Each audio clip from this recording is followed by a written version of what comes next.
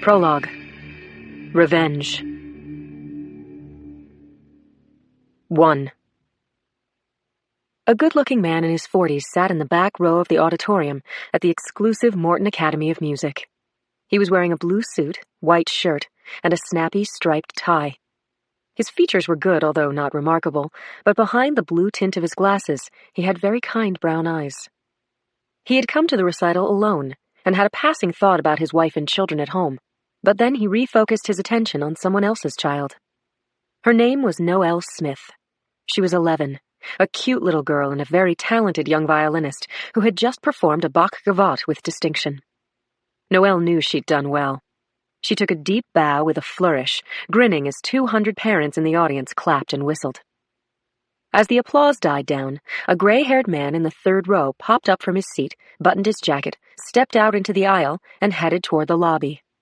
That man was Chaz Smith, Noelle's father.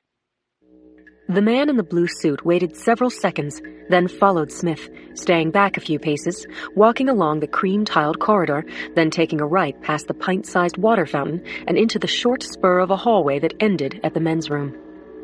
After entering the men's room, he looked beneath the stalls and saw Chaz Smith's Italian loafers under the door at the far right. Otherwise, the room was empty. In a minute or two, the room would fill. The man in the blue suit moved quickly, picking up the large metal trash can next to the sink and placing it so that it blocked the exit. Then he called out, "Mr. Smith, I'm sorry to disturb you, but it's about your car." "What? Who is that?" "Your car, Mr. Smith. You left your lights on." The man in the blue suit removed his semi-auto .22 caliber Ruger from his jacket pocket, screwed on the suppressor. Then he took out a tan-colored plastic bag, the kind you get at the supermarket, and pulled the bag over his gun. Smith swore. Then the toilet flushed, and Smith opened the door. His gray hair was mussed, white powder rimmed his nostrils, and his face showed fierce indignation. "You're sure it's my car?" he said. "My wife will kill me if I'm not back in my seat for the finale." "I'm really sorry to do this to your wife and child. Noelle played beautifully." Smith looked puzzled. Then he knew. He dropped the vial of Coke, and his hand dove under his jacket.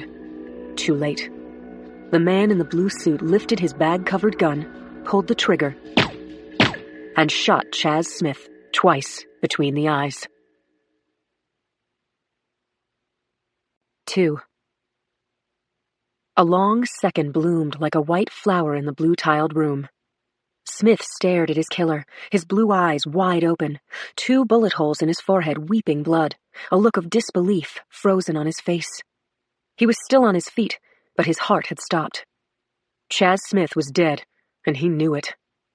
The shooter stared back at Smith, then reached out a hand and pushed him off his feet.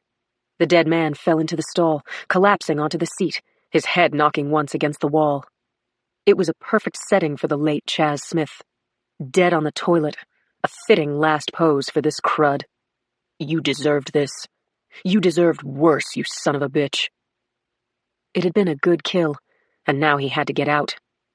He put the plastic bag containing the shell casings, the GSR, and the gun back into his jacket pocket and closed the stall door. Then he carried the trash can out of the men's room and put it down so that it blocked the door from the outside. That would hold people off for a while, make them think that the men's room was temporarily closed. The man in the blue suit heard a rush of sound. The auditorium doors had opened for the crowd. He headed back by way of the main hallway, turning left just as people poured into the lobby, chattering and laughing. None of them noticed him, but even if they had, they would never have connected him to the dead man. There was a fire alarm box on the wall next to a door marked Teacher's Lounge. Using his handkerchief to glove his hand, he opened the door to the box, lifted the hammer, broke the glass, and pulled the lever. The alarm bell shrilled. Then he walked directly into the thick of the crowd. Children were already starting to scream and run in circles in the lobby. Parents called out to their kids, took their hands or lifted them into their arms, and moved quickly toward the front doors. The man went with the crowd, through the glass doors and out onto California Street. He kept going, turned onto a side street, past Chaz Smith's Ferrari, and unlocked his scarred SUV parked right behind it. A moment later, he cruised slowly past the school. All the good people, the kids and their parents, were facing the building, staring up at the roof, watching for smoke and flames. They didn't know it, but they were all safer now. Chaz Smith was only one of his targets. The media had started tracking this shooter's kills. Drug dealers, all of them. One of the papers had given him a nickname, and it had stuck. Now they all called him Revenge. Fire engines approached from 32nd Avenue, and the man called Revenge stepped on the gas. Not a good time to get stuck in a traffic jam. He had shopping to do before he went home to his family. Book 1. The House of Heads. Chapter 1. Yuki Castellano opened her eyes. She was in her lover's arms, in her mother's bed. If she was dreaming, it was a pretty funny dream. She grinned to herself, almost seeing her dead mom sitting in the green slipper chair by the dresser, a look of disapproval on her face. And, as sometimes happened, her mother's voice got into her head. "Yuki, you want to have husband, not lover." Mom, he's so great. He's so married. Separated." Jackson Brady stirred beside her, pulled her toward him, lifted her hair, and kissed the side of her neck. She said, "It's early. You can sleep for another." Yuki sighed as Brady ran his hands over her naked body, started her engine, and revved it up. Pillows went over the side, blankets bunched up at the footboard, and he fitted himself inside her. She cried out, and he said, "I've got you." He did. He had her good. Gasping, they bit at each other, moved together in a race that they both won. They finished entangled in bedding and each other, both of them sweating, satisfied, amazed. "Oh my God," Yuki sighed. "That was just okay." Brady laughed. "You're too much." He kissed her again, put his fingers in the thick black curtain of her hair, watched as the strands fell through his fingers. "I have to go," he said softly. "Not without coffee." He gave her bottom a smack and got out of bed. Yuki turned on her side and watched Brady walking away from her. She took in his perfect body, his pale hair hanging almost to his shoulders, the simple Celtic cross tattooed on his back. When the bathroom door closed, Yuki got out of bed and put on a silk robe the color of watermelon, a gift from Brady. She stepped over the clothes they'd dropped on the floor last night, took one of his clean shirts out of a drawer, put it on the green chair. She listened to the shower and thought about Brady being in it. "Suta sakana ni isa wa yaranai," said Keiko Castellano. "A man won't feed the fish he caught." "Shut up, Mom. I love him." In the kitchen, Yuki opened the cupboard, got out the coffee beans, filled the coffee maker with water. She put bread in the toaster. It wasn't even 6 a.m.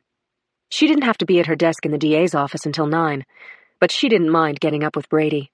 She wanted to do it because, geez, she loved him. It was almost embarrassing how much, but God, she was happy. Maybe for the first time in her adult life. Nah, no maybe about it. This was definitely the happiest she'd been in 20 years. Brady came into the kitchen. His tie was knotted, shoulder holster buckled over his blue shirt, and he was shrugging into his jacket. He looked worried, and she knew he was already working on the case that had been tearing at his guts. She poured coffee, put buttered toast on a plate. He stirred a lot of sugar into the coffee mug, took a sip. He took another, then put the cup down. "I can't eat, sweetie. I have to... Christ, I have a meeting in 15 minutes. You okay? I'll call you later." He might not call her later. It didn't matter. They were good. She kissed him goodbye at the door and told him she hoped that he'd be safe, that she'd see him soon, whole and well. She hugged him a little bit hard, a little too long. He tousled her hair and said goodbye. Chapter 2. The sun was still in bed when I parked my Explorer across the street from the Hall of Justice, home to the DA's office, the criminal court, and the Southern Division of the SFPD. I badged security, went through the metal detector, and headed across the empty garnet-colored marble lobby to the staircase, and from there to the homicide squad room on the 4th floor. Lieutenant Jackson Brady had called us together for an early meeting, but hadn't said why. I'd been working for Brady for 10 months, and it still felt wrong. Brady was a good cop. I'd seen him perform acts of bravery and maybe even heroism. But I didn't like his management style. He was rigid. He isolated himself. And when I'd been lieutenant, I'd done the job a different way.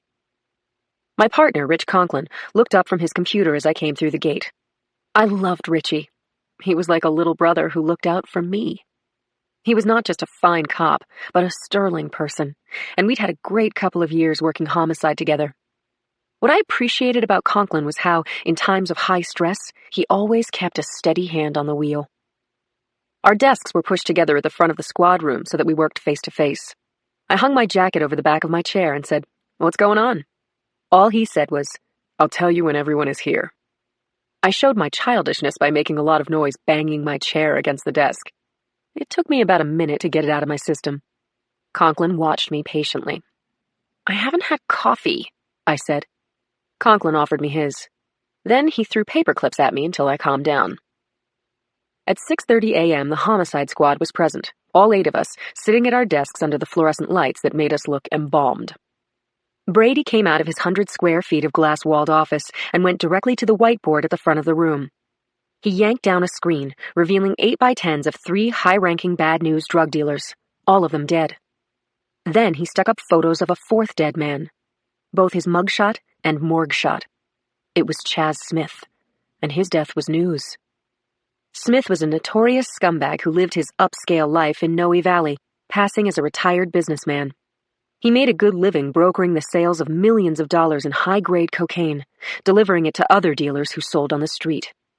Smith had avoided capture for years because he was stealthy and smart, and no one had ever caught him stopped next to another car on the shoulder of some highway, transacting business through the window of his Ferrari. Judging from the 2 bullet holes in his head, I figured it was safe to say he'd made his last deal. Brady said, "Smith was at his little girl's music recital yesterday afternoon. He went to the men's room to have a snort, then took 2 shots through his frontal lobe. He was armed. He never got his gun into his hand." Smith's death meant one less heinous dirtbag preying on the weak, and he'd been taken out without any taxpayer expense. I would have thought narcotics would be dealing with this, not homicide, but something was different about this murder. Something that had gotten to our lieutenant. Brady took his job seriously. He didn't waste words, and yet right now, he seemed to be skirting the reason he'd brought us onto the case. I said, "Why us, Lieutenant?" "Narcotics has requested our help," he said. "I know, we've got more than enough active cases, but here's the thing. Chaz Smith was taken out by a .22 that was stolen from our evidence room, one of 6 .22s that have disappeared in the last few months. The shooter had access to SFPD floors, and the evidence log was deleted." There was some gasping and shuffling in the room. Brady went on. "There were no witnesses to Smith's murder, no evidence was left behind, and the fire alarm was pulled to create confusion. It was a professional hit, the 4th in a string of slick hits on dealers. It points to something—" "Ah, shit," Brady said. "I'm not going to finesse it for you. I think the shooter is a cop." Chapter 3.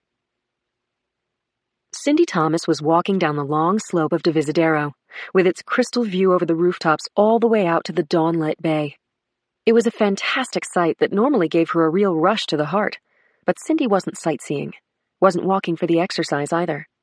She was struggling with a conflict, a big one, and she hoped that by airing out her brain she would get some clarity. Her fiancé, Rich Conklin, had woken her at something like 5:30 this morning when he'd gotten up to go to work. He'd been sitting on the side of the bed tying his shoelaces in the dark, and he'd said, "We'll get used to this kind of thing when we have kids." This was Rich's 3rd comment about having kids in the past couple of weeks. She'd said to him, "Hey, mister, what's the rush?" "It's better to do it while we can still keep up with little ones, you know?" He'd pulled the covers over her shoulders, kissed her, said, "Go back to sleep," and she'd tried, but she'd failed, absolutely. At 6:30, she'd dressed and gone out for what she'd thought would be a short walk. She had now been walking for over an hour and was no closer to an answer than she'd been when she'd gone out the door. An investigative reporter with the Chronicle, Cindy had been working the crime desk for 6 years. She'd earned a seat at editorial meetings and a lot of respect for her talent and her tenacity. She was well positioned for top management and a big, big future. But this job that she loved was always at risk. If she had children, she wouldn't be able to work the kind of hours she needed to. She'd never be able to compete. Richie was handsome, sweet, and she loved him. A few months ago, he'd surprised her with his mother's diamond ring, dropped to one knee in front of the altar in Grace Cathedral, and proposed to her. Like they say, in front of God and everyone. Seriously?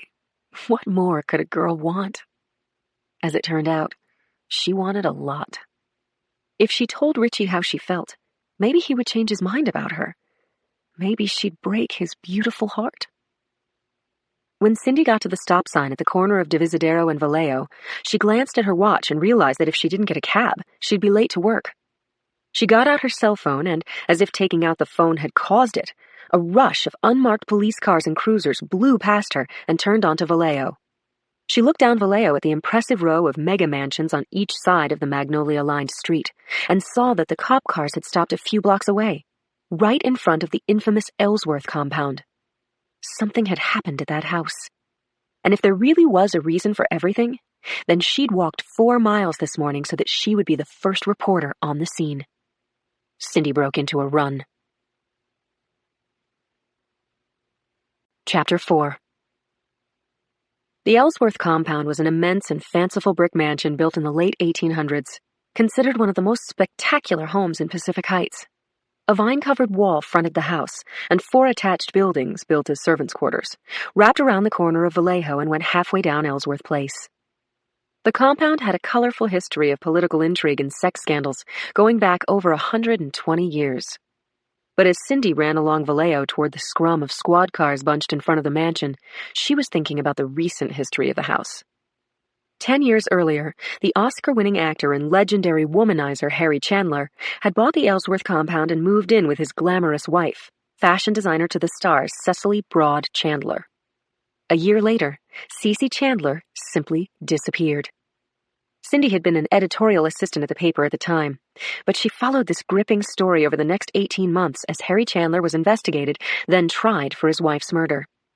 Chandler had pleaded not guilty, and because his wife's body was never found, the prosecution couldn't prove its case. No body, no crime. Harry Chandler was exonerated. He had kept the Ellsworth compound as an investment while he lived on a yacht at a country club marina a few miles away. Cindy had seen Chandler a couple of times at big social events and benefits. Looking at a man who had made so many famous films, you couldn't know if he was a killer or if he just played one on the big screen. Now, blowing hard from her run, Cindy walked the last 100 yards to the front entrance of the Ellsworth compound, saw that it had already been cordoned off by uniformed officers. There was a crowd in front of the gate, tourists who had clearly come off a red bus marked Star Home Tours. Cindy went up to a cop she knew, Joe Sorbera, and asked him what was going on. "You don't want to get me in trouble, Cindy, do you? Because you know I can't tell you anything." A young man wearing a Boston University sweatshirt came up next to Cindy and said, "Chandler thought he'd get away with it again." Cindy introduced herself to the BU guy, said that she was a reporter, and asked the tourist to speak into her camera phone. "The case of Cecily Chandler is a perfect example of how privileged people get over on the system," the young man said. "Harry Chandler had a famous defense attorney for a lawyer, a slick talker who probably played tennis with a judge." Cindy shut off her phone, said, "Thanks," then muttered to herself, "For less than nothing." A Channel 2 news truck was turning onto Vallejo as 2 uniformed cops put out wooden barricades to block it. Walking backward, Cindy tried again to get information from Sorbera. "Can't you give me something, Joe? Anything? I can quote you or keep you off the record, whatever you want. Please, any detail will do." "Stand back, Cindy. Atta girl. Thank you." Officer Sorbera stretched out his arms and corralled the crowd behind a barricade, letting the unmarked car Richie was driving go through. Chapter 5. I was at my desk when the 911 call came in at 7:20 and was relayed to the squad room by dispatcher May Hess, our self-anointed queen of the bat phone. Hess told me, "A woman of few words called and reported 2 people dead at the Ellsworth compound." "She sounded for real," Hess continued. "She said there were no intruders in the house and she was in no danger. Just 2 people are dead." Then she hung up. I called back twice but got an answering machine both times. I put out a call. I listened to the 911 tape. The caller had a British accent and sounded scared. In fact, The fear in her voice and whatever she wasn't saying were more alarming than what she said. Brady listened to the tape, then tagged me and my partner to take a run out to Pacific Heights. "Just do the prelim," he said. "I'll assign a primary when you bring back a report." "Yes, sir. Forthwith, sir." At 7:35 a.m., Conklin braked our car in front of the Ellsworth compound. 4 cruisers had gotten there before us, and there was also a red double-decker bus parked parallel to the curb. A gang of maybe 20 tourists were taking pictures from behind barricades across the street. I had known the Ellsworth compound was on the historic house tour, but I guess when Harry Chandler bought it for umpteen $1 million 10 years ago, the compound went on the stargazing tour as well. I got out of the car and approached Officer Joe Sorbera, who had been the first on the scene. He took out his notebook and said to me, "I got here at 7:10. Spoke to Janet Worley, the caretaker, through the intercom. There's the box next to the gate. She said she was not in any danger and that the victims, 2 of them, were dead. Definitely dead, were her exact words." The uniformed cop continued. "Lieutenant Brady told me to cordon off a perimeter and to wait for you, Sergeant. He told me not to go into the house." "Has the ME been called?" "Yes, ma'am. And CSU is on the way. I took some photos of the crowd." "Good job, Sorbera." I looked at the mob, saw it was thickening. Cars were backed up on Vallejo and were being detoured around Divisadero. Because of the traffic and a million tweets and YouTube posts by tourists, the scene would be red flagged by the press. Death plus celebrity was a heady news combination. The media was going to train its brights on this house, and any law enforcement errors would be documented for posterity. I told Sorbera to set up a media liaison and a command post on Pierce. Then I went to where Conklin was examining the front gate to the compound. The wrought iron gate was set into a 10-foot-high ivy-clad brick wall that gave the house total privacy from the street. The metalwork looked old enough to be original, and the lock had recently been forced. I saw fresh cuts in old iron. "It was pried open with a metal tool, not a bolt cutter," Conklin said. Joe Sorbera said there were 2 victims, definitely dead. Who were they? Was Harry Chandler involved? Brady had assigned us to do the preliminary workup, meaning we had to determine where law enforcement and forensics could walk on the scene without destroying evidence. We were charged with taking pictures, making sketches, and forming an opinion. After that, we'd turn the scene over to the primary investigator on the case. I gloved up and pushed at the gate, which swung open on well-oiled hinges. A stone walkway crossed a mossy grass lawn and led past a couple of flower beds, one on each side of the steps, to the ornate front door. The door showed no sign of forced entry. Conklin lifted the brass door knocker, banged it against the strike plate. I called out, "Janet Worley, this is the police." Chapter 6. The petite woman who opened the door was white, late 40s, 5'3", 110 pounds, wearing leggings under a floral print smock. Her expression was strained, and her mascara was smudged under her eyes. Her nails were bitten to the finger pads. She said her name was Janet Worley, and I told her mine, showed her my badge, and introduced my partner, who asked her, "How are you doing, Mrs. Worley?" "Horribly, thank you." "It's okay. We're here now," Rich said. Conklin is good with people, especially women. In fact, he's known for it.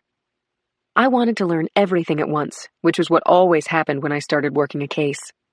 I looked around the foyer as Conklin talked to Janet Worley and took notes.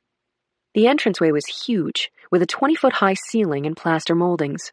To my right, a wide and winding staircase led to the upper floors. Everything was tidy, not a rug fringe out of place.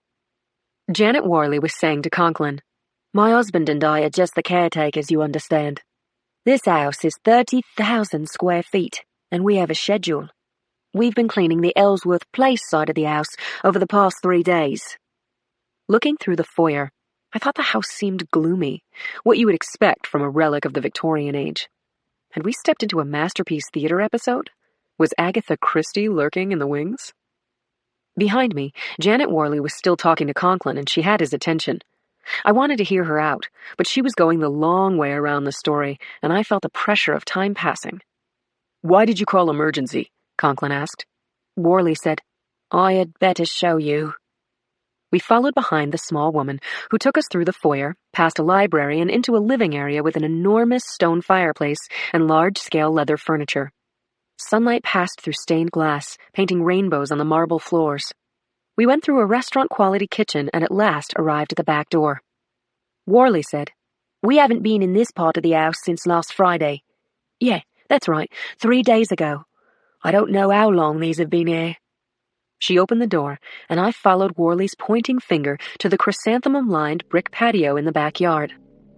For a moment, my mind blanked, because what I saw was frankly unbelievable. On the patio were 2 severed heads, encircled by a loose wreath of white chrysanthemum flowers.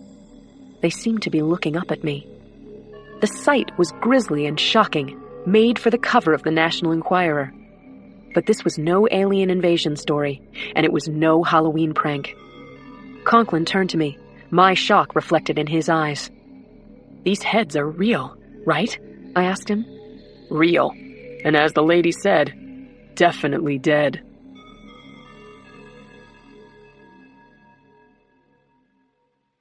Chapter 7. Adrenaline burned through my bloodstream like flame on a short fuse. What had happened here? What in God's name was I looking at? The head to the right was the most horrific because it was reasonably fresh. It had belonged to a woman in her 30s with long brown hair and a stud piercing the left side of her nose. Her eyes were too cloudy to tell their color. There was dirt in her hair that looked like garden soil, and maggots were working on the flesh, but enough of her features remained to get a likeness and possibly an ID. The other head was a skull, just the bare cranium with the lower jaw attached and a full set of good teeth. 2 index cards lay face up on the bricks in front of the heads, and both had numbers written on them with a ballpoint pen. The card in front of the skull read 104. The other card, the one in front of the more recently severed head, read 613. What did the numbers mean? Where had these heads come from? Why were they placed here in plain sight? If this was a homicide, where were the bodies? I tore my gaze away from the heads to look into Janet Worley's face. She covered her mouth with both hands, and tears sprang to her eyes. I saw a meltdown coming. I had to question her, now. Who do these remains belong to? Where are the bodies? Tell us about it, Mrs. Worley. Me? All I know is what I just told you. I'm the one who called the police. Then who did this? I have no idea. None at all. You understand that lying would make you an accessory to the crime. My God, I know nothing. Conklin said, "We need the names of everyone who has been inside this house since last Friday." Of course, but it's only been my husband, my daughter, and me. And Mr. Chandler? Heavens, no. I haven't seen him in 3 months. Have you handled these heads or disturbed anything on the patio? No. I opened the door to air out the room at about 7 this morning. I saw this. I called my husband. Then I called 911. Janet Worley went inside the house, and Conklin and I were left to consider the nature of this. Was it Satanism? Terrorism? Drug-related homicide? Who were these victims? What had happened to them? I wanted to start looking around, but Conklin and I had to stay on the bricks and focus on what we could see without contaminating evidence. Brady had told us to do the prelim. That was the job. Scope out the crime and tell our lieutenant whether this was a double homicide or a freak show that should be handed off to major crimes. I don't know what the hell we're looking at, I said to Conklin. Truly, I'd never seen anything like it in my life. Chapter 8. The back garden was a dark, 3/4-acre triangular plot that looked as though a slice of woodland had been dropped down in one piece behind the Ellsworth house. The parcel was shadowed by buildings and mature trees, crossed with mulched paths, bounded by the house on one side, and by 2 10-foot-high brick walls that met at a tool shed at the farthest end of the garden. Looking for entrances, I saw, in addition to the front gate with its broken lock, 5 doors that opened to the garden from the main house, and a gate in the wall next to the tool shed. There's a multi-purpose tool, Conklin said. He was pointing to a shovel, half hidden by a shrub, and beyond the shovel was a mound of soil and a hole dug in the dirt. The hole was about 2 feet across, the right size for potted chrysanthemums, and also just right for disembodied heads. I saw a second hole just visible from the far corner of the patio, and beside that hole was a rounded stone. Now that I was looking for them, I saw other stones around the garden. Maybe they were decorative in a gnomish way, or maybe the stones were markers. If the shovel had been used to break the lock, it would mean that whoever broke in knew where to look for the disembodied heads and had then exhumed them. Did that mean that the intruder was the killer? Or was he an accessory to whatever mayhem had taken place? I took another look at the numbered index cards. When a killer deliberately leaves a calling card, it's a dare. Usually means he's trying to show the cops that he's smarter than they are. It's playing a very risky game. Here was the game board as I saw it. A large hidden garden, 2 severed heads wreathed with flowers, cryptic numbers on a matching pair of index cards. Did the numbers indicate how many heads were in the garden? Could hundreds of skulls be in this place, perhaps stacked in holes, one on top of another? Beyond the complete creepiness of the skull tableau, I didn't have a sense of the meaning or intent of any of it, but we were just getting started and hadn't yet scratched the surface. I said to Conklin, "The quickest way is also the best." "Ground-penetrating radar," he said, staring out into the garden. "And cadaver dogs. We've got to dig this place up." Chapter 9. We met Nigel Worley in the kitchen of the Ellsworth house. At 6'3", he was a full foot taller than his wife and had almost 150 bloated pounds on her, too. His face was puffy. Looked to me like he was a heavy drinker, and I noticed that he had rough, dark-stained hands. He answered only questions directed specifically to him, and when he spoke, it was to a place in the air between Conklin and me. Mr. Worley had no theories about the severed heads, and his tone was hostile. But he had to make a statement on the record. We gave him no choice. The Worleys were witnesses, and they were also the only suspects we had. We put on the siren and drove the English couple from their residence back to the hall. While Conklin interviewed Nigel Worley, I sat across from Janet Worley in the smaller of our 2 interrogation rooms. Brady paced unseen behind the glass. Brady had already told me that he was unhappy with how our day was turning out. In his opinion, the Ellsworth case was a tar pit, and Conklin and I were going to get sucked under. He needed us to work the vigilante cop case, and he wanted us to work it now. I understood his concerns, but I'd seen the severed head of a woman who'd been alive a week ago. She was a Jane Doe, and because we didn't know her name, she was about to get an official case number and a spot on a refrigerated shelf in the city morgue. The camera in the corner of the interview room rolled tape as Janet Worley told me that she and Nigel had come to the United States from England 10 years before, and that they had been working for Harry Chandler since he bought the compound. She said that she'd adored the Chandlers and was shocked and heartbroken when Mrs. Chandler disappeared. The Worleys had stayed on at the compound when Mr. Chandler went on trial, in part because their daughter loved living there, and still did. "Nicole is with Fish and Wildlife," Janet told me. "She hasn't been home all weekend. She's a biologist, you know. Off on some animal rescue mission in the wilderness, I expect. I haven't been able to reach her on the phone." Janet Worley thought Nicole would be returning home that evening, but said they never knew her movements for sure. "She's 26, you understand. She leads her own life." "Explain to me about the buildings on Ellsworth Place, the ones that look to be part of the compound." "They were servants' quarters originally. Then over the years they became apartments. Mr. Chandler owns them all," said Janet Worley. "But he's been moving the tenants out. There are very few occupants now." Janet Worley told me that Nicole lived in number 2 Ellsworth, that Mr. Chandler's driver lived in number 4, and that the other 2 buildings were vacant. I strained Worley's statement for inconsistencies, watched her body language, and I thought she was being truthful. I asked her to write down names and phone numbers of the Chandler staff living on Ellsworth Place, and while she did that, I went out of the room and compared notes with Conklin. Nigel Worley had told Conklin the same story Janet had told me. He'd said that no one had a grudge against him, his wife, or his daughter, and that Mr. Chandler hadn't received any hate calls or letters at the compound. Nigel Worley, like his wife, insisted that he had no idea who could have put the severed heads on the patio, and that he had never before seen the victim with the long brown hair. If we were to believe them, the Worleys had been together virtually every minute of the last 10 years, and could vouch for each other's whereabouts over the weekend in question. I was frustrated but tried not to show it. How could Brady expect me to leave our Jane Doe and that naked skull unidentified? How could I put this case down without solving it? I couldn't. Chapter 10. I knocked on Brady's open office door. He waved me in and told me to sit down. I knew this office very well.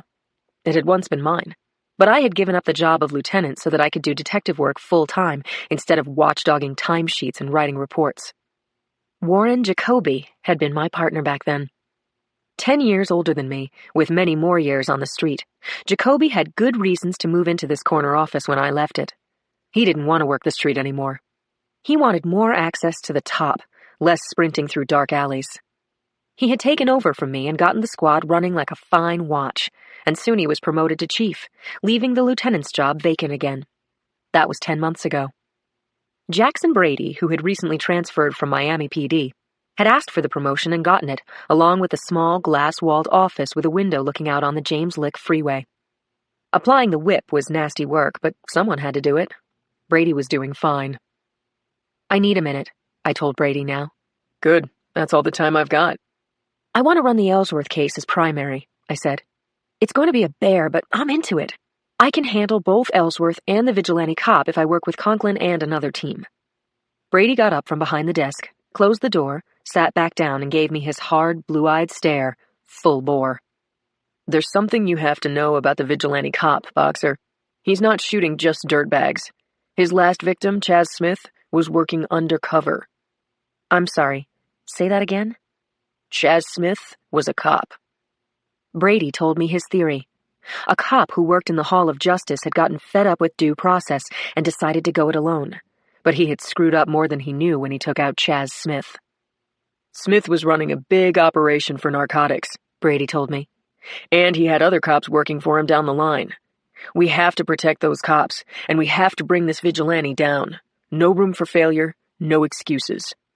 I have to tell Conklin. Where is he? Driving Harry Chandler's caretakers to a hotel. You can tell him, Brady said, and I'm willing to give you a shot working both cases, Boxer. But if one of them has to take a back seat, I'll tell you right now it's going to be your house of heads. I hear you. Make sure you do. This vigilante is not only a cop, he's a cop killer. He murdered one of us. Chapter 11. I spent the day working both cases. I'd ransacked the missing persons databases for a match to our long-haired Jane Doe. After that, Brady and I checked names of cops who had access to the property room floor and compared those cops' timesheets with the times drug dealers had been killed with one of our vouchered and stolen 22s. The list of cops was very long, and Brady was still working on the project when I left him. I got back to the Ellsworth compound as the sun was setting, flying pink flags over the bay. TV satellite vans were double parked along Vallejo, their engines running and their lights on. Talking heads were using the compound as a backdrop for their on-air reports. Reporters shouted my name as I went through a gap in the barricade. A lot of our local media knew me. One of them was my close friend Cindy Thomas, who called me on my phone. I didn't pick up. I couldn't talk to Cindy right now. Conklin came toward me, then walked me back through the front gate.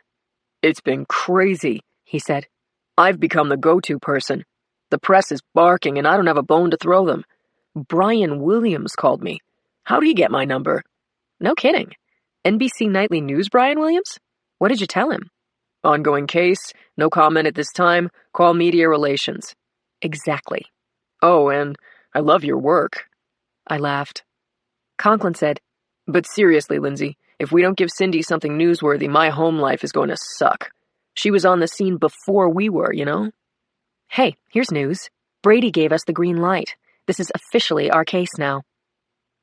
The Ellsworth garden had been transformed while I was out. An evidence tent had been set up just off the patio, rolls of brown paper had been unfurled over pathways, and a grid of crime scene tape had been stretched across the garden. I saw several new holes. Soil had been piled on tarps, and halogen lights were on. But even with the halogens, there wouldn't be enough light to work the scene once the sun had set. The forensics team would have to quit for the night so that evidence didn't get lost or trampled. God help us if it rained. Chapter 12. I found my best friend, Chief Medical Examiner Dr. Claire Washburn, inside the tent wearing a size 16 bunny suit and booties, what she called a full-body condom with a zipper. She greeted me, said, "Fine mess we have here, girlfriend. No, don't hug me, and don't touch anything. We're trying to hermetically seal whatever kind of crime scene this freaking obscenity is." She kissed the air next to my cheek, then stepped aside so I could see her work table. 4 heads were lined up, 3 of them as clean as the proverbial whistle, and as the head numbered 104. The 4th skull showed some traces of scalp. "The hound's just got another hit," Claire told me. "Another skull. Of the 6 I've examined so far, all were severed with a ripsaw." The tent flap opened and Charlie Clapper came inside. Man, was I glad to see the chief of the crime scene unit. Clapper is a former homicide cop, my friend, and SFPD's own Gil Grissom. He was as dapper as anyone could possibly be in a bunny suit, and I could see comb marks in his hair. Clapper was carrying a heavy brown paper bag that he handed to Claire, and he held a small glassine bag in his gloved fist. "Hey, Lindsay, I hear Brady tossed you this hot potato." I self-tossed it. It's either work the case or lie awake wishing I were working it. I feel the same way. Don't try to take this once-in-a-lifetime mind-bender away from me. It's mine. Hey, I've got something here for us to ponder. Hit me with it. I found blood in one of the holes. Made me think that was our fresh Jane Doe's grave. If I'm right, this necklace was probably hers. He held the baggie up to the light. "A trinket," he said. "A necklace, but no neck to hang it on."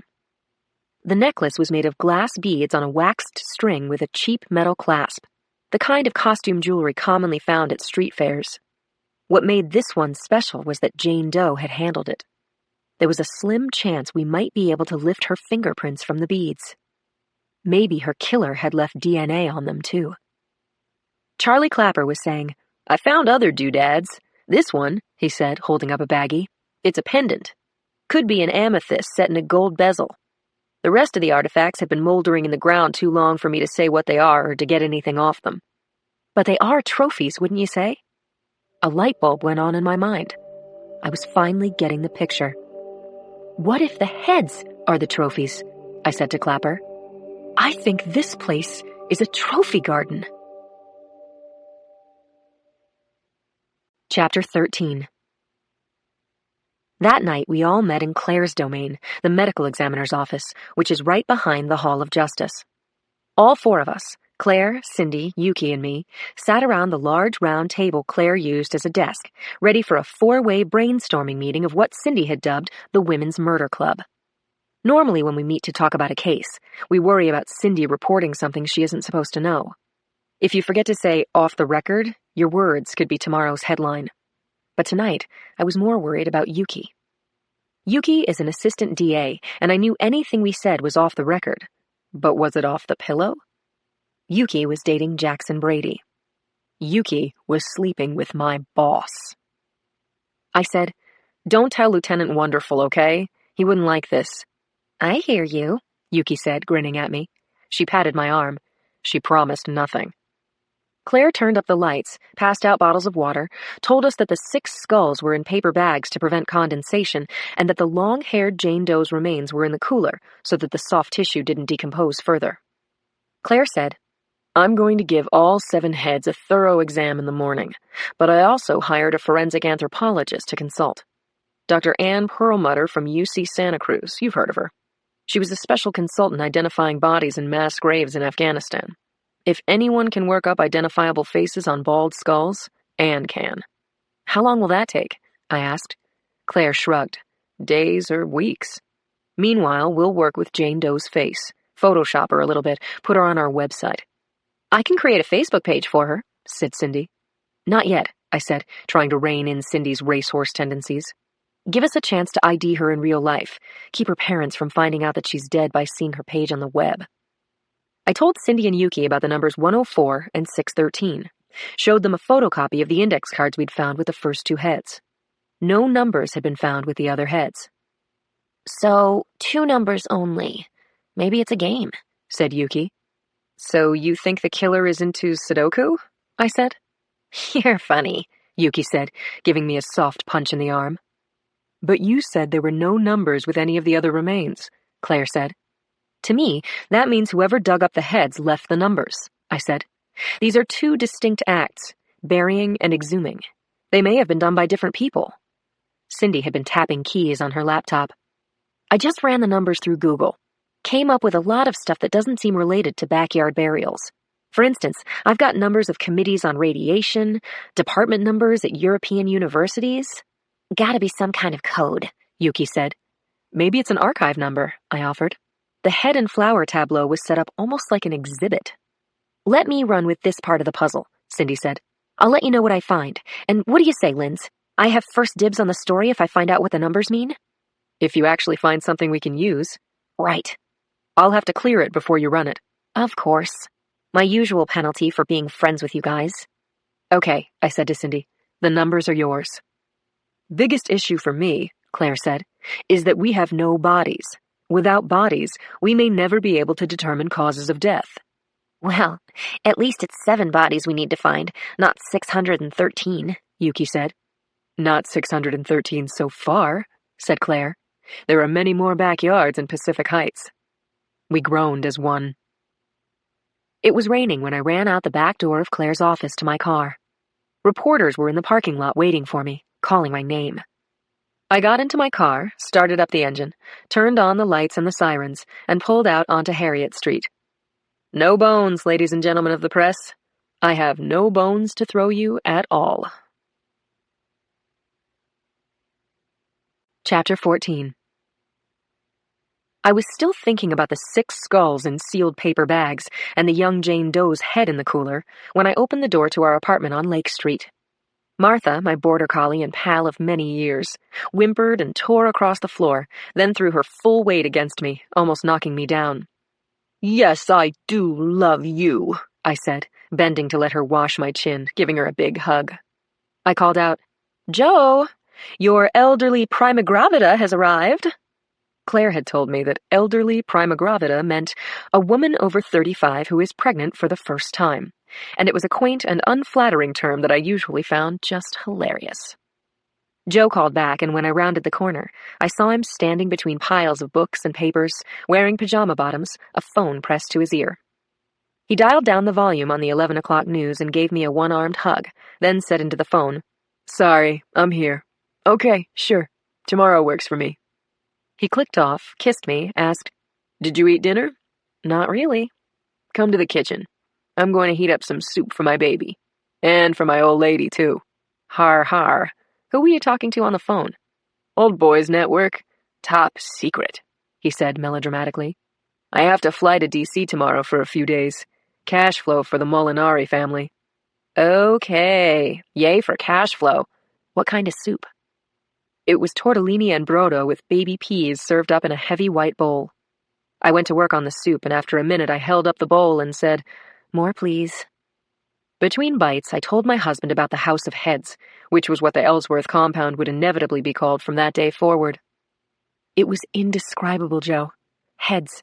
2 of them set up on the back patio. A display of some sort, like an art installation, but no bodies. There was no sign of mayhem, no disturbance in the garden except for the 2 holes the heads had been in. Then CSU exhumed 5 more heads, just clean skulls. Honestly, I don't know what the hell we're looking at. I told Joe about the numbers 104 and 613 handwritten on a pair of index cards. Cindy is running the numbers. So far we know that 613 is an area code in Ottawa. Lots of radio stations start with 104. Put the 2 numbers together and you get a real estate listing for a 3-bedroom house in Colorado. What a lead, 10-4, he said. Radio call signal meaning, I acknowledge you, copy that. And 613? June 13th? Uh-huh. The Ides of June. Very helpful. Joe brought a big bowl of pralines and ice cream to the counter. We faced off with clashing spoons, then had a race to the bottom. I captured the last bite, put down my spoon, held up my arms in victory, and said, Yes! I let you win, Big Mama. Sure you did. I winked at him, took the bowl and the spoons to the sink, and asked Joe, So, what's your gut take on my case? Apart from the obvious conclusion that a psycho did it, said my blue-eyed, dark-haired husband, here are my top 3 questions. What's the connection between the skulls and the Ellsworth place? What do the victims have in common? And does Harry Chandler have anything to do with those heads? And the numbers? A tally? A scorecard? It's a mystery to me. One of our Jane Does is relatively fresh. If we can ID her, maybe the numbers won't matter. 4 hours later, I woke up in bed next to Joe with the remains of a nightmare in my mind, something Wes Craven could have created. There had been a pyramid of skulls heaped up in a dark garden, hundreds of them, and they were surrounded by a garland of flowers. What did it mean? I still didn't have a clue. Chapter 15. By 7, I was awake for good, this time with a mug of milky coffee and my open laptop. I zipped through my email fast, but stopped deleting junk when I saw 2 Google alerts for SFPD. The alerts were linked to the San Francisco Post, and the front page story was headlined, "Revenge versus the SFPD." My stomach clenched when I saw the byline. Writer Jason Blaney was the Post's crime desk pit bull, well known for his snarky rhetoric and his hate-on for cops. The Post didn't mind if Blaney stretched the facts into a lie, and often he did. I started reading Blaney's account of Chaz Smith's murder. Chaz Smith, a known top-tier drug dealer, was assassinated Sunday afternoon in the men's room at the Morton Academy of Music during their annual spring recital. The academy, located on California Street, was packed with parents and students during the shooting. Smith has been under investigation by the SFPD for the past 3 years, but because of the closing of the city's corrupt drug lab, he has never gone on trial. According to a source who spoke to the Post on condition of anonymity, Chaz Smith's assassin, quote, demonstrated professional skills in the killing of this drug dealer. It was a very slick hit. Smith is the 4th high-level drug dealer who has been executed in this manner. In the opinion of this reporter, a professional do-good hitman is cleaning up the mess that the SFPD can't rub out. That's why I call this killer Revenge, and given the size of the mess that needs to be cleaned, he could just be getting started. He'd said it himself, in the opinion of this reporter. It was a phrase that meant, I'm not actually reporting, I'm telling a story. And his story was a slam against the SFPD.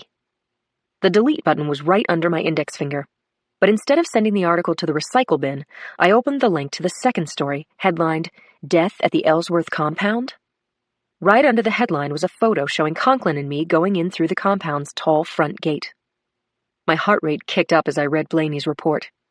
He said that homicide had been called to a disturbance at the famous Ellsworth compound, owned by Harry Chandler.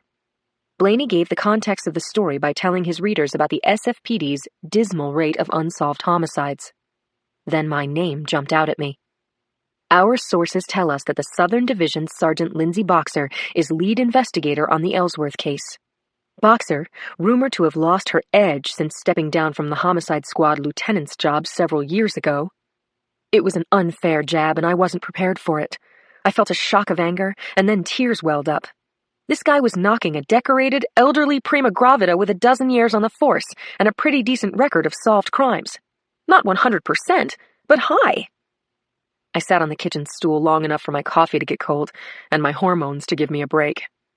Blaney had attached himself to both of my cases, but so far he didn't know that Chaz Smith was an undercover cop and that 7 heads had been dug up at Harry Chandler's house. We had no leads, no suspects for either crime. How long would it be before anonymous sources leaked that to Jason Blaney? Boxer, rumored to have lost her edge. The government was broke. Jobs were being eliminated. Blaney's cutting remarks could color the top-floor boss's perception of me. For the first time in a dozen years, I worried about keeping my job. Chapter 16. I drove my husband to the airport through the maddening morning rush. Traffic was congested, gridlocked at the stoplights, and Joe's flight would be leaving without him if we didn't get clear roadway soon. Still, I was glad for the drive time with Joe's sharp, former FBI agent brain.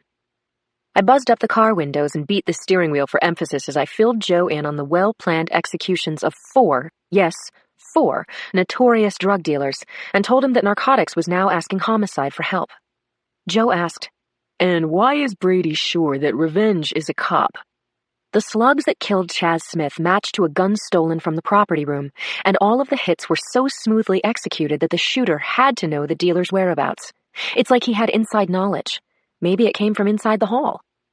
I told Joe that all of the executed drug dealers were big time, and that Chaz Smith's death had been a blow to the top floor of the SFPD. Smith's real identity had been a very well-guarded secret, Joe. He headed up a large undercover operation that can't be blown. Cops' lives are on the line. Joe said, "Lindsay, this is a nasty case and dangerous. Did your shooter know Smith was a cop? Maybe he did." It was a possibility, maybe a good one. I said, "Hang on," then hit the departure ramp at 50 and pulled the car up to United Airlines curbside check-in, no waiting zone. I shut off the engine, looked at my husband and said, "Don't go."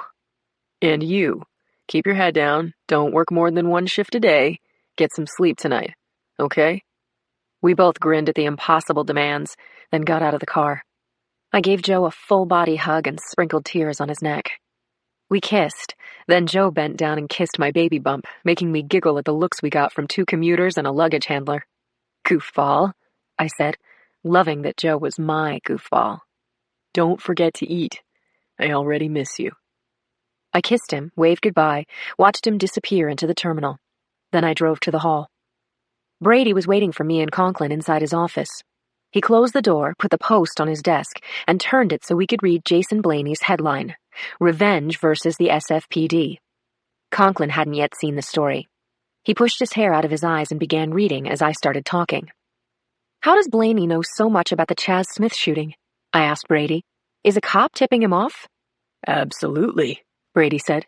"Don't look at me," said Conklin. "My in-house crime reporter didn't have either one of those stories. What does that tell you?" "I'm the unnamed source on this one," Brady said. "It was me." Conklin and I said, "What?" in unison. "Blaney waylaid me. I told him that Chaz Smith's killer was a pro. That's all I gave him, but I like it. It puts this revenge guy on notice. Gives him something to worry about." Chapter 17. After Jason Blaney's story about Chaz Smith's murder appeared, the phone lines lit up with calls from tipsters, hoaxers, and reporters from all corners of the interweb. People were afraid, and they were also titillated. A professional shooter had killed a drug dealer inside a school. Whose side was the shooter on? Would he kill again? Was it safe to send your kid to school? While Brady fielded phone calls in his office, Conklin and I sat across from each other in the squad room, pecking at our keyboards. If revenge was a cop, the clues were in the paperwork. Conklin and I worked a page at a time, comparing hundreds of timesheets with the 4 drug dealers' times of death, stamping our feet at square one. Up to a point, the premise was valid. Separate out the cops who were off duty when all 4 shootings went down and check their alibis. But the flaw in the premise was obvious.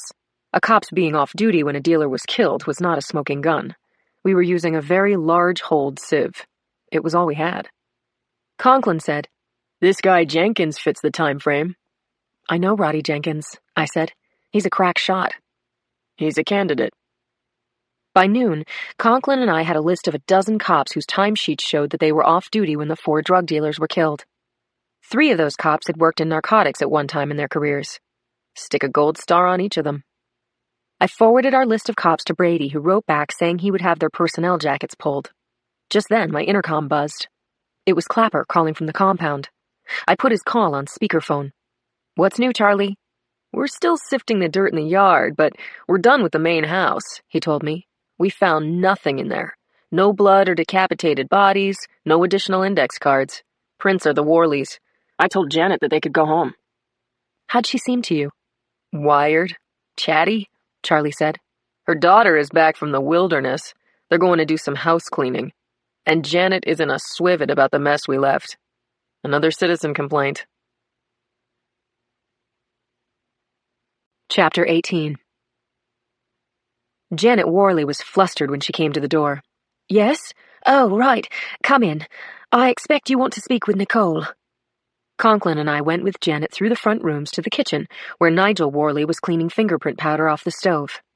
Janet said, "I can tell you Nicole knows nothing. She wasn't even here." "We understand," Conklin said. "We want her impressions and so forth." "She's in a flat. Nigel, ring her up, will you?" I said, "Mrs. Worley, what can you tell us about Harry Chandler?" "Would you like tea?"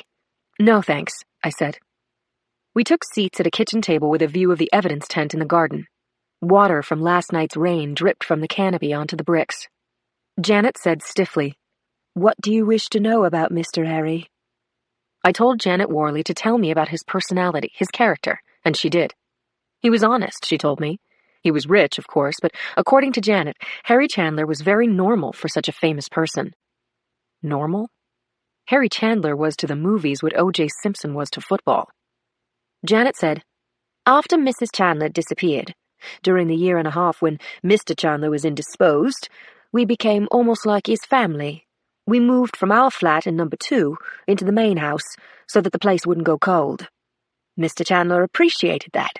He has always been very generous," Janet said. "He paid for Nicole's education. He gave us things. Gave us a car one year, didn't he, Nigel?" "His dead wife's car?" "Yes, it was second-hand, but we still have it." I asked, "When did you see Mr. Chandler last?" 3 months ago. Yes, he came for dinner on Christmas. I always find Mr. Chandler charming, although maybe a little distracted. Always rehearsing something in his mind, I expect." Something crashed against the stove behind us. I turned. Nigel Worley's face looked like a furrowed field. He said, "Rehearsing? Distracted? Yes, he was distracted. He's a bloody womanizer," Nigel Worley said. "Well, it was in all the papers, Jan. Don't look at me like I drowned the baby in the bath." "He was a ladies' man," Janet conceded. "Harry Chandler is what you might call an equal opportunity ladies' man. He liked all types," Nigel went on. "Actresses mostly, but he fancied the odd waitress, or even women of a certain age." Janet's stiff expression tightened. "I don't think he ever met a woman he didn't like," said Nigel Worley, turning his eyes directly to me for the first time. "Harry Chandler would like you." His stare was chilling. It was as if he had put his hands around my neck and squeezed.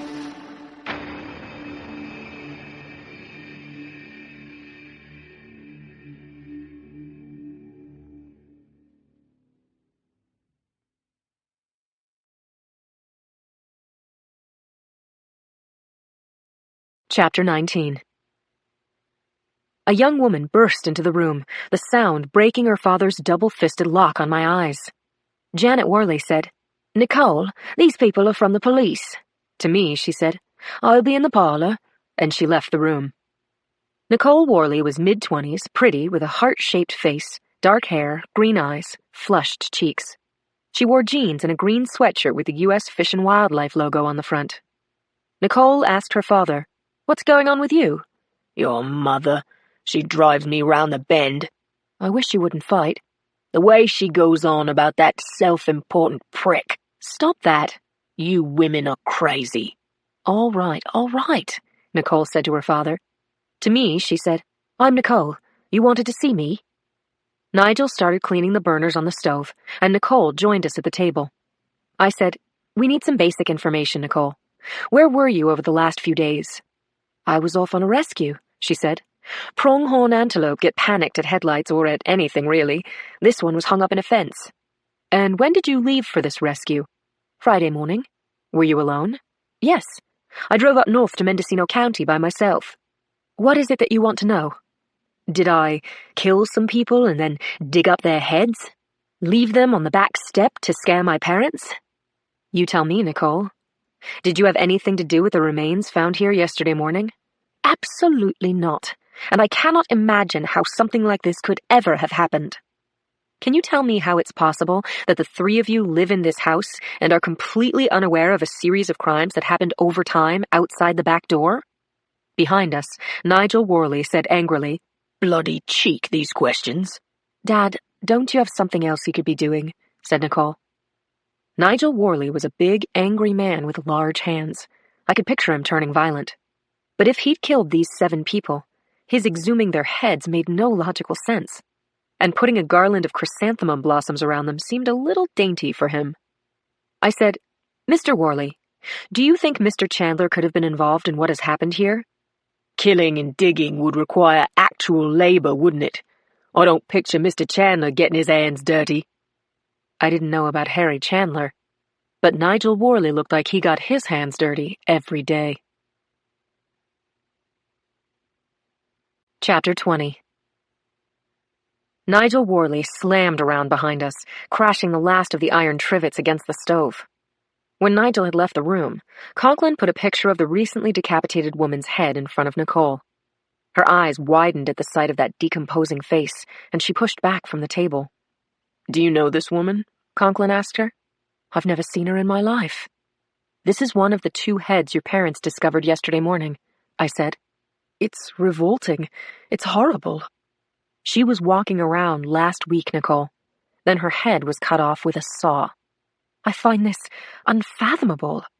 What is your relationship with Harry Chandler?" "I'm his caretaker's daughter, that's all." "Do you want my opinion of him?" "Please." "He's been accused of horrible things before, but I know him to be a good man. He's been very kind to my family. We've been good to him, too." "Your father seems to dislike him." "Oh, all that growling means nothing. He thinks my mother is starstruck, and he hates that." "You were 16 when you came to live here?" "That's right." "And the reason you moved from London?" "My parents had a romantic notion about America. As soon as we arrived, I fell in love with this city and this house. I'm kind of an expert on the Ellsworth family. Harry lets me live in number 2 at no charge," Nicole explained. "And so I give lectures about the house to the tourists in exchange for free rent." I said, "So you know everything about this house, Nicole. Everything except that the backyard was basically a cemetery." The young woman's face colored. The direct approach wasn't working, or maybe Nicole knew as little as she said she did. Before I could fire off another question, my phone rang. I glanced at the caller ID, got up and took the call in the pantry. Claire said, "I spoke with Dr. Perlmutter. She said looks like all the skulls are female. We've got a little multicultural mix going on here. 2 of the skulls plus the head of our Jane Doe makes 3 white women. We also have 1 female of African background, 1 Asian, and 2 undetermined. Their ages? Approximately 20s to 40s. How long have the heads been in the ground?" "It's hard to be precise, Lindsay, but yes, they could all have been buried in the last 10 years. Since Chandler bought the Ellsworth compound." I hung up and called out to Conklin, asked him to join me in the pantry. Conklin can read me like a map. He knew that I felt pressure from Brady to work on revenge and that at the same time, I was committed to the Ellsworth case. I wanted to do both. I told him about my conversation with Claire.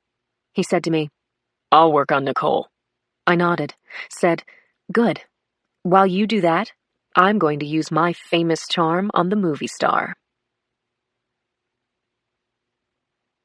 Chapter 21. Conklin held the back door open for Nicole, then followed her out to the patio. They ducked into the tent, and Conklin said hello to a tech who was labeling bags of dirt. "Got booties?" Conklin asked. The tech handed him a carton of disposable shoe covers, and Conklin took 2 pairs, then handed 1 pair to Nicole. A brick path skirted the base of the wall, and once their feet were swaddled in plastic, Nicole and Conklin walked around the shadowy patch of garden.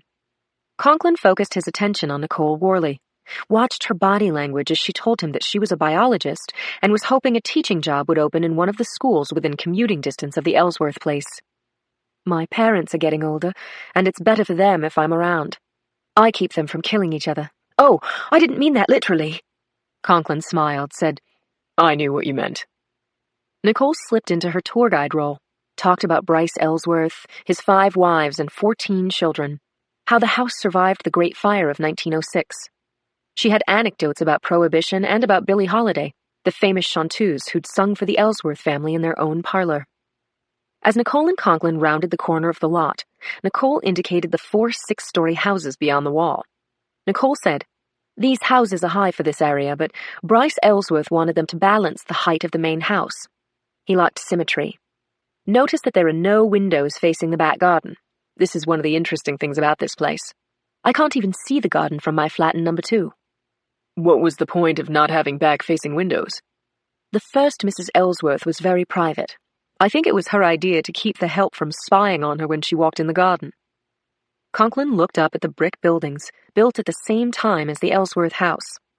As Nicole had said, the windows were false, brick outlines with no glass, which made the one real window in the next-to-last building stand out. "There's a window on the top floor of number 6. "Number 6 has been boarded up for years," Nicole told him. "I'm pretty sure that window opens onto a stairwell." Conklin had gotten what he could from Nicole Worley's running on about the history of the house in San Francisco. Now he wanted answers. "Who does the gardening?" "Ricky someone?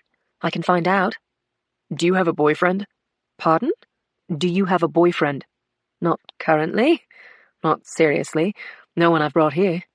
Have any of your friends been hanging out here recently? Inspector Conklin, I'm starting to feel that you're harassing me. Nicole, would you rather come to the police station and spend a few hours with me and Sergeant Boxer? We can hold you as a material witness. Her eyes welled up. I don't bring my friends here. Conklin pressed on. Have you seen anyone on or near the grounds who struck you as out of place? No, I don't think so. What about those star tours? Do the tourists come into the garden? No, and they don't come into the house either. It's strictly an outside the front gate lecture series. Thank you, Nicole. I need your contact information. Conklin smiled, gave her a pad and a pen. Watched her write, took back the notepad, and handed her his card. I'll need the gardener's name and number, and if you think of anything, call me any time. I will certainly do that. Conklin nodded at the tech who was photographing one of the grave markers. We'll be here for a while. Until we know who those 7 victims are and the circumstances of their deaths, we'll be turning over every stone. Chapter 22. I'd grown up seeing Harry Chandler's face in both huge Hollywood productions and tight, well-produced independent films. He was sexy, had terrific range, and was convincing as a hero and as a villain. I'd checked out Chandler's bio before getting on the road to South Beach Harbor, and, as I'd expected, his story was now colored by the disappearance of his high society wife, presumed dead. Much had been written about Chandler's trial and acquittal, a story as dramatic as any film since Citizen Kane. Popular opinion had it that even though the evidence wasn't there, Chandler had nonetheless been involved in the crime. He had made a few pictures since he'd been found not guilty of murder, including the iconic Time to Reap, a cynical look at the meltdown of the global economy. Chandler had won an Oscar for that performance, his second. I have to admit, I was eager to see him in real life. It was only a 4-mile drive from Vallejo Street to South Beach Harbor and the Yacht Club, both of which were part of the gentrification of the industrial area that had started in the 1980s. I took Pierce to Broadway, then took a right to the Embarcadero. To my left was the bay. I saw sailboat masts showing above the yachts filling the harbor. I parked my car in the lot, then found the security guard inside the harbor office at the entrance to the South Beach Yacht Club. He wrote down my name and badge number, made a call, and I went through a gate and found Chandler's boat, the Cecily, at the end of a pier. It was a sleek, 80-foot-long modern yacht, Italian make, a top-of-the-line Ferretti, so impressive it actually made me imagine a life in a super-luxury craft on the bay. I walked down the pier and found Harry Chandler waiting for me, sitting in a folding chair at the foot of his slip. He saw me at the same moment I saw him. He put down his newspaper, stood up, and came toward me. Harry Chandler looked to me like an aging lion. He was bearded and his face was lined, but he was still handsome. Still the star who'd made female moviegoers all over the world fall in love with him. Sergeant Boxer, welcome aboard. I shook his hand, then felt a little charge when he put his hand on my back and guided me to the gangway. I climbed the steps to a covered outdoor cabin on the main deck that was furnished in white sofas, sea green glass tables, and teak appointments all around. Chandler told me to make myself comfortable. I took a seat while he went to the refrigerator under the bar and poured out bottles of water into 2 chunky crystal glasses of ice. When he was sitting across a coffee table from me, he said, I read about this, what would you call it, this horror that happened yesterday. And Janet called nearly hysterical. If you hadn't phoned, I was going to call the police myself. I'm at a loss to understand this. I kept my eyes on the actor as he spoke. I'd seen his handsome face so many times. I felt as if I knew him. Was he telling the truth or giving a performance? I hoped I could tell the difference. I showed Chandler Jane Doe's picture, and he half turned away, then dragged his eyes back to the photo. I don't know her. I am wondering, of course, about Cecily. We still don't know what became of her. Could she be one of those victims in the garden? That would be a hell of a thing. Wondering, Mr. Chandler? Yes. I want to know what happened to her. If Cecily Chandler's remains were recovered, Harry Chandler wouldn't be charged. Not for her death, anyway. He'd been found innocent of her murder and couldn't be tried for it again. But if Cecily Chandler's remains had been buried on his doorstep, Harry would be the #1 suspect in 6 other deaths. Could Chandler have killed women over time and buried them in the dark of his garden, trusting that they would never be found? Had he kept the house he no longer used so as to protect his private trophy garden? Did Nigel Worley have a better reason than his wife's crush on a movie star for the anger he expressed on hearing Harry Chandler's name? Harry Chandler was sitting so that the San Francisco Bay was at his back. I thought about convicted murderer Scott Patterson, recalled that his dead wife and unborn child were found washed up across the bay. It seemed very possible that a lot of bodies had been dumped in the water here, that they didn't all wash up on shore, and that some were never discovered because they floated out to sea. I smiled at the movie star and tried that charm I'd joked about to Conklin. Can you tell me your movements over the last week, Mr. Chandler? Call me Harry, please. Of course, you need my alibi. He walked to an intercom panel in the kitchen, pressed a button, and said in his memorable, resonant voice, Kay, the police want to talk to you. Chapter 23. I liked Kay Hunsinger on sight. She was about 40, had a wide, toothy smile, and owned a small bike shop in North Beach. I made note of her massive diamond ring of the engagement kind. Kay, Harry Chandler, and I sat on semicircular sofas at the stern with little multigrain sandwiches on a plate in front of us. We caught some afternoon breezes, and everything was chatty and casual, but all the while, I was checking the couple for tells. Could they have been players in the nightmare on Vallejo Street? Was Harry Chandler a murderer? Was Kay Hunsinger, knowingly or not, covering for him? Kay told me that she and Harry had been down the coast for the past week, returning to the South Beach Yacht Club only last night. It was a brilliant week, she said, zipping down to Monterey, docking at the marina there, kicking off the boat shoes, putting on heels and a witchy black dress. Oh my, dancing with Harry. Pause for an exchange of moony grins and hand-clasping. Okay, they were believably in love. We signed in with the harbor masters at stopovers, of course, Chandler said to me. And lots of people saw us, if you still need more of an alibi. I was thinking about Chandler's remarks of a few minutes before, that he'd been wondering if his wife's remains were among those that had been dug up in his garden. I wondered too, and I was equally interested in the woman whose head had been separated from her shoulders with a ripsaw about a week ago. Had a body dump been part of the Chandler coastal cruise? I had no warrant and no probable cause to search Chandler's yacht, so an eyeball search of the premises might be my only opportunity to check out the floating home as a possible crime scene. I'll take that list of stopovers, I said, and I'm really dying to see the rest of this yacht. Harry and Kay showed me around the 4-cabin luxury craft. It was house beautiful, marine style, everything enviably top of the line and not a throw pillow out of place. The boat was fast, and the alibis could have been manufactured, but I strained to find a reason why Harry Chandler would come back to San Francisco during his cruise, dig up a couple of skulls, and then leave them with a cryptic message in his backyard. It would be crazy, and I didn't see any crazy in Harry Chandler. I complimented the couple on the boat, and before the conversation could devolve into chit-chat, I said that I'd be going and gave Chandler my card. Chandler said, I'll walk you out. I started down the gangway, and this time Chandler's hand on my back was firmer, more forceful. I stepped away and turned to give Chandler a questioning look.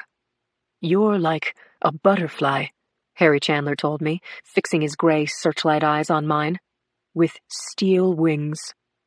I was taken aback for 3 or 4 reasons I could have spat out right away. Had Harry Chandler's crazy just surfaced? What had Nigel Worley told me? Harry Chandler would like you. I said, I hope you're not coming on to me, Mr. Chandler, because when a suspect in a murder investigation hits on a cop, you know what I think?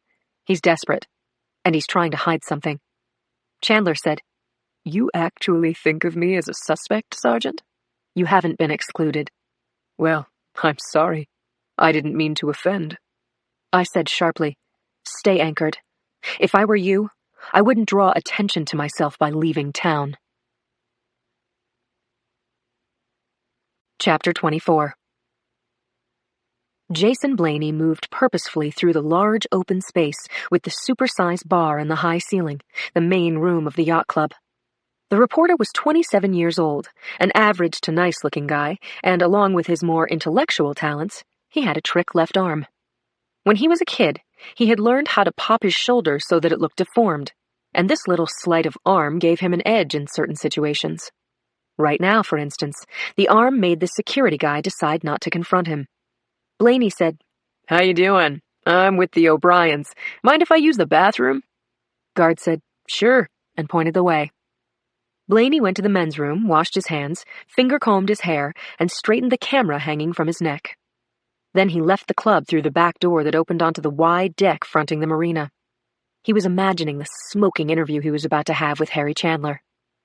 Blaney had grown up in Chicago, and after graduating from the Medill School of Journalism at Northwestern, he had gotten off to a fast start at the LA bureau of the New York Times. 6 months ago, he got the offer from the San Francisco Post to aggressively report on crime, and he'd moved up the coast and into a job that fit him like the cover of darkness. Now he had a prominent platform to do whatever it took to crush the Chronicle's dominance in crime reportage and establish himself as a player on the national stage. Today, Blaney was as stoked as he'd ever been in his life. Yesterday's ruckus at the Chandler house was the start of a monster story that had legs up to the moon.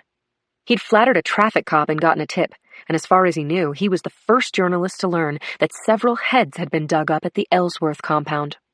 By itself, this information was tremendous on every level, and he was just getting started. A half hour ago, Blaney had followed Lindsay Boxer from the Ellsworth compound. As soon as she got into her car, he'd been sure that she was going to the yacht club to interview Harry Chandler. He took his time, and as he headed into the marina, Blaney saw Boxer leaving the slip where Chandler's boat was docked. Her head was down, her blonde hair hanging in front of her eyes as she talked on her phone. Blaney thought of Lindsay Boxer as a character in his story. She was a good cop, but what really got him going was that she was emotional. If he dogged her, she would react and probably lead him into the heart of the story. She could be the heroine or the screw-up on both of her active cases. He really didn't care which. Either way, Lindsay Boxer had taken him to Harry Chandler. He took a couple of pictures, but she didn't notice him. "Nice one, Sergeant," he said quietly. "I think you made the front page." Chapter 25. Blaney immediately recognized the man heading up the gangway to his yacht, wearing denim and walking with a swagger. It was a thrill to actually put his eyes on the actor in real time, real size, the man whose face had been ubiquitous on court TV for almost 2 years, a guy who possibly had killed his wife and gotten away with it. Blaney wanted an interview with Chandler as much as he had ever wanted anything in his life. He pointed his camera and took another couple of shots, then called out, "Mr. Chandler!" Chandler turned to face him, taking a solid stance on the dock. His hands were curled into fists. "Yes?" Blaney opened the unlocked metal gate, said, "Mr. Chandler, I'm Jason Blaney with the San Francisco Post. I'd like to talk to you." "You're a reporter?" "How do you do, sir? Mr. Chandler, I'm wondering if you can tell me what's going on at your house on Vallejo. I'd like to be your advocate, Mr. Chandler. Help you get your side of the story out." "Get off this dock. This is private property." Chandler pulled his phone out of his hip pocket, called a number, and said, "This is Harry Chandler. I need security." "What I've heard is that a number of human skulls have been exhumed from your backyard, Mr. Chandler. Would you care to make a comment?" Chandler said, "Don't point that camera at me. I have no comment on or off the record. You get me?" Blaney moved closer to show that he wasn't backing down. "Did you kill your wife 10 years ago, Mr. Chandler? Did you bury her in your garden? Are any of your past girlfriends buried there too, sir?" Chandler reached out and grabbed Blaney by the front of his shirt and back-walked him to the edge of the dock. Holding the reporter, Chandler almost pushed Blaney off, then jerked him back to safety, looked down at the collapsed shoulder and said, "Don't ever come here again." "You're acting like you have something to hide, Mr. Chandler," Blaney said, stumbling and pressing forward at the same time. Chandler said, "Wow, are you stupid." The actor shoved the reporter toward the edge again, still holding on to the front of his shirt. "Don't do it, Mr. Chandler. My camera, it cost me $2,000. Chandler snatched the camera off Blaney's neck, then pushed the reporter into the water. The water was shocking, but Blaney was loving this encounter. He spat water, then started laughing. He popped his shoulder back in, then swam to one of the davits and wrapped both arms around it. A life preserver splashed into the water and Blaney grabbed it. He was still laughing when he called out, "I like how you express yourself, Mr. Chandler.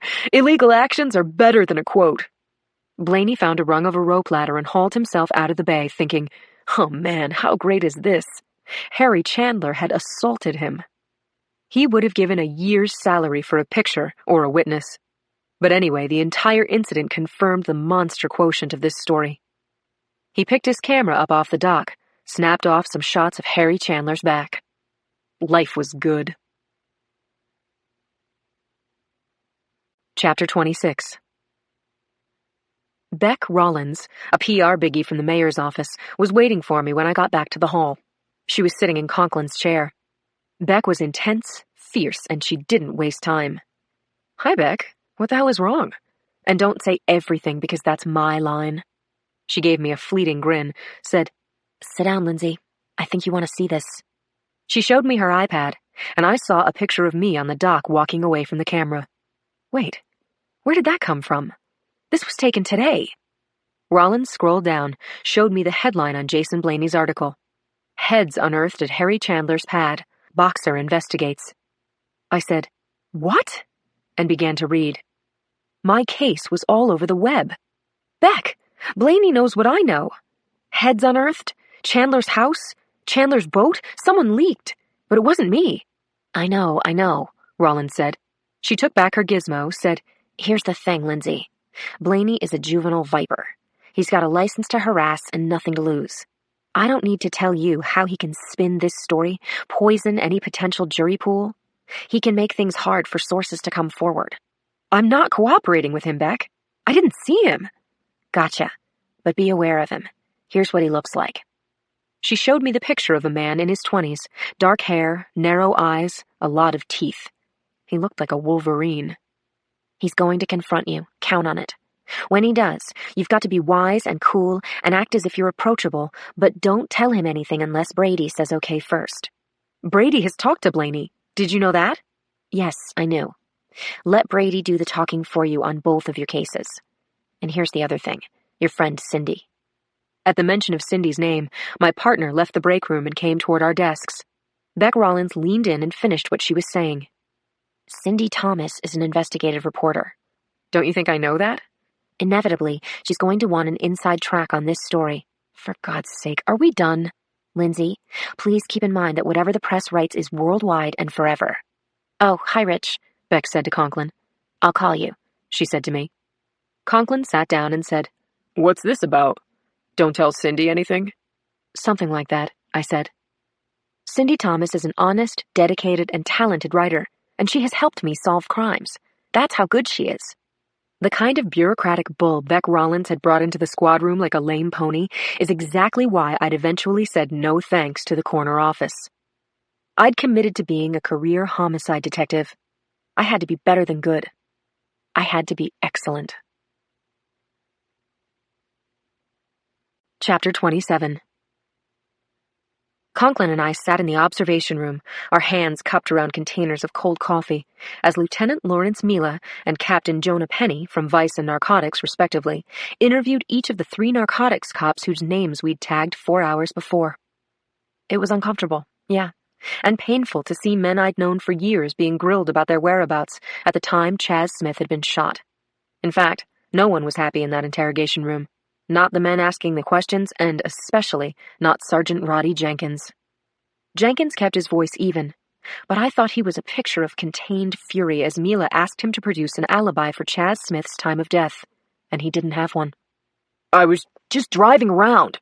That's what I like to do when I'm off duty." Mila said, "Come on, Roddy. It was 2 days ago. Where were you in the afternoon?" "I was screwing your wife, Mila. Ask her. It was pretty good." Mila boiled out of his chair and went for him.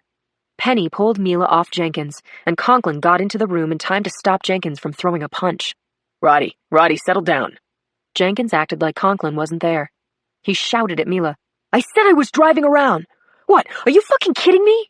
You accusing me of taking out that douchebag? I'm not saying another fucking word until my fucking lawyer is sitting next to me." Roddy's name was still on the short list when he threw down his badge and gun and stormed out of the interview room shouting, "Fuck you! Fuck all of you!" Conklin returned to the observation room, said, "That could have gone better." I said, "I don't mind seeing his temper.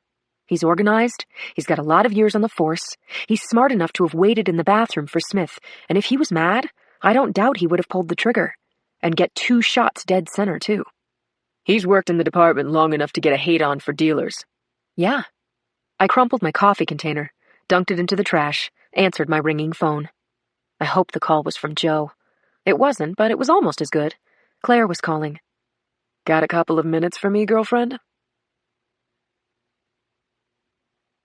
Chapter 28. I said to Conklin, Claire wants to see me. If she had nothing on the heads, she would have said so on the phone, right? We've got an interview in a few minutes, Linz. I'll be right back. I jogged down the stairs to the lobby, stiff-armed the back door, and trotted along the breezeway to the ME's office. I found my BFF in the chill of the morgue. Her lab coat with the butterfly applique on the breast pocket was buttoned up to her neck, and she was wearing sweatpants under that.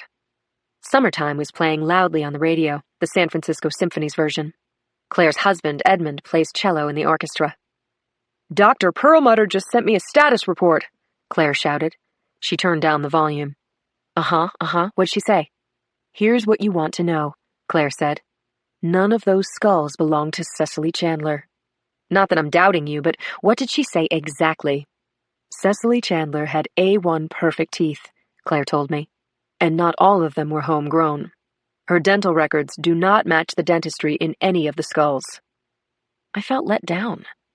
I hadn't been as certain as the supermarket tabloids were that Harry Chandler murdered his wife, but if Cecily Chandler's head had been discovered in Chandler's garden, I would have been more convinced that he was our killer. I said to Claire, well, it only means that Chandler didn't bury his wife's head in the garden. Doesn't mean he's off the hook for the others, right? Any other news from the doctor? There was no trauma to any of the skulls. So you still don't know causes of death? That's correct. My best friend held up a finger and said, so, I've been working on the head of our Jane Doe in the cooler. I made a maggot milkshake. Wonderful. I hope you'll give me your recipe. Maggots, like all animals, are what they eat. If Jane here was poisoned or drugged, the tox screen on the milkshake would reveal that. So I put some squirmers into the blender and sent that out to the lab. Hoping for something, Linz. I was hoping for arsenic. Instead, we found benzoylecgonine, a metabolite of cocaine. So you're saying Jane Doe was a drug user? Yep, but there wasn't so much that it would have been fatal, so all we know is that Jane Doe did drugs. We're not done yet. Dr. Perlmutter is working up those skulls for facial identification. We'll have something soon. When? Soon. Good, because right now we have nada, nothing, goose egg, I said. I need help. Chapter 29. I was thinking about the 7 unidentified heads as I retraced my steps back upstairs to the squad room. I came through the gate, saw Conklin at his desk with a thin, lank-haired man of about 40 sitting in a side chair talking to him. Conklin introduced me to Richard Beadle, the headmaster of the Morton Academy. I shook his damp hand, took my desk chair, and joined the interview already in progress. I gave out my home number, Beadle said. I felt that I should do that, but now my phone rings constantly and at all hours. Parents are distraught, kids are having nightmares, and I don't know how to comfort them. Here's the latest, Beadle went on. This is the prize winner. Chaz Smith's family is speaking to the school through lawyers. They're suing us. Please tell me you've got something on that killer. Anything will do. Anything I can tell the board and the parents. We're working this case hard, Conklin said. It's our #1 priority. Let's look at pictures, okay? Beadle had printed out 16 photos that had been taken at the spring recital. Most of them were impromptu family portraits that had been shot in the school lobby before the fire alarm had rung. I scrutinized each shot, and as I looked at cute kids and proud folks, I asked myself if I could be wrong about an angry cop called Roddy Jenkins. Could he really have taken a stolen .22 to the Morton Academy and put 2 rounds into Chaz Smith's forehead? I didn't see it. And I didn't see Jenkins. Not in the foreground and not in the background, and I didn't see anyone who looked out of place. The headmaster put a name to every man, woman, and child in each picture. We tagged partial sleeves and collars and hairlines to the identified pictures, and every piece of clothing matched to a known person. Except for one. I stared at an unfocused picture of the back of a blue suit jacket worn by someone we couldn't identify, and my throat tightened. Was I looking at the only recorded image of the shooter? I was pawing through photos in search of that blue jacket when Brady's shadow crossed my desk. We all looked up. Brady was menacing even when he wasn't trying to be, like a linebacker primed to unload. The lieutenant said hello to Beetle, then banged 6 photographs down in front of him. Every one of them a picture of a cop who worked for the SFPD. I knew all 6 of those men. Knew them well. "Give them all a thorough inspection, Mr. Beetle," Brady said, looking like he was going to shake the guy until he picked out the shooter. What if, in his panic, Beetle picked someone out? What if he fingered a good and innocent cop? Beetle's eyes bored in on each of the 6 photographs. He took Brady's advice and didn't rush. "I don't recognize anyone," Beetle said finally. "Is one of these men the killer?" Brady's relief was apparent. "No," he said. "You did fine." We wrapped up the interview and I said goodnight to the office, or I tried to. Reporters were waiting for me outside the hall, a bunch of them surging up from Bryant Street, stampeding toward me as I stood on the top of the hall's front steps. Now that I knew what Jason Blaney looked like, it was easy to pick him out of the crowd. Chapter 30. Blaney was at the leading edge of the pack of reporters, some of whom I'd known for years. Others had to be out-of-towners who'd just blown into the Bay Area for a big, banging story that would be making headlines indefinitely. Murder at the Ellsworth compound. The reporters were on the move, sticking elbows into ribs, treading on toes, jostling video equipment as they angled for position on the hall's front steps. Microphones advanced. Cameras fired in a 180-degree arc around my face. I'd been mobbed by the press hundreds of times before, but today I'd been told to keep my mouth shut and let Brady do the talking. Jason Blaney called out to me, "Sergeant Boxer, what does Harry Chandler have to do with the bodies at his house? Is he a suspect?" Overlapping questions came at me like flights of arrows. How many bodies had been found? Had the victims been identified? Had the SFPD arrested anyone? "Is Harry Chandler a suspect, Sergeant? Lindsay, please give us something, okay?" I looked for a way out, but the crowd was dense and shifting, too thick to bowl through. I reminded myself to adopt the wise and cool mindset Beck Rollins had advised. Suddenly, that seemed like a good idea. I took a breath, said, "Sorry, everyone. You know the drill. I have nothing to tell you at this point. I have to protect the integrity of the investigation. That's all I've got, so if you'll please excuse me, I'll see you some other time." The reporters weren't taking no way for an answer. I looked around for anyone leaving the Hall of Justice who could step in and take the cameras off me. I was hoping to see the DA or Jackson Brady. But that wasn't happening, and Jason Blaney was still in my face. "Sergeant Boxer, the public has a right to know something. If there's a murderer on the loose, Mr. Blaney, we can't give out information about an ongoing investigation. You know that, or you should know that. You want a statement? Contact Media Relations in the morning. Thank you."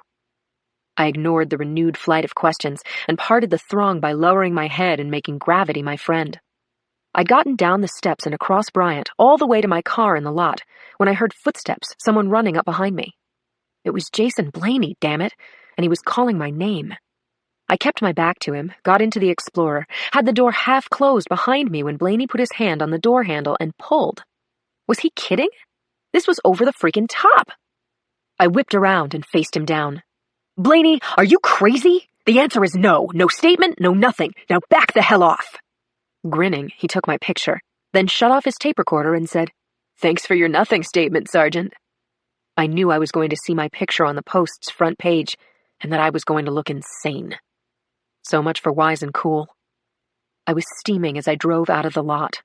Blaney was a cockroach, but frankly, he and I both had the same questions. Who were the victims? Why had heads been dug up at Harry Chandler's mansion? And why didn't we have a single bloody clue? Chapter 31. Cindy not only dubbed our Gang of Four the Women's Murder Club, but also branded Susie's Cafe our clubhouse.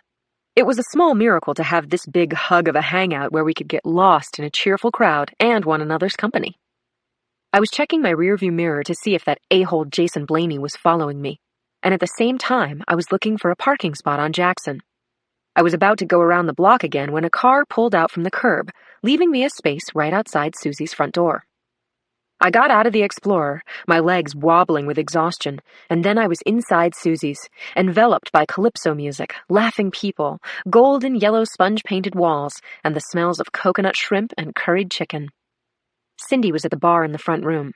She was wearing pink with a sparkling barrette in her hair and was putting down a cold one. She waggled her fingers and at the same time gave me the evil eye. She was unhappy with me. I knew why, and I didn't blame her. I ordered a root beer, and when the bottle was in my hand, I took a swallow, and then I tried to make peace with my friend. I know you're pissed at me. I'm pissed at Richie too, so go ahead. Both of you can take it personally. I brought you something, I said. I opened my bag, took out a printout, handed it to Cindy, and watched her expression change. Oh, no. I mean, this is one of the Ellsworth House victims? She was staring at the artist's sketch of Jane Doe, the woman whose head was in Claire's cooler. We need the public's help in identifying this woman. What else can I say? She may be the victim of a crime. And what about Ellsworth? I'll tell you what I can, but don't say that she was found at Ellsworth yet, okay? We're not ready to officially open the story to the press. And what about unofficially? The Post has the damn story, Linz, Cindy said. Everyone does. She was mad, but she was clutching the drawing and not letting it go. I'll tell you officially when I can, but we can go off the record now. Okay, shoot. 7 heads were exhumed. All of them are female, buried over the course of a number of years. We can't identify any of them. We don't have a clue what happened to them, how they were killed. We don't know anything. If I write that, I'm going to have to apply for a job at the post office. I guess my frustration was showing, and maybe some panic too, because Cindy was saying, Okay, Linz, calm down. Take it easy, as Yuki and Claire came in together. Cindy settled the tab. About 42 seconds later, the 4 of us were at our booth in the back room and had ordered jerked pork and pitchers of beer. Yuki was off to the races about how in love she was with Jackson Brady. And speak of the devil, Brady picked that minute to call me and tell me he needed my butt back at the hall. Chapter 32. That night, Revenge sat in his Hyundai SUV, engine running, under a shut-out streetlight on Sunnydale Avenue, an ugly and dangerous artery that wound through the decrepit heart of the Sunnydale projects. All around him, packed tight and wall-to-wall for a square mile, were squalid housing units on streets dominated by 2 violent and warring bands of thugs, the DBG and the Towerside gangs. A 4-dimensional map of these badlands and its occupants was engraved on his mind. Every unit and alley in the projects, every felon, juvenile offender, innocent citizen. Revenge was watching both vehicular and pedestrian traffic centered on the little village market up ahead at the intersection of Sunnydale and Hahn, and he was also focused on a block of tan stucco housing units to his right, 2 stories high with bars on the lower windows and burned-out grass between the footings and the street. A shadow emerged from between 2 units. It was Trey, a slouching young man wearing a ball cap and baggy gangsta clothes that swallowed his slight build. Accompanied by the pulsing music pounding out of cars and windows, Trey made his way across the avenue, slipped into the passenger side of Revenge's car, and slumped below the line of sight. He was 19 and had burn scars on his neck and arms from a meth lab explosion that had occurred inside his housing unit while he was playing outside, almost out of harm's way. The boy had survived, but he had never had much of a chance until a year ago, when Revenge took him on as a confidential informant. Revenge said, I spoke to the arresting officer. He's not going to show up in court. You for sure? I said I'd get the charges dropped. You say so. Revenge gave the boy a paper bag. Inside were 3 meatloaf sandwiches his wife had made for Trey, a bottle of chocolate milk, a bag of Chips Ahoy, $20, and a pack of smokes. The boy opened the bag, unwrapped a sandwich with shaking hands, and said between bites, I don't got nothing for you. It's okay. Take your time. Revenge dialed up the volume on the radio. Car accident on Mansell. Domestic violence on Persia. Backup requested at the Stop and Save. It was a slow night. The boy chugged down the milk, put the 20 inside his shoe, rolled up the mouth of the bag, and then put it under his shirt. He looked at Revenge. It was thank you enough. I gotta go. Another time. Trey got out of the vehicle, crossed the street to the alley between the buildings, and went from there to a basement hole, where whatever was left in the bag would be commandeered or the kid would get hurt. Or both. The man known as Revenge worried about Trey, wondered how long he would survive. Another year? Another week? Deafening so-called music grabbed Revenge's attention, coming from a car heading up the avenue behind him. He checked the mirror, saw the black BMW with the Death's Head stencils on the chassis. Okay, now things were getting interesting. Revenge put the SUV in drive, and when the BMW passed him, he pulled out into traffic behind it. Chapter 33. Revenge knew who was driving the BMW, and who was going along for the ride. Jace Winter, Bam Cox, and Little T. Jackson were small-time drug dealers with long sheets for heavy crimes. They forced children into theft and females into prostitution. They broke down families. They caused destruction and desperation, and they sent young kids towards certain death. They were, in a word, scum. Revenge took a boost phone from his glove compartment. He'd confiscated it during a bust, and it couldn't be traced to him. He dialed 911 as he drove up Sunnydale, the BMW's taillights in view right up ahead. The 911 operator asked him what his emergency was, and he put on a ghetto accent stained with panic. They's a shooting going down right now. Oh, God, they's a shooting at cops. They shot a cop. He gave an address 3 miles south of his current location, then clicked off and tossed the phone out the car window. Revenge followed the BMW east on Sunnydale, and as the gangsters sped up, he followed them through the thick of the ghetto and out the other side to where the housing was single-family homes, flat fronts with garages and driveways on the street level. The BMW took a right onto Sawyer, and when it hit Velasco Avenue, Revenge put on his siren and his grill lights. Stuff started flying out of the windows of the BMW. Small glassine packets, a couple of guns. He spoke into the bullhorn. Pull over. Pull the car over, now. The BMW did slow, went from 60 to 40 down Velasco, took a right onto Schwerin, and stopped next to an abandoned lot fenced with broken chain link and filled with garbage. Revenge braked behind the BMW. He left the engine running as he screwed the suppressor onto the muzzle, grabbed his flashlight, and got out of his car. He approached the driver's side window of the BMW, shone his light in the driver's face.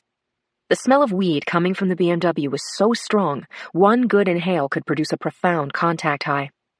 The driver, Jace Winter, said, What's up, officer? He was smirking, laughing with his homies, unafraid, stoned out of his mind. Cox, Jackson, put your hands on the ceiling, Revenge said. Man, how am I going to show you license and registration with my damned hands? Winter, keep your right hand on the wheel and open your jacket. Yo, what was I going? 28 in a 25 zone? Good night, you piece of crap. Revenge pointed the gun into the interior of the car. He shot Winter first, 2 shots in the chest, another round in the neck.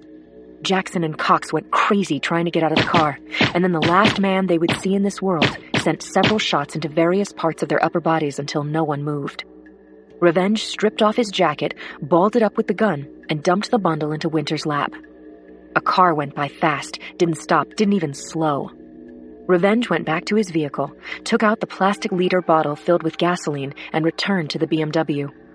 He poured gas inside the car, front and back, made a good job of dousing the dead men. Then he lit a match and tossed it inside the drugmobile. There was a loud puff as the flame caught. Then the car started to burn, and within a few seconds, the whole of it was engulfed in fire. Keeping his head down, Revenge returned to his SUV. He watched the BMW explode as he backed out.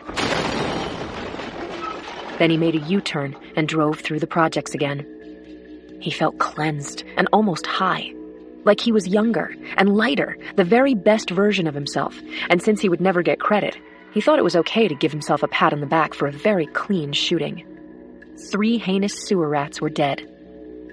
In 20 minutes, Revenge would be sitting in front of the TV watching the game, but he'd be thinking of Jace Winter's smug face, and then his expression when he realized he was going to die. Revenge listened to the police band, learned that cops were still investigating a report of a cop down, but hadn't yet determined who had been shot or where. He turned off the police band, found a rock station on the radio. He was whistling as he drove home. Book 2. Media Circus. Chapter 34.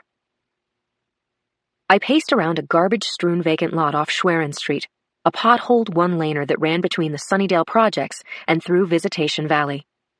Normally desolate, tonight Schwerin was impassable in both directions, cordoned off and hemmed in by 20-odd police cars, 3 fire rigs, 2 ambulances, the fire investigator's truck, the scene-mobile, and the coroner's van. Outside the lot, between the broken chain-link fence and the street, an incinerated car was turning the night sky opaque with smoke. I coughed into my sleeve, kept a good 12 yards between myself and the smoldering car as Chuck Haney, our chief fire investigator, processed the scene with his crew. One of his key associates was Lacey, an ignitable liquid-detecting canine, a black Labrador with an excellent nose. The last time I saw Haney, a meth lab disguised as a school bus had exploded on Market Street during morning rush hour. There had been casualties, but none of them, thank God, were children. Haney had detailed that horror show with his first-rate expertise, as he was doing now with the remains of a fatal fire that looked to be a triple homicide. As I watched, the canine alerted Haney. The fire investigator pulled something out of the car, shone his mag light on it, then sealed it in a paper bag. Claire and Charlie Clapper walked over to Haney and had a powwow with him, and then they took over the scene. Techs were taking bodies out of the vehicle as Haney came over to brief me on what he'd learned so far. He massaged his scarred right hand as he crossed the lot, the result of an injury he'd gotten in a fire. He wore his everyday chinos and white shirt under a sports jacket, and although Haney was the first to get his hands dirty metaphorically, I'd never seen him with so much as a smudge of soot on his clothing. "I've got a lot to tell you," Haney said. I wanted to know everything. He couldn't tell me fast enough. Chapter 35. "The fire started in the passenger compartment," Chuck Haney said. "See, the engine compartment is in relatively good shape. Flames probably vented through the open window." The windows were open? "Just the driver's window." "License and registration, please," I said. "Could have been a traffic stop." Go ahead, Chuck. I interrupted you. "Not a problem. So this is what I see happening. As the interior burned, the windshield failed and the rear seats were consumed. Then the fire entered the trunk and destroyed the back of the car." "Yeah, the rear tires are melted," I said. "So what caused the fire?" "Lacey alerted on what was left of a plastic bottle that had rolled under the front seat. I think gas was inside that bottle, but anyway, some kind of accelerant. It looks to me like the passenger compartment was doused and the fire was started with a match or a lighter. I doubt the lab is going to get prints or DNA off that bottle," Haney continued, "but they can try. Maybe you'll get lucky." I was taking it all in, trying to picture it. I said, "Someone pulls the car over, throws gas inside the vehicle, sets the fire. So why are the victims still inside? When the fire started, why didn't they get out? Were they already dead?" "Claire is swabbing their nasal cavities now. She'll be able to tell you in about 5 seconds if the victims breathed smoke in or not." "Okay, what else?" Haney grinned at me and said, "Patience, Lindsay, I'm getting there. I removed all of the debris that fell from the dashboard, headliner, and door panels, and I found a spent round for you. .22 caliber. I got a little chill. The good kind you get when your hunches pay off. Doesn't happen every day. There are a million .22 caliber guns on the street, and our cop shooter had used one of them on Chaz Smith. Maybe he'd used the same gun to take out a few drug dealers from the projects. I thanked Haney and started to call Claire to find out if she'd found soot inside the victim's nostrils, but got distracted by the loud whoop-whoop of a siren announcing that another cop car was arriving at the scene. It was Conklin, and he came toward me at a trot. He was hyperventilating, and it wasn't because of the 30-yard sprint. "She's here," he said. "We've got our witness." It felt like Christmas and my birthday and Mother's Day all wrapped up together and tied with a bow. A witness had seen a cop pull a car over on Schwerin just moments before that car had become a fireball. The witness had given her name and number to the 911 operator. She wanted to talk. Chapter 36. Anna Watson sat across from us, at the fold-down Formica table inside the RV that served as our command post. She was 64, black, small, chain-smoking Marlboros and stubbing out the butts in a tinfoil ashtray. I tried to keep my expectations in check, but failed. Anna Watson knew the victims, and she'd seen them just before they were shot and their car burned to a turn. "I was driving along Schwerin," Watson told us. "I was going to my daughter's house over in Daly City. I was a ways back from Jace's BMW. she said, hooking a thumb in the direction of the crime scene. "But I recognized it easy from the decals, and I know the boys driving that car. I've known them since they were small. I used to babysit two of them." I pushed a pad and pen over to Watson's side of the table and asked her to write down the names. As she did it, I saw her eyes tear up and her lips quiver. Reality was hitting her. 3 people she knew were dead. She passed the list over to me, and as Conklin continued to question her, I ran the names through the computer. Jace Winter, Marvin Bam Cox, Terrell Little T. Jackson. Winter, the oldest of the 3, was 19. All 3 were gangbangers and had been arrested many, many times while they were still juveniles. Possession of illegal substances, possession with intent to sell, attempted murder, robbery, multiple counts. They had gotten off because all their cases had been thrown out. Witnesses had failed to show up in court, evidence got lost. Nobody wanted to go against these young hoods and have their homes shut up, their kids ambushed on the way to school. No one wanted to get murdered. Anna Watson was saying to Conklin, "I was feeding my grandkids in front of the TV and I saw the news chopper, you know? And it's taking video of that car burning up. God almighty." Her hands were shaking. Another cigarette came out of the pack. "Could I have some water, please?" "Sure," Conklin said. He got up, pulled a bottle of water out of the mini-fridge, handed it to Watson. "So I called 911, Watson said, "because I saw that car right after it was stopped by the police. I drove right past it on my way to Malika's house." "Let me get this straight," Conklin said. "At about 6 o'clock, give or take a few minutes, you were behind that BMW, and then you passed it on the side of the road because the driver had been pulled over by a cop." "That's right." "The car was speeding?" Conklin asked. "No, Jace wasn't speeding. He probably had a warrant or something. That's what I thought when I saw him stop by this cop car with all the lights a-blinking." "Did you get a good look at the cop?" Watson shook her head no. "His back was to me, and he had a flashlight in his hand and was pointing it at Jace. I was looking at the flashing lights, and I was looking at Jace." "You got a look at the cop's vehicle, though?" "I wasn't paying attention to that car. I slowed down so I didn't get stopped myself, and then I just kept going." "Was it a cruiser? A black and white?" "No, it was one of those SUVs." "Was there any kind of insignia on the car?" She shook her head no. "Can you describe the flashers?" "Front headlights were blinking, first one, then the other." "Wigwags," said Conklin.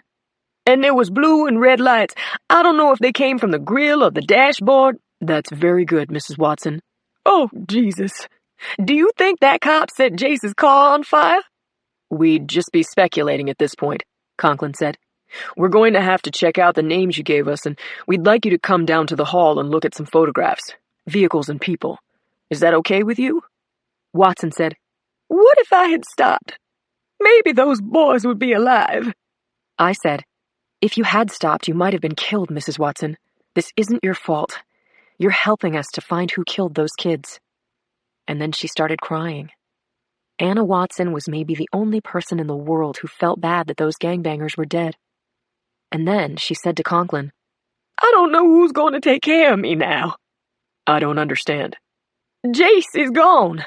How am I going to get my—" Conklin held up his hand and said, "Mrs. Watson, I'm sorry you lost your dealer. I can't help you with that." Watson nodded. She said to my partner, "If you drop me off at my house for a minute, after that I can come with you to look at pictures." Chapter 37. It was after 11 when I got home.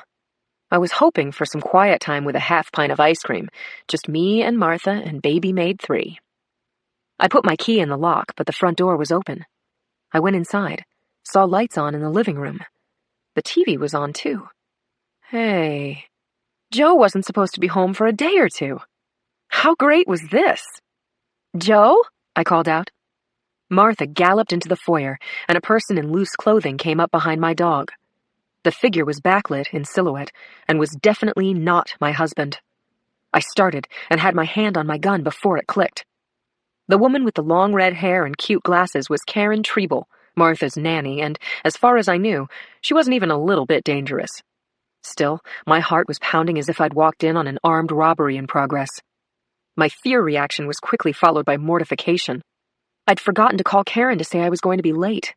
I apologized now, thanked her for hanging in. "We watched a movie," Karen said, then added to Martha, "Didn't we, big girl?" "And I baked a potato," she said to me, "and finished off the ice cream. I hope that's okay." "Sure," I said. "Of course. I'm sorry that I lost track of the time." "Martha has a real crush on Tom Cruise," she said. I walked Karen out to her car, stood on the sidewalk until I couldn't see her taillights anymore, then I went back upstairs to my dog. The phone was ringing when I got inside. I looked at the caller ID and saw it was my sister, Catherine, who lives a little way down the coast in Half Moon Bay. I'm 4 years older than Kat. We've both been divorced, and she has 2 girls.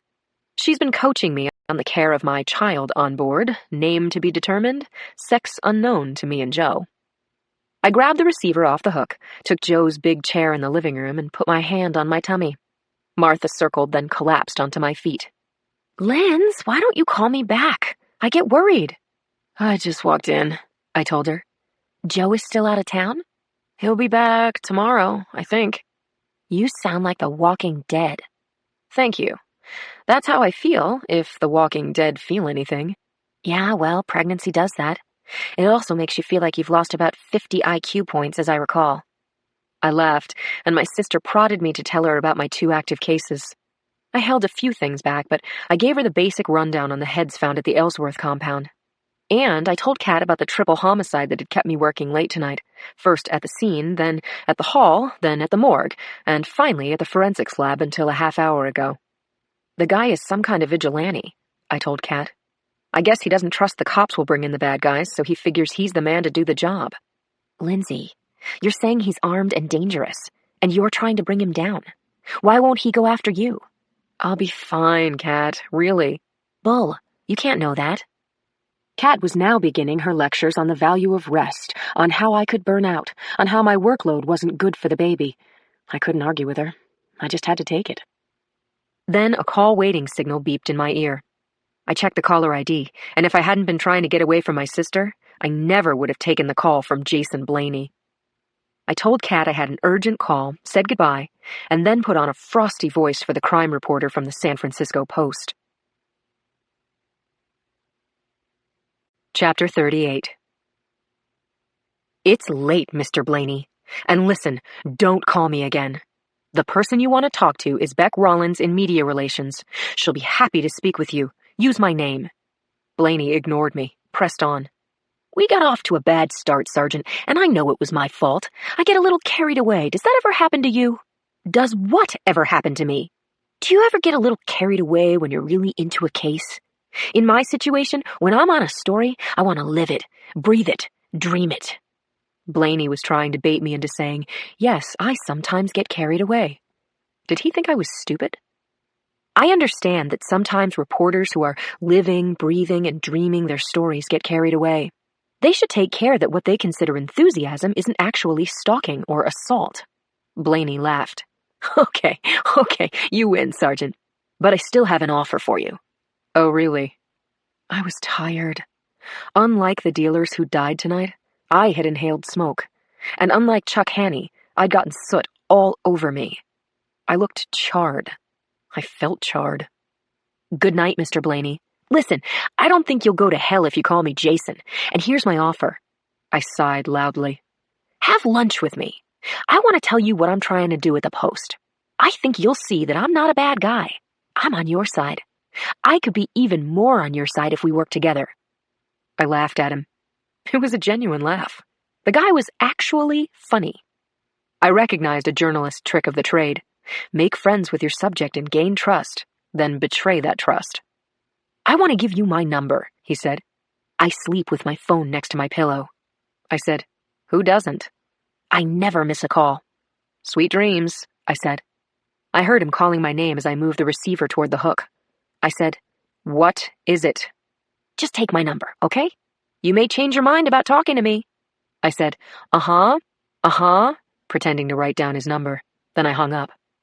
I was dying for a Corona, but instead I had a big glass of full-fat milk, got into bed with Martha, and put my feet up on some pillows.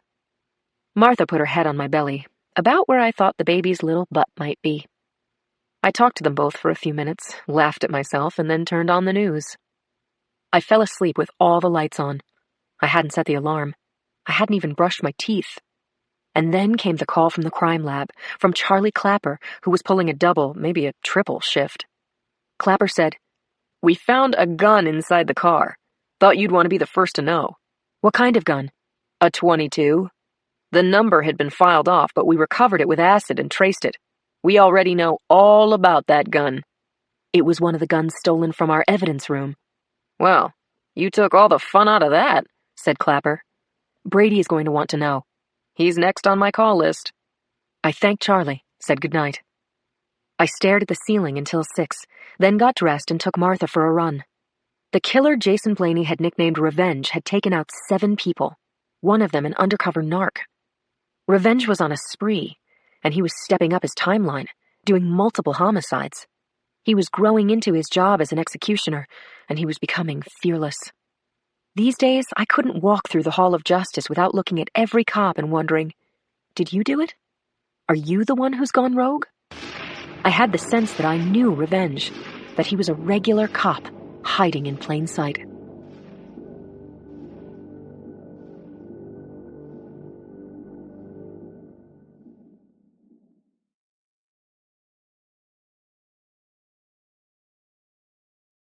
Chapter 39. At 8 a.m., we were in an unmarked Chevy Malibu, Conklin at the wheel. "I slept on the couch again last night," he told me. "If this keeps up, I've got to upgrade to a king-size couch, or cut my feet off." "Cindy's upset, you're saying?" "She said it was because I stunk and whatnot, but it wasn't the smoke in my hair, Linz. She's pissed." I know. What should we do? Tell her we're looking for a cop who's taking out drug dealers? Then she'll get the scoop, and we'll be whistling and wearing white gloves directing traffic." Conklin laughed. "That's not funny." "She'll get over this." "When?" "Sorry I can't do more to help your love life," I said. "She's mad at me too, you know." Conklin laughed again, said, "Yeah, but you're sleeping in your bed, am I right?" He made the turn onto the wide and beautiful stretch of Vallejo Street, now barricaded and 3 reporters deep on the sidewalks. I saw the local guys as well as some press displaying decals of various countries' flags on their satellite vans. There was nothing like severed heads at the home of a movie star who'd once been tried for murder to bring out inquiring minds from all nations. I was recognized, and a small mob stampeded toward our car, even as a uniformed cop pivoted a sawhorse to let the car through. "There's your friend," Conklin said to me, indicating the young guy at the front of the barricade who was taking pictures and looking very pleased with life. It seemed like Jason Blaney didn't ever have bad days. "Yeah, my friend," I snorted. "Wants to have lunch with me." "You going to do it?" "Be serious." We drove up to a space in front of the mansion, left the car under the protection of the men and women of the SFPD, then went through the gate. Ricky Perez, Harry Chandler's gardener, was sitting on the front steps of the Ellsworth house waiting for us. He was in his 20s, and his massive upper-body musculature showed under his sweatshirt and plaid flannel jacket. He also had a great smile. This kid was in charge of the trophy garden. He was too young to have been caretaking the Ellsworth garden when the heads were first buried there. But I hoped he could lead us to a killer with the sensibility of a department store window dresser and the bloodlust of Jeffrey Dahmer. Chapter 40. I introduced myself and my partner to Ricardo Ricky Perez, then asked him what he knew about the heads that had been presented on the back patio of the house, garnished with chrysanthemums. Perez said, "All I know is what I read and what Janet Worley told me. She grilled me, for God's sake. You ought to consider hiring her for your rubber hose and third-degree department." He looked for a laugh. Didn't get one. He appeared surprised. Big, good-looking kid, worked for a movie star. He was probably used to adoration, and he seemed to like attention. I asked Perez where he'd been over the last week, and he had no trouble remembering. He'd been out with 3 different girls over the weekend and had slept in with Miss Early Monday morning in his flat. He was awoken by a call from Janet Worley, who'd filled him in on the shocking events. According to Perez, the whole story was from the Planet Weird man, and he had no idea how these heads could have been buried right under his feet without him knowing it. He was either genuinely perplexed or a pathological liar. I asked, "When was the last time you were in the back garden?" "Last Friday. I work Tuesdays and Fridays. There were absolutely no heads lying around when I weeded the flower beds, and I didn't see any sign of digging. Nothing. At all." When do you think I can get in there and get the place cleaned up? You work exclusively for Mr. Chandler? No, but he's my main job. The three of us took a stroll along the outer path of the garden. The tape was still up, and so was the main tent just off the patio. The piles of dirt were casting shadows over the Pachysandra. The kid told us that he'd had this job for only 3 years, but he was attached to the place. He got agitated when he saw what the forensics team had done to the garden. Look at this mess. Just look. I'm pretty freaked out if you want to know the truth. Whoever did this knows this garden. He could be someone I know. I said, Who, Ricky? Who do you know who could have done this? Look, I want to tell you something, but not officially. Okay, Conklin said, playing along. Nigel Worley doesn't like Mr. Chandler. And I know why, because Janet confided in me. She had a thing with Mr. Chandler when the Worleys first moved in like 10 years ago. A thing? Conklin said.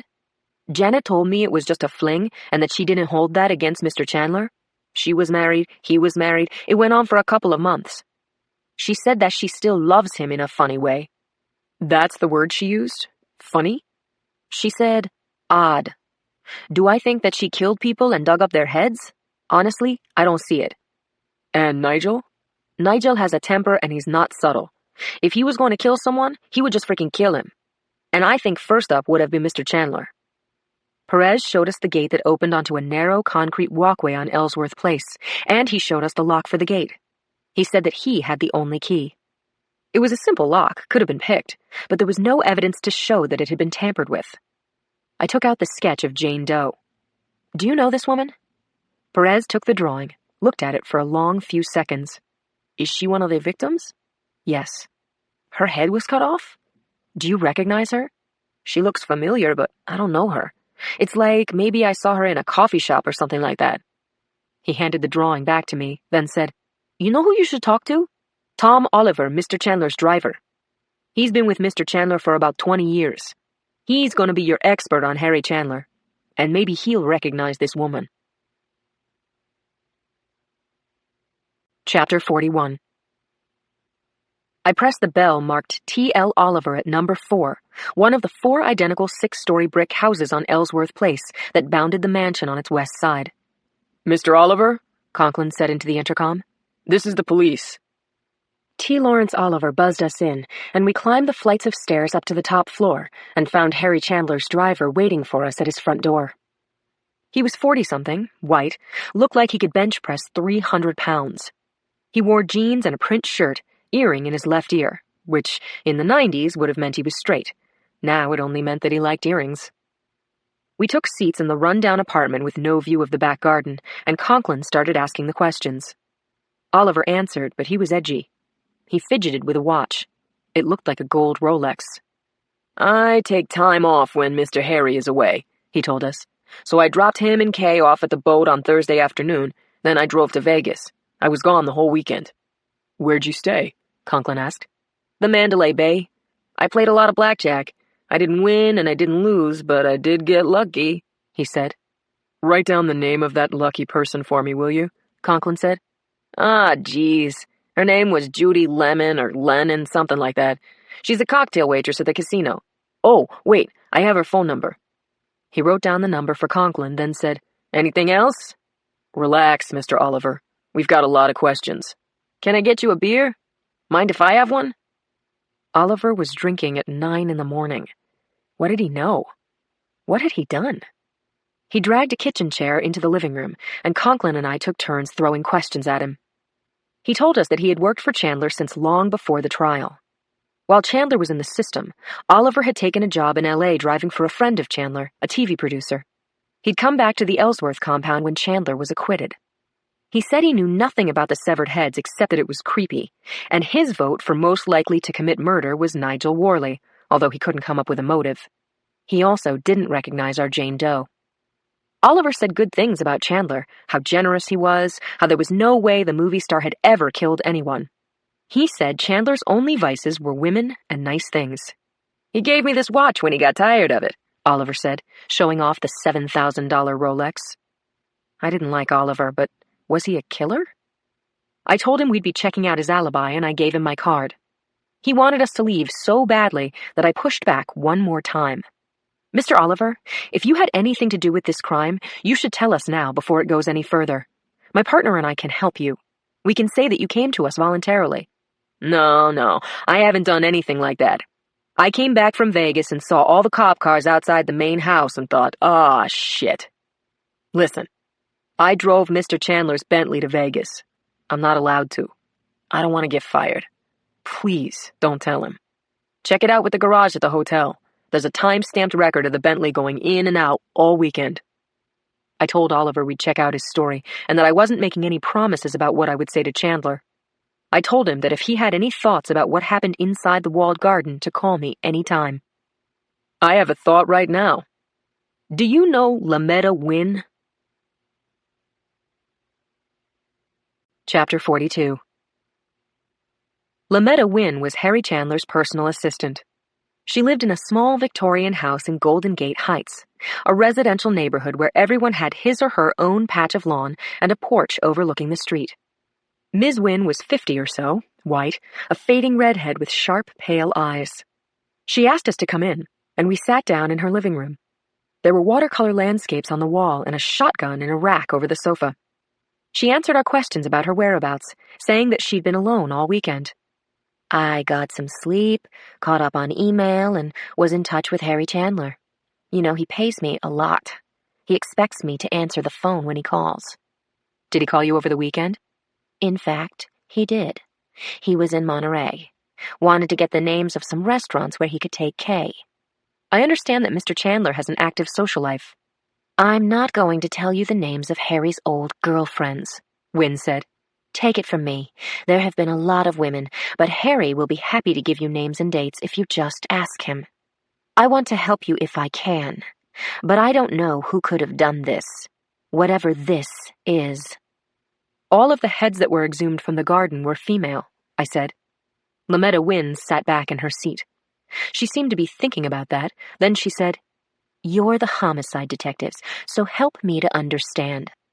If Harry Chandler is the killer, why would he bury his victims' heads in his own backyard?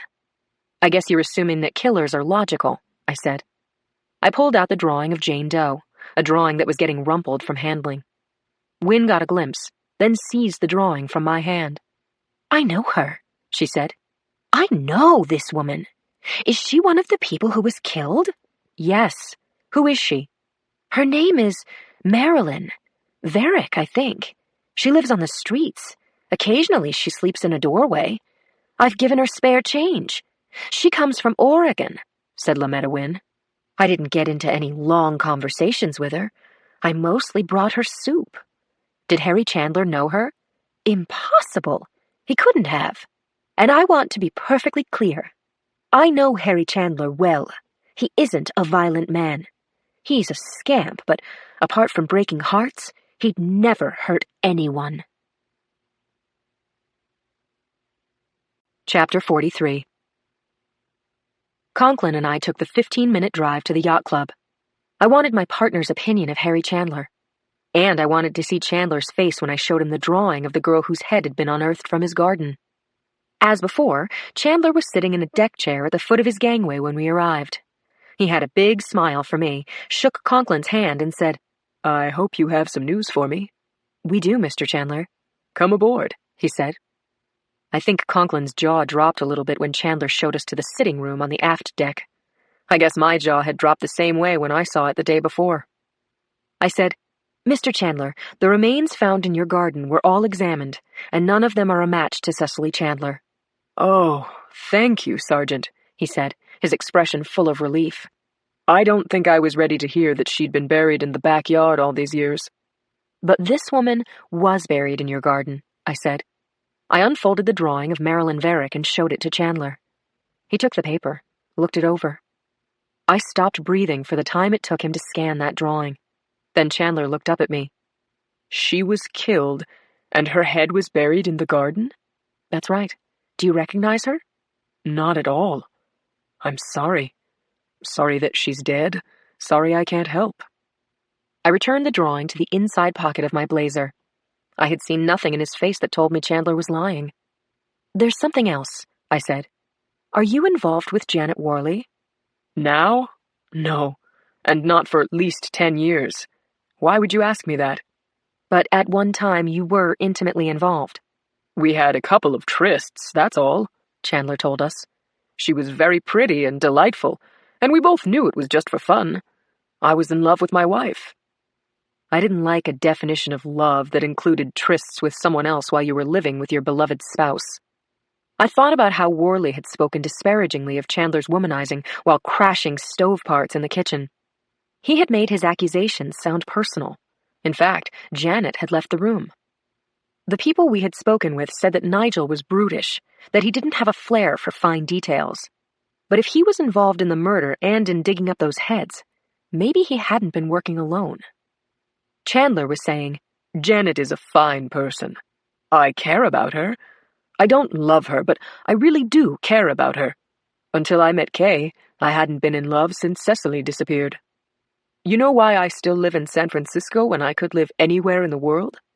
Because maybe Cece wasn't murdered. Maybe she was abducted. Or maybe she just wanted to get away from me. Maybe she'll come home, and if she does, I'll be waiting for her. Conklin and I left Chandler on the Cecily. As we walked across the dock toward the parking lot, my partner said to me, Janet Worley has been holding out on us. Just spitballing now, but try this on for size, I said. Say Nigel Worley does the killings because he's angry that his wife had an affair. Plus, he's crazy. Janet goes along with it, and she's the one who does the decorating with numbers and flowers. And they put the heads on the back step? Why? Because it makes Harry Chandler a suspect. If he gets accused of murder again, then maybe this time he doesn't get off. All because of a fling 10 years ago. Maybe neither Janet nor Nigel got over the insult, I said. Maybe hatred of Harry Chandler is what keeps those two together. Chapter 44. I've got her, I said to Conklin. He looked up from his computer. Marilyn Varick, I said. Google shows a dozen pages on her. She was something special about 5 years ago. Our former Jane Doe had saturated the local surfer news and blogs. Many of the articles about her had photos of her in a Speedo standing next to her surfboard, and there were links to YouTube. I clicked on one, played a video of Marilyn riding enormous waves at Pillar Point. I turned the monitor so Rich could see. Jane Doe was a surfer, I said. A champion. Rich had been doing his own research as I looked up Marilyn Varick on the web. He said, She's got priors for possession, loitering, panhandling, all in the last 2 years. She was always picked up in Pacific Heights. I guess that was her home base. Lametta Wynn said that she was sleeping in doorways. Lametta gave her money. Maybe other people did too, I said to Rich. Our drawing doesn't look much like these younger pictures of her in real life. It's like comparing a plum to a prune. I did a search for Marilyn Varick on Facebook, found more beauty shots of a graceful young woman daring the waves off Ocean Beach, but she hadn't updated her page in 2 years.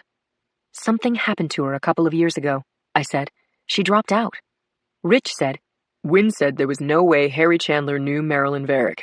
Chandler also said that he didn't know her. But then we have Nigel Worley saying Chandler had a wide range of types. Maybe a pretty surfer girl would have been one of those types. Speculating now, I said. Say Chandler meets her, dates her, breaks her heart. Marilyn goes downhill, starts living on the street near Chandler's house. She's not in missing persons, Richie said. But she's got parents living in San Rafael.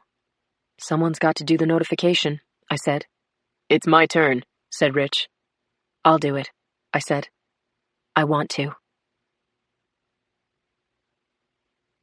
Chapter 45. I sat by the indoor swimming pool in a lovely modern house in San Rafael, 19 miles north of San Francisco. The walls were glass, and the morning sun made beautiful swirling patterns in the water. An English Springer Spaniel slept in a dog bed, his legs running in a dream. Richard and Virginia Varick were a handsome couple in their 60s, dressed in tennis shorts and sweaters. Mrs. Varick couldn't sit still. Her husband leaned back in a metal-frame webbed chair and looked at me suspiciously. I thought he knew why I had come. When I first saw Jane Doe's remains, I thought that once we knew who she was, the rest of the puzzle would fall into place. We'd learn the nature of the crimes and the motive, and from there we'd have a good shot at figuring out who had killed her and the others. Now, as I sat with the Verricks, my only thought was that I was about to shatter the final happy moment in their lives. "When was the last time you spoke with your daughter?" "Is Marilyn in trouble?" Virginia Verrick asked me. "I'm not sure, Mrs. Verrick. Could you look at this drawing?" I had printed out a clean copy of the sketch that had been drawn from the partially decomposed head of Jane Doe. I handed it to Mrs. Verrick. "Who is this person?" she asked me. "Does she resemble your daughter?" I asked. "She doesn't look anything like my daughter. Why? Who is she? I thought you had news of Marilyn. Don't you? Dick, I don't understand." She handed the sketch to her husband, who held it with both hands, then drew back from it, turned it over, and put it face down on the table in front of him. "Mrs. Verrick, this is a drawing of an unidentified woman whose remains were found a few days ago in San Francisco. I'm sorry to have to bring this sad news to you." "Don't worry, it's not my daughter," Mrs. Verrick said, her voice getting high. "Wait here. I'll show you my daughter." Virginia Verrick left the room, and I said to her husband, "When was the last time you saw Marilyn?" "We haven't seen her in 2 years. "And why is that?" "She didn't want to see us," Dick Verrick told me. He was clasping his hands tightly together. His knuckles were white, his complexion gray. "I think she was doing drugs. She called from time to time, and my wife and I would talk to her for 10 or 15 minutes, although Ginny and I did most of the talking. Marilyn said she was fine, and she asked us not to try to find her. We looked for her anyway, but she'd gone underground. None of her old friends had seen her or knew where she lived." I said, "Did something happen at about the time she stopped seeing you? An incident or trauma?" "Nothing that I know of," Verrick said to me. "I need something of hers that might contain her DNA. Hairbrush, toothbrush, maybe a hat." "We don't have anything like that. She never lived here." Virginia Verrick returned to the room carrying an enormous blue leather-bound scrapbook. She sat on a footstool, opened the book, and turned it so that I could see the pages. I recognized many of the photos, but others were new to me. Family photos with her parents, her dog, boyfriends, all of which made me wonder how it was that no one had identified her when the Chronicle had run the sketch. Had Marilyn changed so much? Was the sketch a poor likeness of Marilyn Verrick? Or had Harry Chandler's assistant been wrong when she identified the person in this sketch as Marilyn Verrick? I scrutinized the photos Ginny Verrick showed me, and I was convinced they were of the same person as the one in the drawing. Virginia Verrick just didn't want to face the truth. "She was a beautiful young woman," I said. The anguished woman stood up and snarled at me. "Don't say was. She is a beautiful woman. I told you, whoever this person is, she's not my Marilyn." Chapter 46. Dick Verrick reached out for his wife, but she drew away. He said, "Ginny, you haven't seen Marilyn in a long time. Listen, I brought her some money about 8 months ago. She didn't want me to tell you." "You saw her? And you didn't tell me?" "She was in bad shape, dear. She was high and talking crazy. She wouldn't come home. I pleaded with her, but she wouldn't let me get her any help. She said all she needed was a loan. I gave her $1,000. She called us twice after that, so I knew she was okay." Ginny Verrick put her hands to her mouth and then ran from the room. Dick Verrick stood, jammed his hands into his pants pockets, and walked to one of the glass walls. He looked out at the Japanese maples and the sharp shadows they cast across the back lawn. Then he turned to face me. "I'm sorry I lied to you about not having seen her. I didn't want to tell Ginny, and now I have, in the worst possible way." "So this drawing is of Marilyn?" I asked. "Yes," he said. "How did she die?" "We don't know. Not yet." "You have to tell me what you know." "Come sit down," I said. Dick Verrick returned to his chair and leaned forward with his hands pressing hard on his knees, his eyes on mine. I had been dreading this moment. How do you tell parents that their daughter's head had been removed from her body, and that you don't know how she was killed, by whom, or even the physical location of her body? Some human remains were disinterred at the Ellsworth compound. As soon as I mentioned the Ellsworth compound, Verrick became agitated. He interrupted me to tell me what he'd read in the papers and to ask if Marilyn was one of the victims of that crime. I told him what little I knew. I asked, "Did Marilyn ever mention Harry Chandler?" "No. Is he responsible? Did that miserable bastard— I'm asking because her remains were found on his property, that's all. Did Marilyn tell you or give you a sense that someone wanted to hurt her? No. She said she was living with friends. Sergeant, I hardly knew my daughter when I saw her. All traces of the young woman I'd known and loved were gone. She was an addict. She wanted money for drugs. She didn't even ask about her mother. I'm sorry, I said. I'd like the names of the friends you spoke with when you were looking for her. She was 33, Varick said, typing names and contact information into his iPhone. I gave him my email address and he sent the list to me. She wasn't a teenager, Varick said. I couldn't call the police and have her brought home. I understand. Do you want me to come and identify her? Contact the medical examiner, I said. I wrote down the phone number on the back of my card, and then Dick Varick walked me to his front door. He looked years older than he had only half an hour before.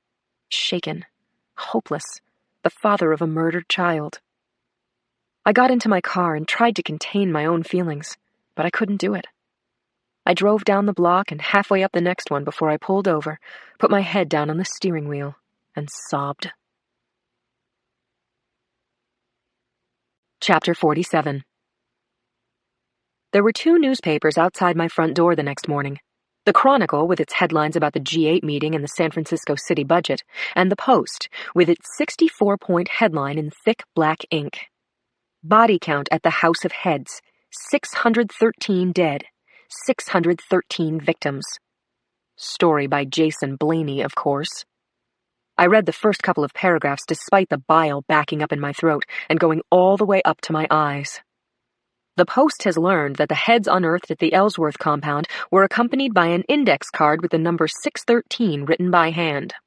As of 6 this morning, the SFPD crime lab is still working the site, and if the number is indicative of the total death toll, the disinterred heads retrieved so far are just the first of a large number of victims that could make this crime the work of the worst mass killer in history. What crap! What total, flaming bullcrap! Sergeant Lindsay Boxer, who is the lead detective on this case, has not returned our calls. I called Brady, left him a voicemail, and he called back while I was in the shower, naturally. He left a message saying he was heading into a meeting and that he'd see me at the press conference. City Hall, room 200, his voice told me. Don't be late. I dressed a little above my pay grade, buffed my shoes, and even put on lipstick. I kissed my dog goodbye, and when I got into my car, I called Cindy and told her to meet me outside City Hall. I drove to Van Ness, parked in an underground lot on McAllister, then walked across Civic Center Plaza. I knew I was putting myself at risk, but I owed Cindy a break.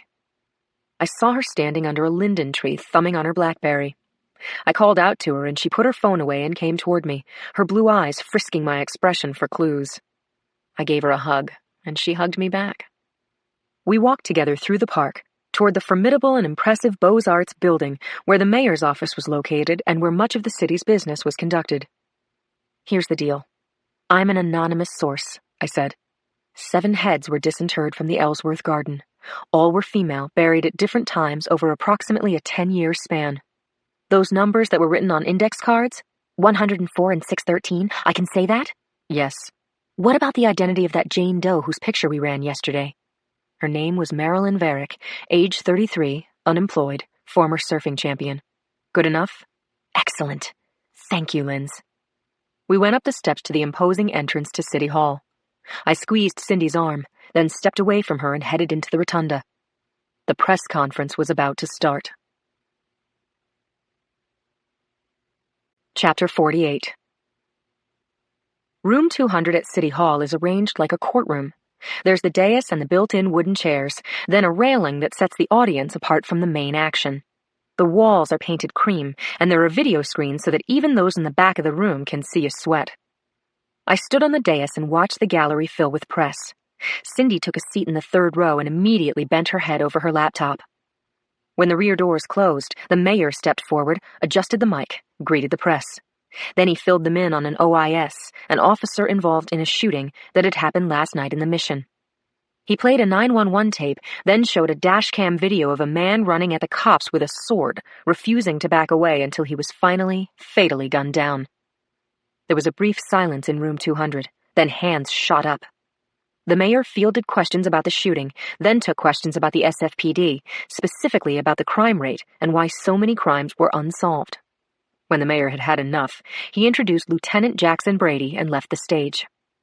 Brady advanced to the podium with his crib sheet and, holding it rigidly in front of him, began his prepared remarks. 3 known drug dealers were shot last night on Schwerin Street, and their car was set on fire. The men were dead when the fire started, and the blaze pretty much obliterated all forensic evidence. Brady listed the victims' names and said that the police were looking for the shooter. He said that the preliminary ballistics tests of the slugs found in the dead men's bodies showed they were a match to the ones removed from the body of drug dealer Chaz Smith. We still have no leads to the shooter's identity, but he does have a pattern. His victims are all drug dealers. The investigation is on the front burner, and that's all I have for you now. Hands went up like an acre of beans sprouting in time-lapse photography, but Brady ignored them and said, Sergeant Boxer will brief you on the case involving the remains at the Ellsworth place. Sergeant? And then he took a place to my right, and all I could do was step forward. Chapter 49. I can give a speech when I have to, but I'd rather be on slops for a week than face the media in a formal setting. 50 or 60 pairs of eyes focused on me as I took the microphone. I said, "Good morning," then got into it. Monday morning, 2 skulls were discovered at the back door of the main house in the Ellsworth compound. These skulls were unearthed by a person or persons unknown who dug them out of the back garden and may have gotten onto the property by breaking the lock on the front gate. Along with the 2 skulls were 2 index cards with the hand-printed numbers 104 and 613. Someone shouted, That's for the number of heads that were buried, right? No, I said. We have no reason to believe that there are hundreds of heads. CSU has disinterred 7 heads from the Ellsworth compound, all female, all unidentified, but we are working with forensics on attaching names to these victims and should have news later this week. What about the identity of the Jane Doe whose picture ran in the Chronicle? We're withholding her name until we have a positive ID. We expect to have that information for you shortly. What about Harry Chandler? Is he a suspect? Mr. Chandler is cooperating fully with the police, and he is not charged with any crimes. I felt like I was in a batting cage facing an automated pitching machine set on kill. Sweat beaded at my hairline. My voice caught in my throat as overlapping comments and questions came flying at me. But the heads were buried in Chandler's backyard. Where are the bodies? Is it true that you have witnesses? What happened to the bodies? How were the victims killed? I avoided a few more inside fastballs, then Brady came to my rescue. He waved his hands and said, Thank you, that's all for today. I left the room through the back door. I went along the hallway, took the stairs down, then exited into the astonishingly beautiful rotunda. I was glad to get into the sunshine, and the farther I got from room 200, the better. I was heading toward the garage when my phone buzzed. I looked to see. It was a text from Cindy. You did good. Smiley face. I smiled and put my phone back in my jacket pocket, then heard a man's voice call my name. Naturally, Jason Blaney had followed me. I should have made a bet because I would have won money on it.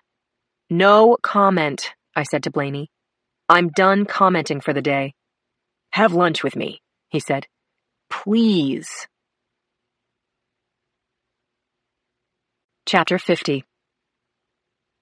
I wanted to straighten Blaney out, on or off the record, and I wanted to know why he was on my case. He saw me hesitate and set the hook. How about St. Francis Fountain? They have a fabulous breakfast menu.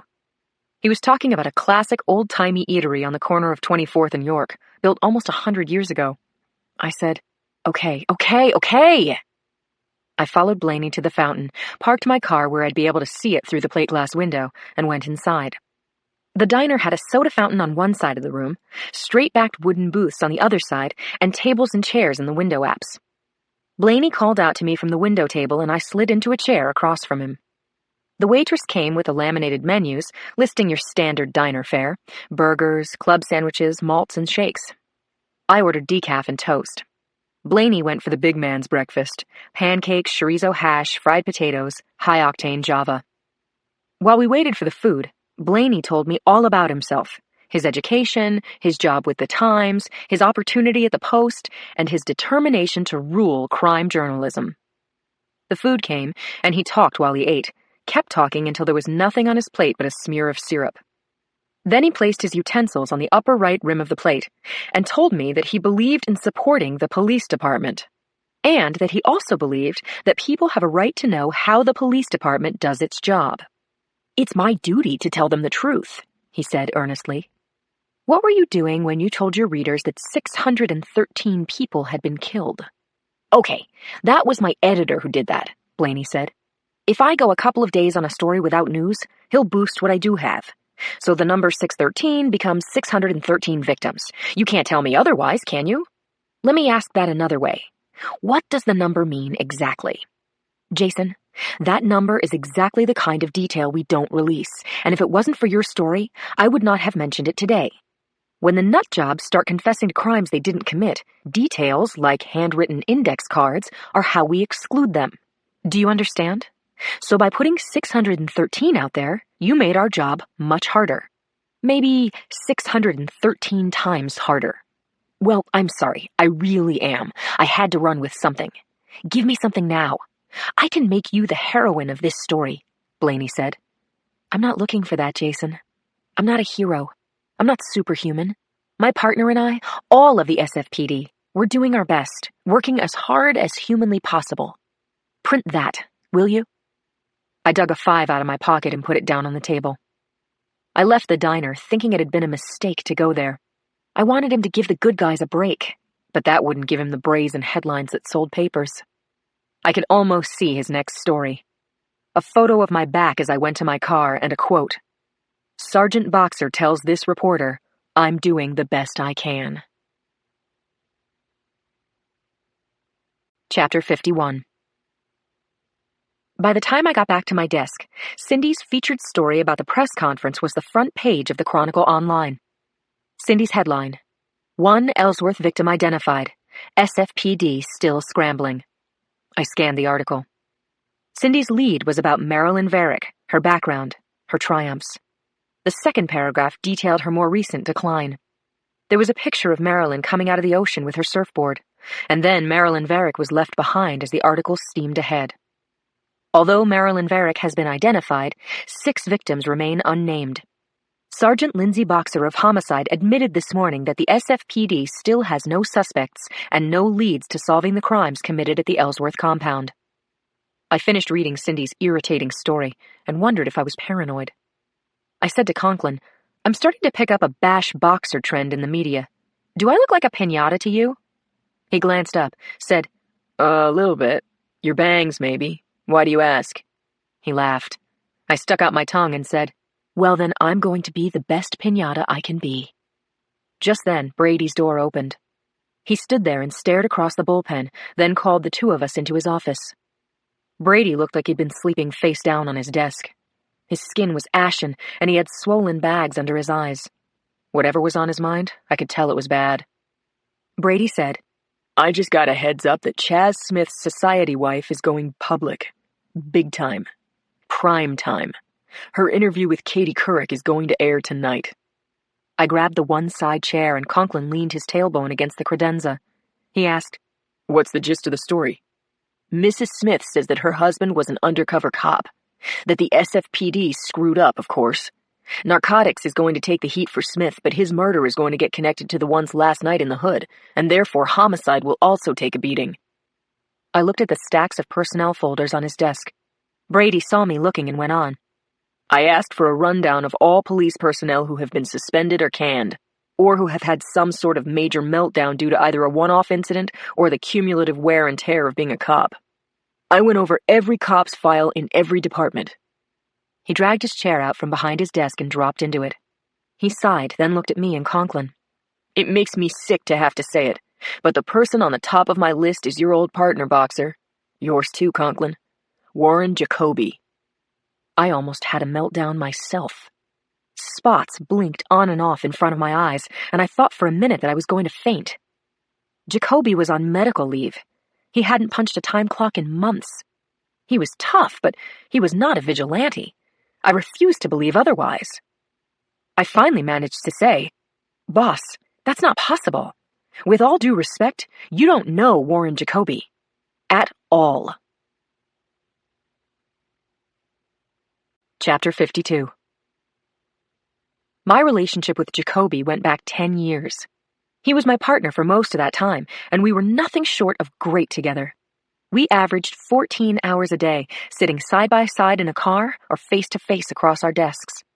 I laughed at his crude jokes, and he told me I was brilliant, since I thought he was funny. We solved some terrible crimes together and became the closest of friends. It got so that we moved as though we were operating with the same brain. Then something happened that brought us even closer together. In fact, it bonded us with blood. We'd been watching a late-model Mercedes parked in a bad neighborhood. When it took off at 70 miles an hour, we followed. It was a chase that ended when the top-of-the-line luxury sedan crashed and flipped in a dark and desolate alley. 2 kids were in the car, both sky-high on meth. The older was a 15-year-old girl with a pixie haircut, a pink sweater, and I think some kind of sparkly makeup on her cheeks. Her brother was 2 years younger, and he was injured. Both of them were crying and bloody and afraid we would tell their father that they had taken his car. Jacoby and I put 1 and 1 together, got 2 scared teens, called for medics, and put our weapons down. It was a mutual lapse of judgment that could have been the biggest mistake of our lives. The girl went for her learner's permit and pulled out a gun. She got off 5 shots, hitting me twice, and her brother put 3 rounds into Jacoby before I managed to take them down. Then we lay on the deserted street and almost bled to death before the ambulance came. Jacoby's injuries that night had slowed him down. He couldn't run. He put on weight. He was in constant pain. And about 10 months ago, Jacoby had been promoted to chief. The pain got to him, though, and recently Jacoby had taken medical leave to have his damaged hip replaced. "He's been out for 3 months," Brady said to me now. "Jacoby was either off duty or on leave when the first 3 shootings occurred. He was off the radar when Chaz Smith was taken out and when those 3 shits were wasted on Schwerin." Brady talked over my objections, told me to hear him out. "Jacoby can use his radio 2 ways, to gather intel and to create a distraction. He has street sources. He could go into the property room at any time. He's chief of police, Boxer. Who's gonna suspect him? He can hide in plain sight the way only a 55-year-old white guy with a limp can." "He's not a killer." "Let's say you're wrong," Brady said. "He's like family to me," I said. "I don't buy it either," Conklin said. "He's a great cop. He just wouldn't go off the deep end and become a vigilante." Brady waved our comments away. "I need you both to work closely with me. We're not going to say anything to Jacoby or to anyone else. We're just going to watch him." My mind drifted. I hadn't been in touch with Jacoby in months. I'd gone to the hospital after his operation. I'd brought flowers, but I'd called him only a couple of times after that. It was embarrassing to think about it. I wondered now how he was doing. Was he depressed? Was he angry? Did getting shot on Larkin Street by a drug user constitute motive to go on a killing spree? According to Brady, it did. "Are you listening to me, Boxer?" "I'm sorry, no. What did you say?" "I said, if anyone can talk him in, it's the 2 of you. I'll tell you where to be and when. That's all." Chapter 53. At just after 6 p.m., Revenge was standing at the counter at Pete's, waiting for takeout coffee for his drive home. Someone had left the Post behind, and he read the front-page story about the shooting outside the projects. Despite the overheated writing about the deaths of the 3 dirtbag drug dealers, it was clear that the cops had nothing on the shooter except the gun he'd tossed into the car, the gun that had been used to take out Chaz Smith. There were no prints on that gun, and there was no way to link it or anything else to him. The primary on the case was Lindsay Boxer. He had met Boxer a couple of times back in the day. She was a hands-on homicide cop, maybe gifted, and certainly tenacious. But smart and dogged could only help you so much when you didn't have a clue. Martina, the girl behind the counter, took cash from an old man with a limp, said, "Thank you, come back soon." She closed the cash drawer, dropped the small change into a cup, and exhaled a long sigh. Revenge knew that Martina was depressed about her pending divorce. Although she laughed it off, called it losing 175 pounds, Martina was obviously heartsick. She put on a brave face for him and said of the front-page story, "That's something, isn't it?" She poured hot coffee into a cardboard coffee cup, leaving 2 inches at the top for milk the way he liked it. "Some kind of vigilante is killing drug dealers. Have you heard about him? He's called Revenge." "Just reading about it now," he said. "I don't read the paper all that often." "But you do watch TV, right?" One of the guys Revenge killed was a big deal undercover cop, and his wife is going to be on TV tonight with Katie Couric. No kidding. Well, maybe I'll watch it then. He smiled at the waitress, poured milk into the cup, and capped it. He left $4 on the counter, told Martina to take care, and went out into the strip mall. He got into his vehicle and called his wife, told her he'd be home in half an hour. Did she need him to pick up anything? No, thanks. We're good, sweetie, she said. Revenge hung up and had just started the engine when he saw something that almost snapped his head back. It was Raul Fernandez, a scumbag drug dealer who was moving up in his world, from small-timer selling teenths in the hood to distributor with young kids doing the dealing for him. While Revenge was with the DEA task force, he looked for evidence against this ugly piece of work. Fernandez was cagey and elusive, and after serving 2 years for dealing, he had been released. That should never have happened. Now, Revenge watched Fernandez lock up his sporty little Mercedes and head across the parking lot toward the Safeway. The strip mall was busy. Revenge had just been seen by Martina and everyone who'd been in Pete's. He knew he ought to let Fernandez go. He should drive home to his family. Just drive away. But fuck it. He might not get this chance again. Revenge got his gun out of the glove box and stepped out of his car. He walked past the Mercedes and followed a dozen yards behind the drug dealer, his gun pressed against his leg. Fernandez might have heard something, or maybe he just had a sixth sense. The dealer turned toward Revenge, and he had a gun in his hand. Revenge felt his heart rate spike. The voice inside his head was saying, "This was a mistake. This is where I go down. I guess I want it to happen. Today." Chapter 54. Conklin and I stood with Charlie Clapper on the bricks behind the Ellsworth compound, watching CSU pack up their gear. The garden was pocked with holes and heaped with mounds of dirt. It looked as if 100 woodchucks on crack had run amok there. Still, no additional heads or any other body parts had been found. There was no new evidence of any kind. I was struck again by how twisted this case was, how unusual in every way. 99% of the time, a homicide investigation revolves around a body and a scene where the crime actually took place. You've got an assortment of material to work with: clothing, blood, fingerprints, hard evidence that can tell you who the victim was, what caused his death, and possibly when the victim died. You can even compare a photograph of the victim with the DMV's database and most of the time can come up with a name. Or you start with a missing person report and you work the case from the other side. You start with dental records, maybe DNA, a list of friends, co-workers, phone numbers, the last time the missing person was last seen. All we had were holes, piles of dirt, unidentified remains, and a list of suspects that barely made the needle jump. We couldn't even say for sure that the 7 victims had died from homicidal violence. Maybe they had all died of natural causes and their heads were brought to the site for burial. All we knew for certain was that whoever buried those heads had access to the garden behind the Ellsworth compound over a period of perhaps 10 years or more. As we waited for the forensic anthropologist to complete her measurements and run the data through software that could put virtual features on bare skulls, we could do nothing but hope for a lucky break or, please God, a confession.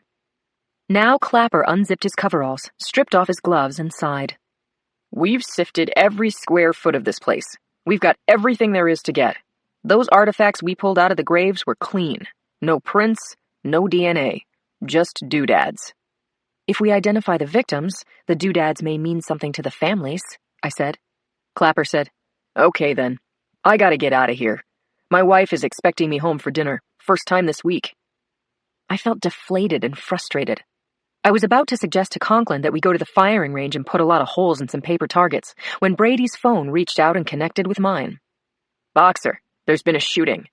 Looks like another one of these freaking revenge killings. That son of a bitch. Is Conklin with you? Good. You two go to Potrero Center. I'll meet you there as soon as I can." Chapter 55.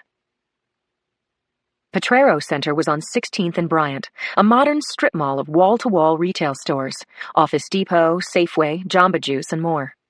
A stone wall with a metal rail on top enclosed the vast parking lot that was nearly always packed. The sun was going down when we drove between the stone pillars on 16th and identified ourselves to the uniformed cops at the entrance. I asked for the name of the first officer, then Conklin parked our car near the dozen or so squad cars right inside the gates. We headed toward the yellow tape at the perimeter, and as we worked our way through the shifting crowd, I saw fear and anger on the faces of shoppers. Clearly, they'd been told that no one could leave the lot without giving a statement, and the handful of officers on the scene were just starting a process that could go long into the night. The first officer was Mike Degano, a young guy who had been a block away when the call came over his radio. He wanted to help, had the look of a patrolman who aspired to work homicide. Degano pointed to a late-model black Mercedes XL, said to us, "That's probably the DB's car. He had a Mercedes keyring in his hand when he went down. Car is registered to Raul Fernandez. I ran his name. He has a record for assault and for possession with intent. Spent a couple of years at Folsom, released in 2010. Where do you see this?" Conklin and I walked with Degano to where the body of a heavily tattooed 20-something man was splayed on the asphalt. His arms were flung out like wings. His legs were twisted. It looked to me as if he'd been walking toward the shopping center, had turned toward his killer, and had been blown off his feet by the 4 bullets he'd taken to his face. It took a steady hand and an automatic gun to throw 4 shots in such a tight pattern. I'm a good shot, and I couldn't have done it. I took another look around the lot as lights came on. Shopping carts were adrift like dinghies on a blacktop sea. Broken paper bags spilled groceries where they'd fallen. I saw surveillance cameras on light poles, but the shooting had taken place a good 100 yards from the closest camera. Were there any witnesses? I asked Degano. Yes, ma'am, we have one sort of witness. Mr. Jonathan Nathan over there. Old white dude, red shirt. He heard the shots. Chapter 56. Jonathan Nathan was in his 70s, stooped, glasses balanced on the lower slope of his nose, red and white aloha shirt under a windbreaker, khaki pants, flip-flops. His eyes switched between us and the parking lot, as though anything could happen, as though he didn't feel safe. I said, "Can you tell us what you know?" Sure, happy to. I was putting my groceries into the trunk of my car when I heard the shots. I looked around, but I didn't know where the shots came from. Nathan told us. My head was inside the trunk when the gun went off, you know? Plus a lot of cars were coming and going. It was crazy noisy. What happened then, Mr. Nathan? I asked. Then I saw the body, Nathan said, spreading his fingers, framing his face with his hands. I ran over to him, but the guy wasn't breathing. He was absolutely dead. I didn't touch him, okay? There was no point. Sure, I understand. Please, go on. My phone was also dead, so I waved down this guy in an SUV and asked him to call the cops. He did it, and then he drove off. Conklin and I had the same thought at the same moment. The so-called cop who had stopped the drug dealers on Schwerin had been driving an SUV. Conklin launched into his trademark rapid-fire interrogation with a smile. The guy in the SUV, Conklin said. What did he look like? What did he look like? Geez, I don't know. Regular guy. Black, white, Hispanic? White. Young, old, fat, skinny? I don't know. Hair color? I was on the far side of the car. He was in shadow. Okay, Mr. Nathan. What about the SUV? It was black, I think. No, it was definitely black. American make? Foreign? I have no idea. Look, Nathan said, getting steamed. There were bullets flying around. I'm supposed to notice what kind of car the guy with the phone was driving? Listen, I've got to get home. My wife is sick with worry. Plus, we got people coming over. I just ran out for some groceries. I took Nathan's contact information, gave him my card. My partner and I went back to view the body, stood off to the side as the CSU van rolled up and techs piled out onto the parking lot.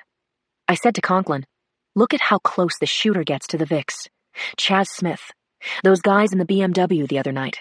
Now Mr. Fernandez, dope dealer to Potrero Hill.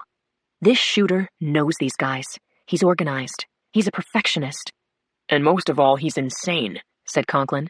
He's taken out 5 people this week for a total of 8, Lindsay. And Brady thinks Warren Jacoby is capable of this? Here comes Brady now. Chapter 57. Brady's car braked with a squeal only yards from the barrier tape. Lieutenants Brady and Mila boiled out of the vehicle, both of them agitated and demanding to be briefed. Brady said, "What have we got?" "Raul Fernandez," I said, pointing to the deceased. "Meth dealer, former convict. He was dead before he hit the ground." "Witnesses?" "One so far. He maybe saw our shooter, a generic white male driving a black SUV. Our witness asked the driver to call 911, and he apparently did it. Dispatch is pulling the tape now. I went on to say that uniforms were taking down the name and number of everyone who'd been in the lot when the police showed up. Other uniforms were canvassing the shops. Plate readers have been down the 2 rows, I said, and it was a decent sweep. 2 stolen cars, 2 other drivers with outstanding warrants, but none stand out as our shooter. I asked the ME to give us an hour with the scene. Meanwhile, we've got surveillance tapes on the way from the security chief. Let's hope we got that black SUV on tape. Brady let his words trail off, but I knew where he was going. Digital forensics was getting so refined that even a partial shot of the vehicle's fender could yield enough information to identify the make and type of car. I stood with Brady and Conklin and watched the light trucks come in. CSU was working fast and well, photographing scrapes on car doors, marking blood spatter, bagging found objects on the asphalt. Soon the ME would remove the body, and CSU would take the car back to the lab on a flatbed truck. By tomorrow morning, the shopping center would be open again, like the shooting had never even happened. But it had happened. A spree killer was running the table. I told Conklin I'd be back in a couple of minutes. I ducked under the tape, turned my back to the crime scene, and called Jacoby. His voice sounded so real to me that I actually said, "Jacoby, it's me, Lindsay." The voice kept talking, said, "Leave me a message." I told my old partner's voicemail that I missed him, wanted to get together with him, asked him to call me. I really did miss him. I wanted to tell him about this spree killer, hear what he had to say. Maybe he had an idea we hadn't thought of, and maybe in the course of the conversation, he'd tell me something that would establish his innocence. I was sure that Brady was delusional. My old friend wasn't the killer.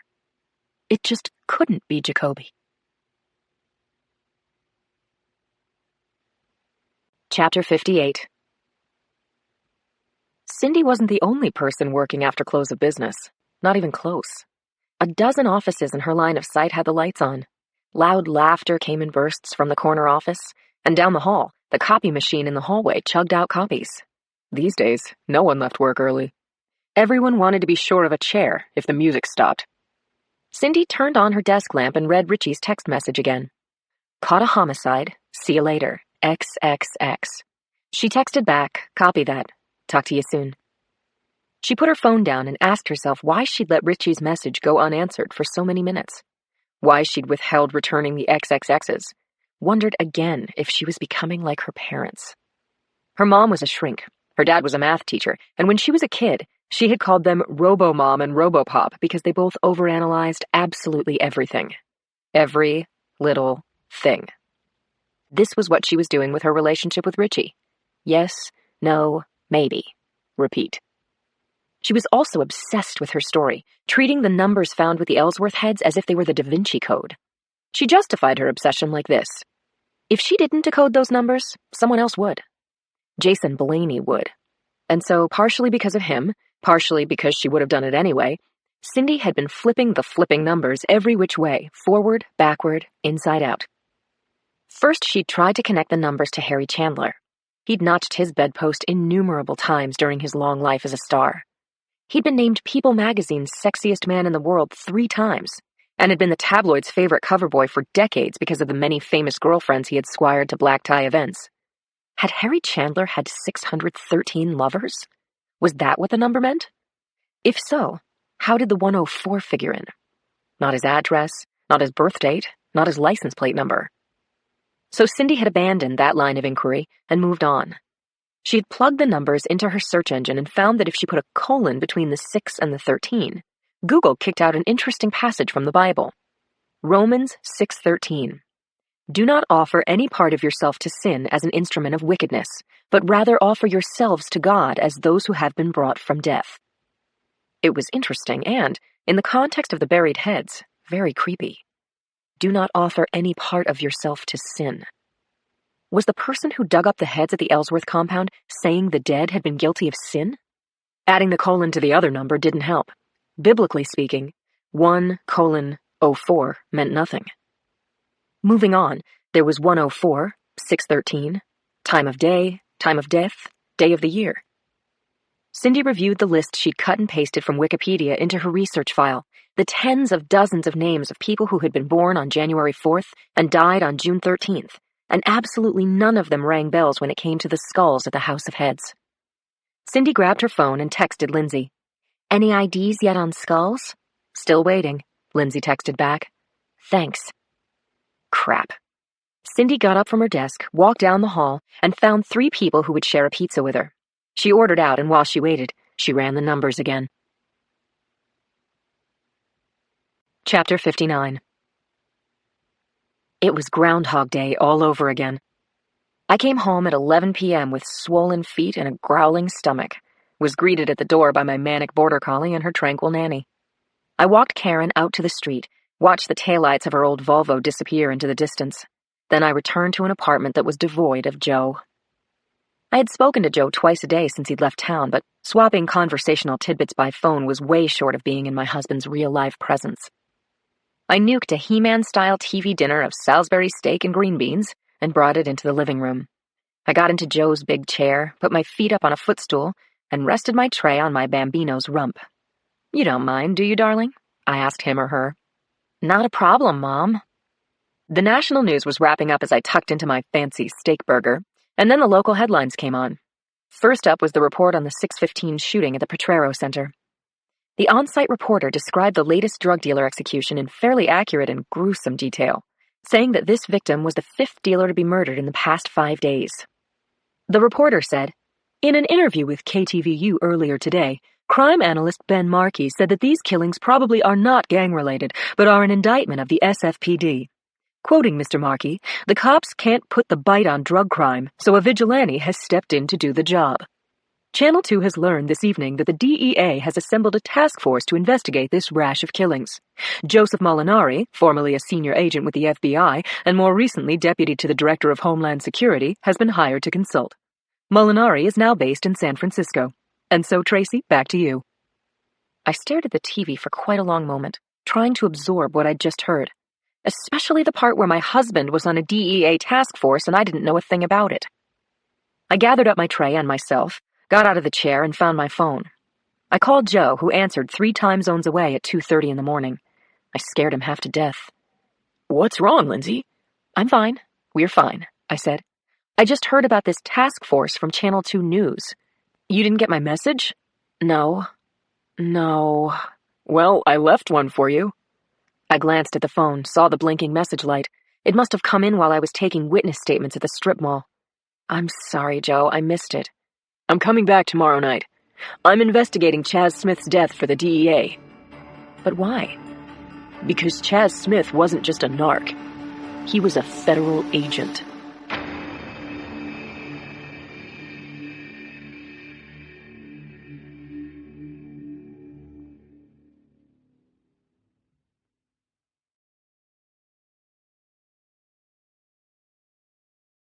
Book 3. Friends and Lovers. Chapter 60. It was 7 p.m., 40 degrees outside the gray Crown Vic where Conklin and I sat parked across the street from Restaurant Lulu, Warren Jacoby's favorite eatery. Lulu's was a homey place with a wood-fire oven, a sunken dining room, a 5-star wine list, and a memorable menu of Provençal dishes. The last time we all ate at Lulu's, Jacoby picked up the tab because Conklin and I had brought down a long-sought psycho killer. Except I was sure we had nailed the wrong man. Now Conklin gave me a poke in the ribs and said, What are you thinking? About that time Jacoby took us here. You were wearing a dress, as I remember. One of the few times in your life. That's what you remember? I had the roasted mussels. Oh, and Jacoby told you to lighten up. Give yourself a break for an hour, something like that. We both grinned at the memory, but tonight we weren't celebrating. In fact, we were on a surveillance detail. We had followed Jacoby from his house on Ivy Street in Hayes Valley to Lulu's, where my old friend was dining alone. He did that a lot. Even at the best of times, Jacoby's life seemed almost unbearably lonely and sad, which made my neglecting our friendship all the more inexcusable. I said, I might as well get this over with. I took my phone out of my pocket, punched in Jacoby's number. He picked up. It's Lindsay, I said. Hey, how are things going, Boxer? Not so great. I'm working a couple of cases that are driving me crazy. I've been following your exploits in my morning email. Seen a couple of hot stories on the news, too. Yeah, well, then you know. I've got twisted, bloody murders on the one hand, mysterious decapitated heads on the other. I'd love to kick this stuff around with you. What are you doing now? he asked me. Just sitting around, I said. It was true, more or less. I'm at Lulu's, Jacoby said. Just got here. You hungry? I told Jacoby I could be there in about 10 minutes. Then I hung up, said to Conklin, I'd say I feel like a dog, but most dogs are pretty straightforward. Lindsay, you want to exclude him as a suspect, right? Yes, I do. So talk to him. If you don't like what he tells you, if you get suspicious, we'll figure out how to handle it. Okay, Richie. I'm going to stay out here until you leave the restaurant. Aw, geez, that's not necessary, but thanks. I'm waiting. We sat together in the dark for 8 minutes. Then I got out of the car and went into Lulu's. Chapter 61. I opened the front door to our apartment on Lake Street and heard La Traviata, saw a leather jacket hanging on the coat rack in the hall. Joe called out to me, and Martha did her amazingly fast 20-yard dash from the living room to the foyer, concluding with a 4-point leap against my body. And then there was Joe, big, adorable, his arms open. Tears jumped into my eyes. I was so glad to see my husband that I was mad, you could say irrationally pissed off, that he had been away for so long when I wanted him at home. Joe put his arms around me. I gave him a peck and struggled to get out of his embrace, but he wouldn't let me escape. Hey, it's me, Linz. I'm here. Damn it. My hormones are mad at you. And they're mad at me, too. I know. I gave in and hugged him so hard, Joe gasped dramatically, then laughed at me, said, Air! I need air! He put an arm around my shoulder and walked me to the couch, sat down beside me, untied my shoes. He pulled my feet into his lap and began giving me a foot massage from heaven. Can I get you anything to eat? He asked me. I had dinner. How's our kid? We're both just fabulous. You were going to work less, sleep more? Joe, I'm lead investigator on 2 black hole cases. What do you expect me to do? Talk to me. When did you get home? An hour ago. Talk to me, Linz. I'm so frustrated I cannot express it. Give it a shot. My husband gave me a gorgeous smile, and finally I gave it up. I told Joe about the cop killer. Everything that had happened since Chaz Smith, undercover federal agent, had been killed in the men's room of the music academy. I told him about the 3 drug dealers and our working hypothesis that they had been pulled over by a cop-like man with wigwag lights and probably grill lights too, who had almost certainly shot them and torched the car. That he'd used the gun that had killed Chaz Smith, which had been stolen from the property room at the hall. Hardly taking a breath, I filled Joe in on the shooting of Raul Fernandez in the mall last night. 4 shots to the face in a nice tight pattern, like the guy's mug was a target and the shooter was standing 5 feet away. I told my husband about Brady's theory that Jacoby was the killer. Jacoby? Our Jacoby? Warren Jacoby? He says that Jacoby is still holding a grudge about those drugged-up kids shooting us on Larkin Street. That what he's heard is that Jacoby has never been the same. Brady says, and I have to agree, that Jacoby could have gotten the weapons out of the property room without anyone noticing. And then, Brady says that while Jacoby was on leave getting his hip replaced, he had the time and opportunity to take out about 8 dealers that we know about. Oh yeah, and Jacoby had a meltdown last year when some kids OD'd because of some bad horse. He threw a chair, as I remember. Right, big deal. I've thrown chairs. Have you thrown a chair at a person during an interrogation? Have you? I sighed. No. When was the last time you saw Jacoby? About half an hour ago. I just had dinner with him. Joe said, If Brady is right, I said if, and Jacoby has gone off the rails, he could be dangerous if he thinks you're onto him, Lindsay. Dangerous to you. Chapter 62. Here's why I think you're wrong, I said. We were in bed now. I rested my cheek on Joe's chest and kept talking. Jacoby believes in the law, and going vigilante is not just unlawful, but criminal. It carries the death penalty. Jacoby just wouldn't put himself into that kind of hole. Not ever. By the way, he seemed fine to me, I said. Relaxed, looked good, lost some weight. He's doing PT. He had a good appetite. Joe got a couple of words in. You asked him what he thought about this revenge shooter? I did. He said that revenge is smart and has access to real-time information about where his victims are. That he might have a police band radio, maybe he has informants. Good points, said Joe. Jacoby said he thinks the shooter is on a mission, maybe a suicide mission. That also makes sense. But it doesn't rule Jacoby out. I took a chance, Joe. I said that there was talk that the shooter could be a cop. Jacoby said, could be a cop, could be a hired gun, could be a rival drug dealer who was taking out the competition. So you didn't get the feeling he was trying to steer you away? That he was hiding something? No, but if Jacoby wanted to keep something from me, I think he could do it. I stopped short of asking him to account for his time last night, Joe. I just couldn't do that. Good. I'm glad. Keep your head down, Blondie. He kissed my forehead. I hugged him tighter. I was scared, frightened about Jacoby, the shooter, and when there'd be another killing. But I felt safe in my husband's arms. There was nowhere I'd rather be. I talked to Jacoby about the House of Heads. What did he think? That the typical victim in a situation like this one would be a young streetwalker. You remember that case in Albuquerque?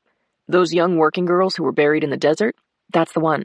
I think there were about 18 of them, late teens to mid-20s, buried without clothes so they were just skeletons when they were found. There was no identification, no clues to their killer. There was a cop in the missing persons division who had collected DNA, though, so some of those girls were identified. The killer wasn't caught, as I remember. No, not yet. So we have identified one of our Jane Does, Marilyn Varick. She wasn't a known prostitute. Maybe she was just never picked up for prostitution. Agreed, I said. The stock profile for someone who preys on prostitutes is white male, 35 to 50, has been in trouble with the law. Joe said, Harry Chandler is about 60, isn't he? 63. So if he did it, he wants to be near his victims. And if that's the case, I don't see him as the one who dug them up. Someone else is leaving the message. It's a very frayed loose end, said Joe. Isn't it, though? My mind went back to Jacoby. I saw him sitting across from me at Lulu's, every bit my partner and friend of a dozen years. I said, Jacoby isn't the shooter, Joe. He couldn't be. I know him so well. Do we ever really know anyone? Joe said. Chapter 63. I swung my legs out of bed at 6 the next morning, left Joe snoozing as I got my running clothes from the hook behind the closet door. Martha and I took a brisk and challenging run through the Presidio, and when we got back, sunlight was splashing on the bedroom floor, and Joe was still snoring, exactly as I'd left him. I closed the bedroom door, showered, put on a pot of Blue Bottle roast, and booted up my laptop. My mailbox was flooded with email and spam. I mean, flooded. I had mail in triple digits. It took me about 15 minutes to clear my inbox and get to the day's headlines. I clicked on the link to the Post, and there was Jason Blaney's front-page story about the Potrero Center shooting. I skimmed the story quickly to see if Blaney, that rat, had come up with an angle I should be pursuing or denying, and, son of a gun, his story linked to a piece about Joe Molinari. When I clicked on the link, I expected to see a follow-up on the DEA task force story, so I was nearly blown off my seat by the filthy piece of trash Blaney had run under the heading, Fed Takes the Night Off. Blaney was a snake and a liar, but there was no denying that the photo was real. And it was a killer. It was a picture of Joe, my Joe, escorting a willowy brunette down a long flight of stone stairs. She was in a long, clingy black gown, her neck sparkling with diamonds, her arm threaded through the crook of Joe's arm. The photo seemed to have caught Joe saying something very charming to this woman. Her face was turned up toward his, and a very private smile lit her features. Joe looked just as adorable as could be. The story read, Joseph Molinari, former deputy to the Director of Homeland Security, was seen with June Freundorfer Thursday evening at a benefit for cystic fibrosis at the Phillips Collection in DuPont Circle. FBI honcho June Freundorfer has long been a bright and glittering fixture at inner-city Washington, D.C. events, and last night's fete was no exception. I skipped down the page, found the sentence that brought it all back home. Mr. Molinari is the husband of Sergeant Lindsay Boxer of the SFPD. That was all I could take. I slammed down the lid on my laptop, but the afterimage of the photograph remained sharp and clear in my mind. I knew that June Freundorfer had been Joe's partner for a couple of years, and thought that maybe Joe's relationship with her had been at the center of his divorce. I understood that Joe had once been tight with June. I just hadn't known he was tight with her still. Were they involved? Did Joe see her when he was in Washington every month or so? Were my hormonal surges making me paranoid? I knew what I was supposed to do about the mood swings. Take naps, go for walks, spend time with my spouse, not be so hard on myself. But was I thinking clearly? Jason Blaney's mention that Joe was my husband was a direct and very personal message. I went into the bathroom, threw up, took another shower, then went back to the kitchen. Joe had left his BlackBerry on the counter and it was buzzing. I could read the faceplate from where I stood. June Freundorfer. My hand hovered over the phone, my mind flashing like heat lightning. I had very little time to make this decision. The phone rang for the third time. Chapter 64. It was reckless, but I couldn't stop myself.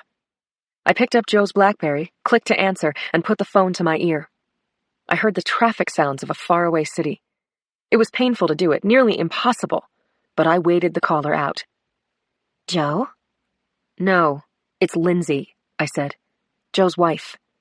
I sat down on a bar stool at the counter. There was a long silence as the woman's mind fumbled for a moment. My head was spinning too.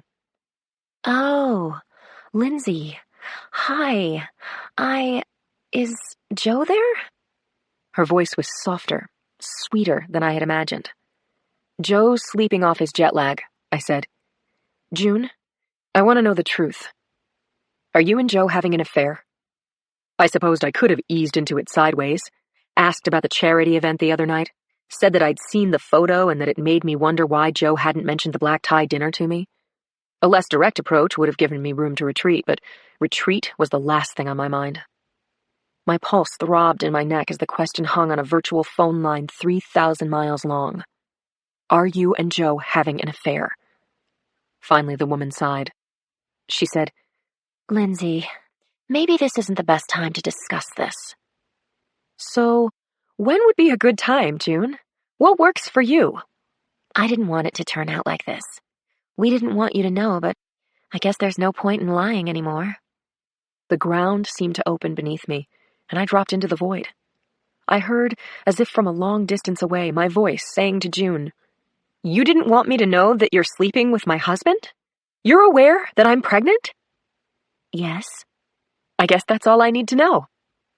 Wait, Lindsay, Joe loves you very much. Her girlish voice was like a frigid wind blowing through my hair. She said, Joe and I are close, have always been close, but it's not marriage, Lindsay. It's just one of those things. I turned the phone off. I remember steadying myself with both hands on the counter so that I didn't fall off the bar stool. Was I losing my mind? Had my husband's mistress just told me that my husband loved me? I had had to hear that from her? That bitch! And what did she mean by just one of those things? Something inevitable? Chemical? Ordained? And Joe! How could he have lied to me, cheated on me, made a fool of me and our marriage and everything I felt for him? Who was he?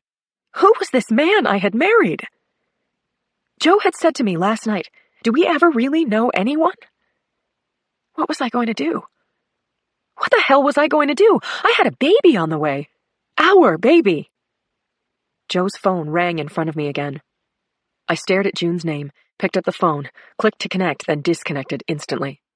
I didn't want to talk to her, and I didn't want her to leave a message for Joe. I grabbed the phone, went to the half bath off the kitchen, lifted the lid off the toilet tank, and dropped the phone into the water. I stared at it. It was ringing again. And then it stopped. What was I going to do? As if a message had floated up from the inky depths of a magic 8-ball, I knew. Chapter 65. I turned the doorknob and, using my hip and shoulder as a battering ram, shoved the door open. The racket startled Joe out of his sound sleep. I'd wanted to scare him, but I hadn't thought he would go for his gun. His hand shot under the bed, and he was bringing it up when he saw that the intruder was me, a version of me he'd rarely seen. I was so angry. Lindsay, what's wrong? The shouting began. What's wrong is you and June Freundorfer. How could you do this to me, Joe? He was sitting up in bed now, looking at me with stark bewilderment. I don't know what you're talking about. Don't bother to lie. She told me everything. Told you what? Lindsay, we went to a benefit. I didn't get a chance to tell you about it, but I wasn't keeping it from you. A benefit. Isn't that what it's called these days? A friend with benefits? I don't understand why she called you. She called you. I see, so you intercepted the call. I said. Joe, how could you do this to us? Lindsay, I've done nothing wrong. Nothing. I went into the room, threw open the closet doors. Joe's suitcase was right there, and as luck would have it, he hadn't yet unpacked. I hauled the bag out of the closet and chucked it onto the floor at Joe's feet. He stood up and came toward me, his arms open. He was saying stuff, but I had closed myself off from him. I didn't comprehend him anymore, not what he'd done, not what he was saying. I took pants and a jacket out of the closet, got underwear out of a drawer. I wanted to get away from him before I cried. Lindsay, stop, just stop. I'm not having an affair with June or anyone else. I whipped around to face him. Adrenaline made me almost blind with rage. I could barely look at him. Why would June lie? She said it's just one of those things. Our friendship, maybe? I wish I could believe you, Joe, but you're a terrific liar. I can't stand the sound of your voice, so please, just leave. I'll send your things wherever you say. Just don't be here when I get home. I dressed in the bathroom and left the house without saying another word to Joe. I felt hollow and sick. I'd never been so betrayed in my life. Chapter 66. We were in the parking lot off Harriet Street, just behind the hall. I told Conklin that I wanted to drive. What's wrong? He asked me. He was looking at me like I was wearing a live fish on my head. I like to drive. Okay. When you want to tell me what's eating you, I'm here. He tossed me the keys, and a minute later I headed the squad car south into clotted morning traffic, toward Parnassus Heights, an affluent neighborhood near the Haight. Beside me, Conklin filled me in on the tip he'd gotten, that Harry Chandler and his son from his first marriage, Todd, did not get along. Conklin had done some research and learned that when Todd was quite young, he had changed his last name to Watterson, his mother's maiden name. And although Todd had never lived at the Ellsworth compound, he had had access to the place while Chandler was living there with his second wife, Cecily, and for a few years after. Todd Watterson? The TV guy? I had no idea he was Harry Chandler's son. Little known fact. Well, news to me anyway. I've seen his show. He's pretty entertaining. What's his story? Brainy, big paycheck, and a discreet personal life. I found no gossip about him on the web. Todd Watterson's house was on Edgewood Avenue, an unexpectedly shielded and wooded street. At Conklin's direction, I drove through the gated entrance and up a generously landscaped private driveway. I braked in front of the detached garage, took a look at what $3 million could buy in this neighborhood. Todd Watterson's house was a sprawling, 3-level stucco contemporary with craftsman influences. There were decks and terraces with panoramic views of the bay and the city. The property was secluded and quiet. Very. The front door opened as we got to the threshold. Todd Watterson was waiting for us. He was 5'7" in his socks, wearing frayed jeans and a sweatshirt with a PBS logo. He had sandy-colored hair and a face populated by forgettable features, a thin line of a mouth, and his father's gray eyes. I'm Sergeant Lindsay Boxer, I said. This is my partner, Inspector Richard Conklin. Hello, and by the way, what's this about? I said, we're investigating crimes committed at the Ellsworth compound. Let me have your numbers, okay? I can't do this right now. It can't wait, Mr. Watterson. All right. Come in, he said. But let's make it fast, all right? I have to leave for the studio and I can't be late. Chapter 67. Conklin and I followed Todd Watterson across his gleaming wooden floors under an airy cathedral ceiling. The walls were at hard angles, cut by beams and banks of floor-to-ceiling windows. Large photos of Watterson interviewing celebrities hung on the milk-white walls.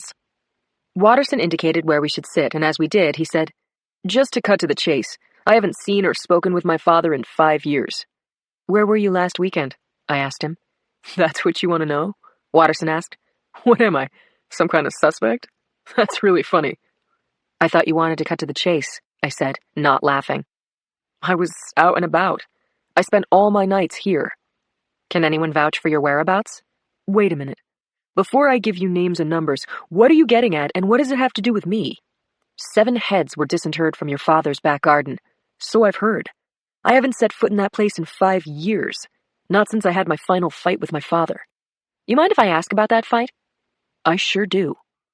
Conklin took the baton. Conklin wasn't pregnant. He hadn't just told his spouse to vacate the premises. He wasn't even mad. I sat back and let him drive the interview. We're checking out your father, Conklin said. Okay. What's he like? He's narcissistic. He's a womanizer. He can be cruel. You say he's a womanizer. All the heads in the garden belong to females. Is that right? So you're asking, could my father, the man I just described as cruel, be responsible for those heads? That's right, Conklin said. Rich had on his good-natured, good cop smile. You had to love Conklin, and, in a way, I did. He said to Watterson, Do you think your father is capable of murder? He's been accused of it before. Honestly, I don't know. He's capable of a cutting put-down. He'd like to fuck every woman in the world to death, but that's all I know. I stay away from him. But now I'm repeating myself. Okay, Conklin said. And where were you last weekend? Todd Watterson started to laugh. Let me get my book.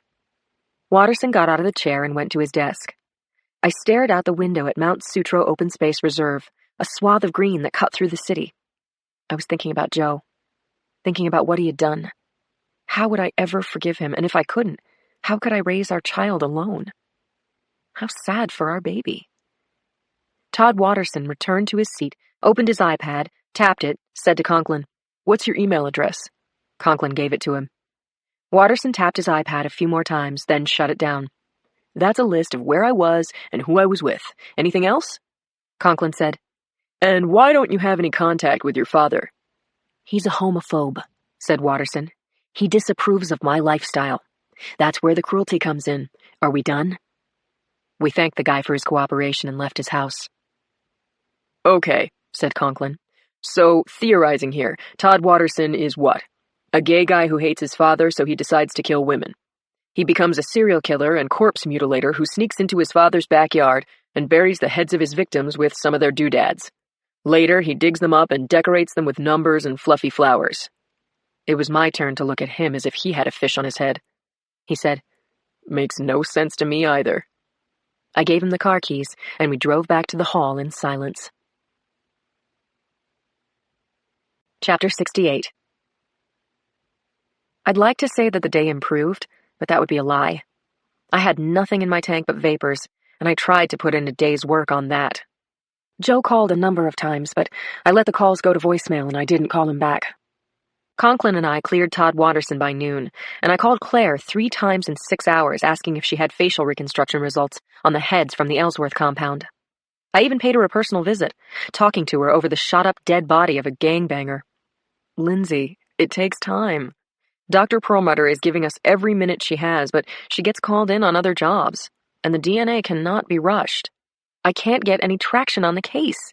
It's been 5 days. You're acting like it's been 5 months. I got coffee out of the vending machine in the breezeway, climbed the back stairs, and settled in for the duration. Conklin and I worked the tip line until 9 that night.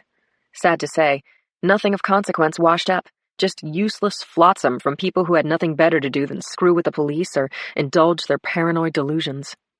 I shared a pizza with Conklin, went back to work, finally quit at 10. Half an hour later, I opened my door to a dark apartment and a note from Karen saying she had walked and fed Martha. I listened to Joe's voicemails. I took a long shower. I drank warm milk. I put on some soft music. I didn't sleep that night. I really didn't sleep. I lay in the big bed, stayed on my side of it, and listened to Martha's gentle snoring from her puffy bed on the floor. At about 2, I turned on the TV.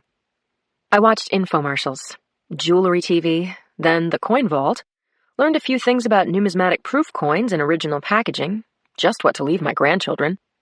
I switched to the Zumba body, the shark vacuum cleaner, and then the world's best bra ever. I turned off the box, but my eyes stayed wide open, and I replayed Joe's messages in my mind. The first several times he'd called me, he'd been mad. He'd shouted, said that he'd told me the truth, that June had lied, and that my believing her showed I had a profound lack of faith in him, that it was insulting. He said that he loved me and that I should pick up the phone. Call me, Lindsay. I'm your husband. Next few messages, he said he was sorry for yelling. He realized why I was angry and said he wasn't mad anymore. He wanted to talk to me, and he would tell me about every moment he'd spent with June in the last 2 years. There were not very many moments, Lindsay, and none of them were naked. None. The last time he called, he sounded empty. He left me the name of the hotel where he was staying, said to call him if I wanted to talk or if I wanted to listen. I didn't want to do either. It was almost 7 o'clock when I got up to make myself a cup of tea. When the phone rang, I picked it up, said, "Hello?" But it wasn't Joe. It was Conklin. "A body washed up in Big Sur an hour ago," Conklin said. "A surfer, apparently." Marilyn Varick was a surfer. "Yeah. This DB is a man, and he's got a head." "So how does this have anything to do with our case?" I asked. "The guy who called the police said there was a card lying in the sand next to the body. On it was the number 613. I stood flat-footed in my kitchen, then adjusted my thinking about the remains at the House of Heads. I guess I'd thought the killings were over. Richie, about Chandler and his boat. We always thought that body dumps were a possibility. Could he really be so dumb as to dump a body with all this attention on him? Let's ask him. Chapter 69. Conklin and I were in Interview 2, the smaller of Homicide's 2 no-frills interrogation rooms, sitting across the table from Harry Chandler and his lawyer, Donna Hewitt. Hewitt was a good general counsel, known for her work on estates and trusts, and was reportedly a pretty good tax attorney, too. But Hewitt was not a criminal defense lawyer, and that told me that Chandler didn't expect to get charged. Was he bluffing? Was Harry Chandler so bold or so crazy that he would kill while under the laser focus of national news coverage? Or was Chandler's conscience clean?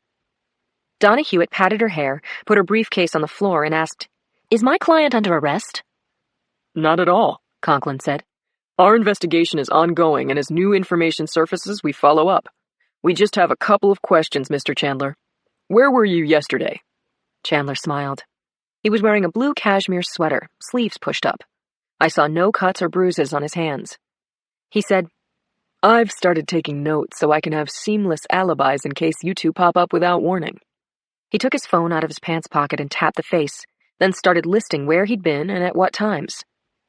"Kay and I left the Cecily at around 8 yesterday morning. Went to breakfast at the Just For You Cafe and Dog Patch. I had waffles. She had Eggs Benedict. Our waitress was Shirley Gurley." Pause for a movie star smile. What were her parents thinking? "After that, Kay and I went shopping at the farmer's market and loaded up on produce because we were about to take a little cruise." "And where did you go?" Conklin asked. I thought about the dead surfer, 17 years old, lying in the medical examiner's lab 50 miles up the coast, time of death still undetermined. Hewitt said, "What are you fishing for, Inspector?" I took out the morgue shots of the unidentified teen on the autopsy table. I said, "This boy washed up in Big Sur very early this morning. He was linked to the bodies at the Ellsworth compound." Chandler lifted his eyes, met my gaze. "I don't know this boy.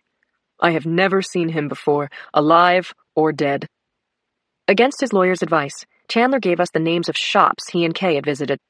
He produced time-stamped digital photos of them together, and just for good measure, he said there was surveillance video at the yacht club showing that he'd taken the boat out at 4 in the morning and returned at 9 at night.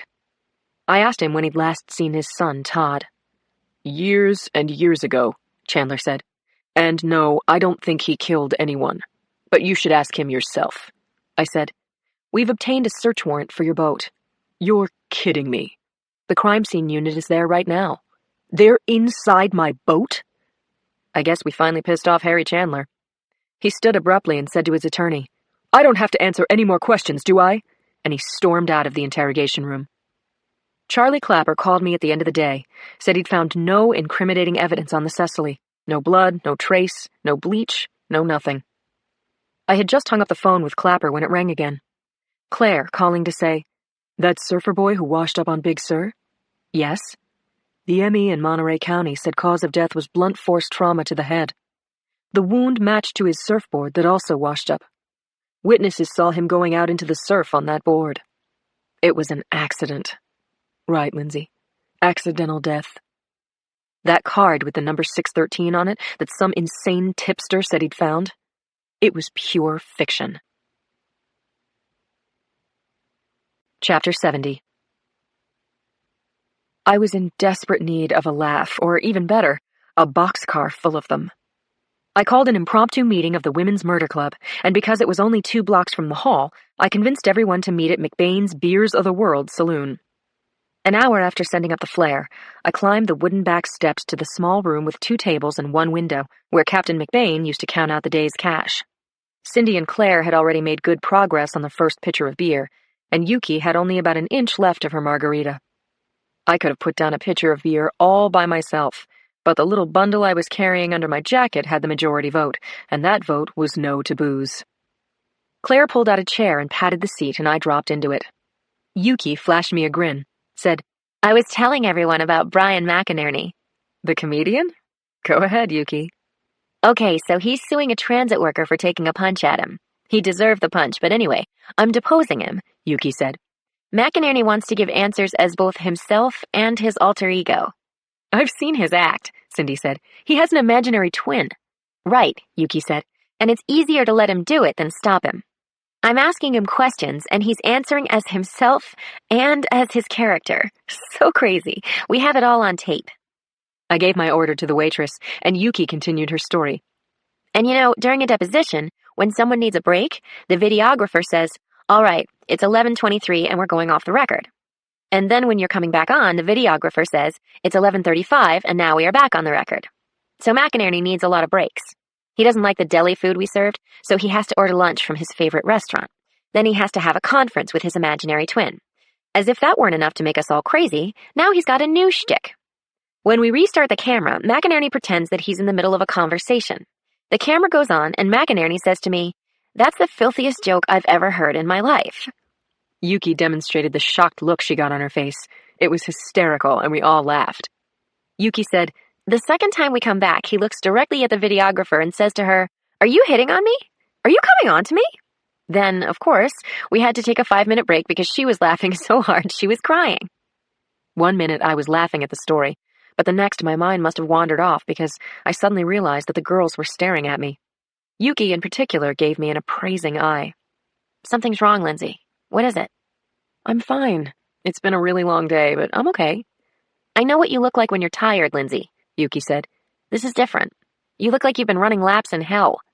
Cindy said, "Yuki's right. Are you feeling sick? Are you coming down with something?" The waitress brought over another pitcher of tap, along with a bottle of Australian root beer and a frosty mug of ice, both of which she put down in front of me. When her footsteps faded, I said to my friends, "Joe is having an affair." Chapter 71. I poured root beer into my mug with a shaking hand.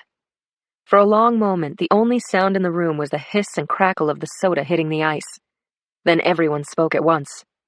Claire shouted, actually, she insisted, "No, no, Joe would never cheat on you." Cindy cut in, "This just can't be true." But Yuki believed me. She was back in her role of human nail gun, pinning me with her eyes, firing questions, bam, bam, bam. "Who is the woman?" "June Freundorfer, an old partner of Joe's in D.C. "How old?" "My age." "How did you find out, Lindsay?" "Does it matter?" "Did Joe tell you about the affair?" "No, she did," I said. "She called you?" Yuki pulled back, her face flattened in surprise. "She called Joe." I picked up his phone. Claire got up from her chair, wrapped her arms around me, squeezed the tears right out of my eyes. Yuki went on as if I weren't crying, as if Claire weren't beaming stop signs at her with her eyes. "Did you ask Joe about this?" "Uh-huh." "He admitted it?" I shook my head no. Cindy reached across the table and clutched my hands. Yuki said, "So, just to make sure I got this right, Joe denies the affair." "He's lying about it, yes." So I kicked him out of the house. Claire said, "Honey, what did this woman say?" I shook my head. I couldn't talk anymore. Cindy let go of my hands and gave me a wad of paper napkins stamped with McBain's logo, the planet Earth whirling through a sudsy amber sky. I sobbed into the napkins. It was disgraceful. It was pathetic. I couldn't stop crying. Yuki shook my arm like she was a terrier and my arm was a sock doll. "Lindsay, do you think it's serious? Maybe it just happened and he can get you to forgive him." By then, Cindy had typed Freundorfer into her iPad and pulled up the benefit story. She held up the candid photo of Joe with his mistress looking adoringly into his face. "Oh my God," Yuki said. "Oh, Lindsay, I'm going to be sick." I loosed some fresh tears and then all of us were crying. It seemed a little less pathetic when we were all wet together, but still. Joe was having an affair. My baby and I were alone, and I wanted to die. Before I could drown myself in root beer, my blinking phone rang. Was it Joe? No. It was Brady.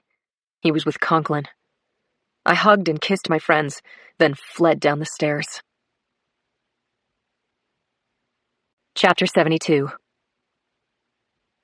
I parked the Explorer behind Brady's unmarked sedan on the north side of Ivy, a one-way residential street in Hayes Valley dotted with trees and lined with ordinary single and multi-family houses built so close together there was no space between them. Jacoby's brown shingled house was at the far end of the block, and although he had a garage that took up the ground floor, his black Hyundai SUV was parked on the street. Jacoby had a black SUV, like half the law enforcement officers in California. Brady and Conklin got out of the unmarked, and Conklin got into the Explorer beside me. Brady stooped down by the window, said, "We've had a team on him all day. He came in about an hour ago. Lights went on. He's probably in for the night." "I take it you didn't catch him killing anyone?" Brady ignored my tone. "You and Conklin do 4 hours. Narcotics will spell you at 11. If he leaves the house, call me." "Yes, sir." I watched Brady get into his car, then I pulled out my phone, saw 3 messages from Joe, and ignored them. I arranged dog-sitting for Martha, then leaned back. I must have sighed. "So, you ready to tell me what's going on, Linz? I'm not going to leave you alone until you spill." My mind was still in high gear, boosted by my surging hormones and the whole crappy day. "Have you cheated on Cindy?" I asked him. His mouth fell open and he stared at me, a look of shock and disappointment on his face I hadn't seen in all the years I'd known him. "Why would you ask me that? Is that what she thinks? Did Cindy say that to you?" "No." "So have you, Rich?" "No. Hell no. Seriously, is this what you've been thinking? Is this what's got you all jammed up?" Conklin's gaze left me, went past me and through my window, but his shocked expression didn't change. I heard a hard rapping on the glass. I swung my head, saw Jacoby's face right there. He was scowling. He knew that we weren't parked on his street by accident. He signaled me to roll down my window, and I did it. All I could get out of my mouth was, "Jacoby," before he lit into me, lit into us both. "How nice of you to visit. You are visiting, right, Boxer? You too, Conklin. My old friends, stopping by to see how I'm getting along?" "It's a stakeout," I said miserably. "You're tailing me." I dropped my head. I was ashamed and mortified. Jacoby gripped the window frame and shook it as if he were rattling bars on a cage. "You think I'm that revenge shooter, is that it, Boxer? I don't hear from you for weeks, months, then suddenly, can you help me with my cases, Warren? I don't know how many thousands of hours I worked with both of you," he spat. "Put my life in your hands and vice versa." He looked at me, then at Conklin, then turned his hooded eyes back to me. "You turn my stomach, both of you." "Jacoby, I'm sorry." "Wait, that's Chief Jacoby." He turned away, stalked off with his wooden gait. The silence in the car rang like a bell. Conklin said, "I'm going after him." "Okay, I'll be there in a minute." I called Brady. "Is Jacoby leaving the house?" he asked me. "Brady, he made us. He made us, and he called us out." Chapter 73. Conklin came home to the apartment he shared with Cindy. It was completely dark except for the light in the kitchen. That meant that Cindy had been working for hours and hadn't gotten up to turn on the rest of the lights. He put his keys in the dish on the hall table, called out, "Honey, I'm home," heard a faint, "Hey," in response. He hung up his coat and gun, went into the kitchen, saw Cindy at the table exactly as he'd pictured her. Her head was bent over her laptop, eyes obscured by the blonde curls falling across her face, fingers dancing over the keys. She paused, turned, lifted her face for a kiss, and after getting a peck, said, "Everything okay?" "Had a completely terrible day is all," Cindy said. "Did anyone die?" "No." "Shots fired?" He laughed. "Has to be a shooting for it to be a bad day?" "Then you can tell me about it later, Richie, because I've got to get this done." "Go ahead," he said. "I'll see you in bed." Conklin opened the fridge, got out a couple of frozen dinners, put them in the microwave.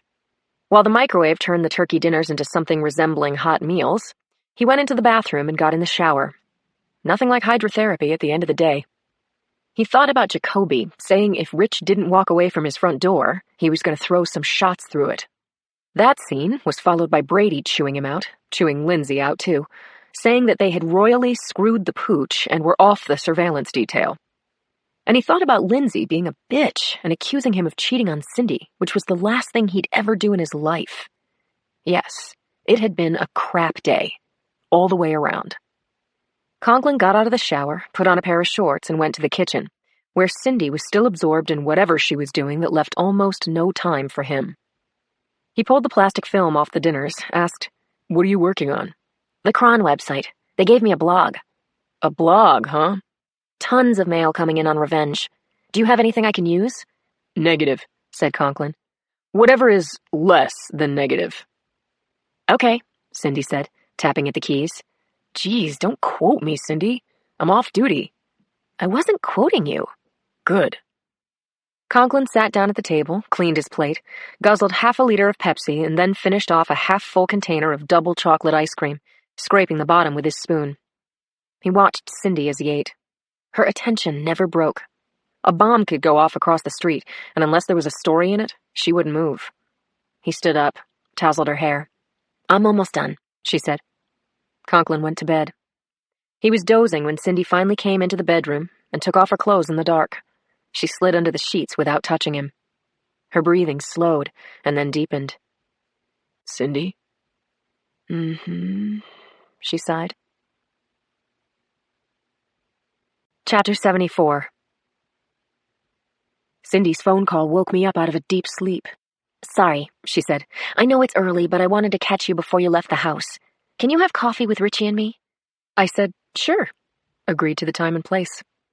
I lay in bed with Martha for 20 more minutes, first savagely missing Joe, then being flooded by thoughts of all the relationships I'd trashed in the previous 24 hours. I supposed my asking Rich if he had cheated on Cindy had prompted Cindy's call in the breakfast meeting. I owed apologies to them both. I met Rich and Cindy at Old Jerusalem Cafe, a coffee house on Irving and 14th that had a wide assortment of coffees and teas and delicious Mediterranean pastries. I found Mr. Conklin and the future Mrs. Conklin sitting at a table waiting for me. I said, "Hi," slid into the seat across from them, ordered Turkish coffee, and braced myself for a confrontation.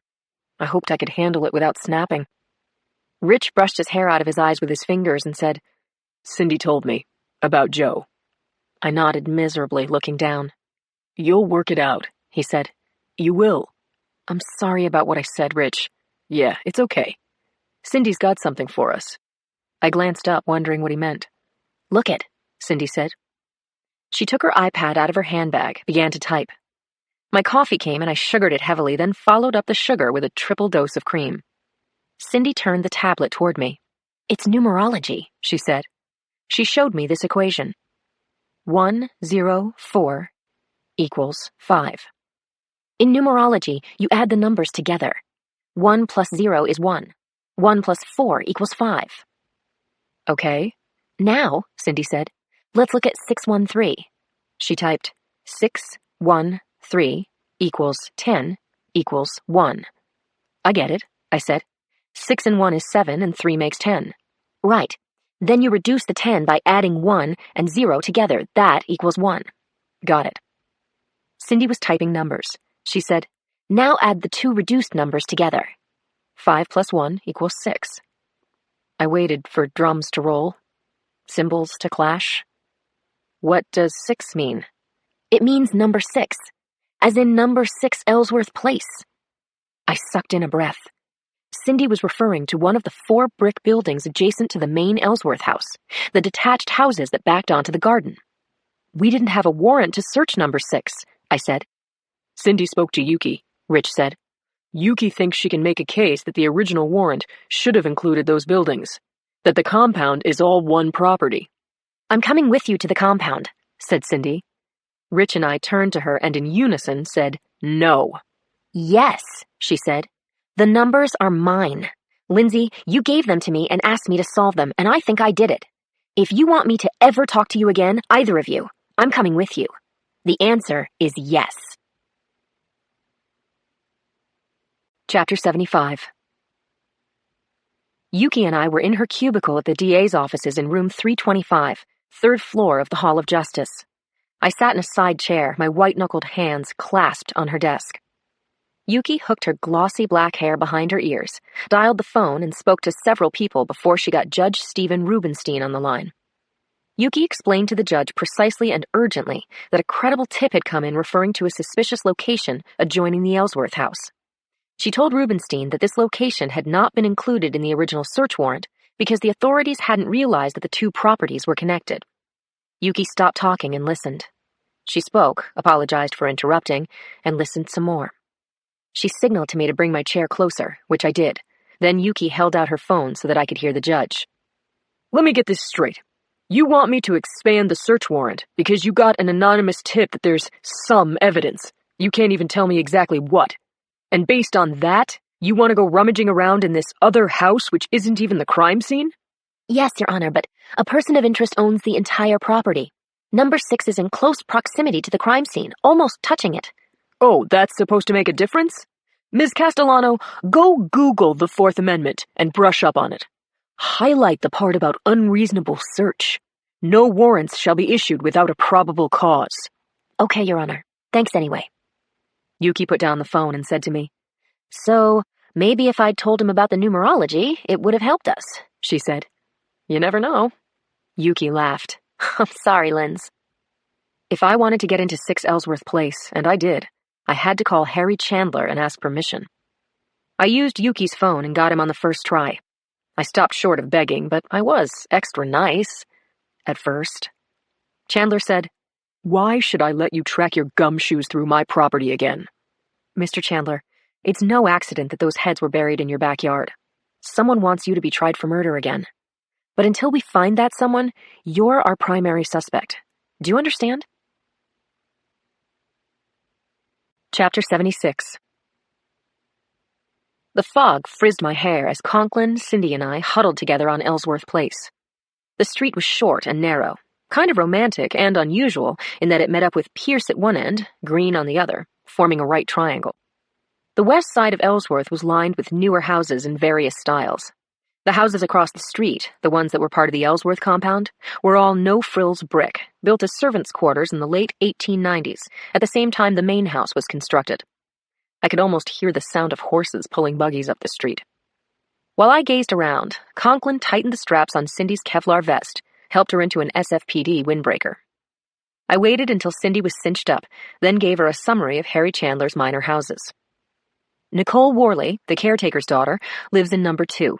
She's in her mid-20s, works in animal rescue. Stays here to keep an eye on her folks. Harry's driver, T. Lawrence Oliver, lives in number 4 rent-free. It's an employment perk. Number 6 and 8 had tenants at one time, but are empty now. Conklin added, 3 of these houses don't have any windows facing the garden in back. One of them has a single window facing it, number 6. When I was in the garden the first time, I noticed that window. Nicole Worley told me that the building was boarded up. If someone is squatting there, he could be our perp. As we talked, the fine mist turned to rain. We discussed who was going to do what. Conklin asked Cindy to get back into the car until we could clear the scene. She reluctantly agreed. Then Conklin and I went up the steps to the front door. I knocked, Conklin called out, and then I rapped on the door with the tarnished brass knocker. When no one answered, Conklin tried turning the knob, but it was frozen solid. The door possibly bolted from the inside. After a few words with Cindy through the car window, we headed for the backyard and bushwhacked through the waist-high weeds and thistles that had grown thickly between numbers 4 and 6. The rear aspect of the brick houses was forbidding. Each blind, windowless wall had a back door and a set of steps descending from it, and only a few feet in front of those steps was the looming, 10-foot-high brick wall that blocked the view of the garden. The back doors of 6 and 8 were boarded up, but as I neared number 6, I noticed that weeds had been pulled from around the steps and thrown off to the side. I poked around a little more, saw that the sheet of plywood at the door wasn't nailed to the frame. It was simply leaning against it. Someone's been in and out of here recently, I said. Conklin went up the steps and pulled the plywood away from the door, then banged on the door with his fist. Police, open up, Conklin said, or we're coming in. Chapter 77. No sooner had Conklin opened the door than I heard someone coming through the weeds behind me.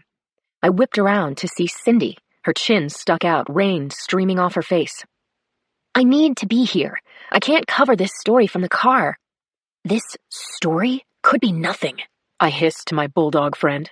Despite your breaking the Da Vinci Code, this could be an empty house and a dead end. I know. Or it could be dangerous, I said. I'll watch my step. Could be a gang of crackheads living in here.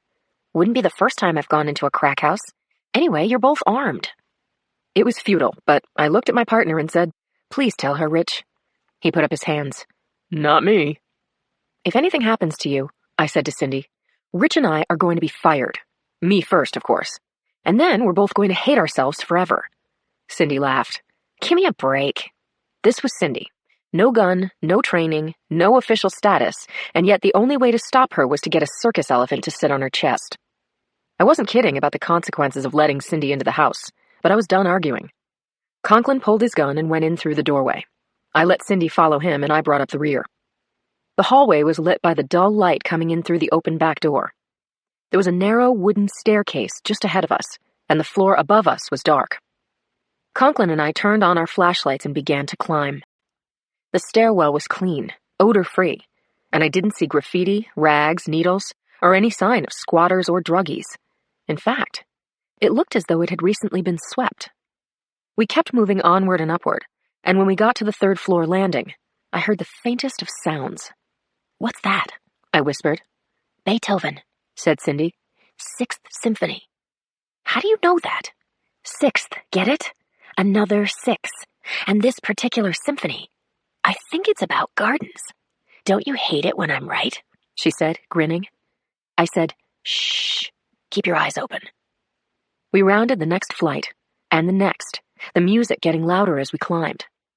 We came to the sixth-floor landing and faced the 3 doors on that level. One was marked F, for front, I assumed.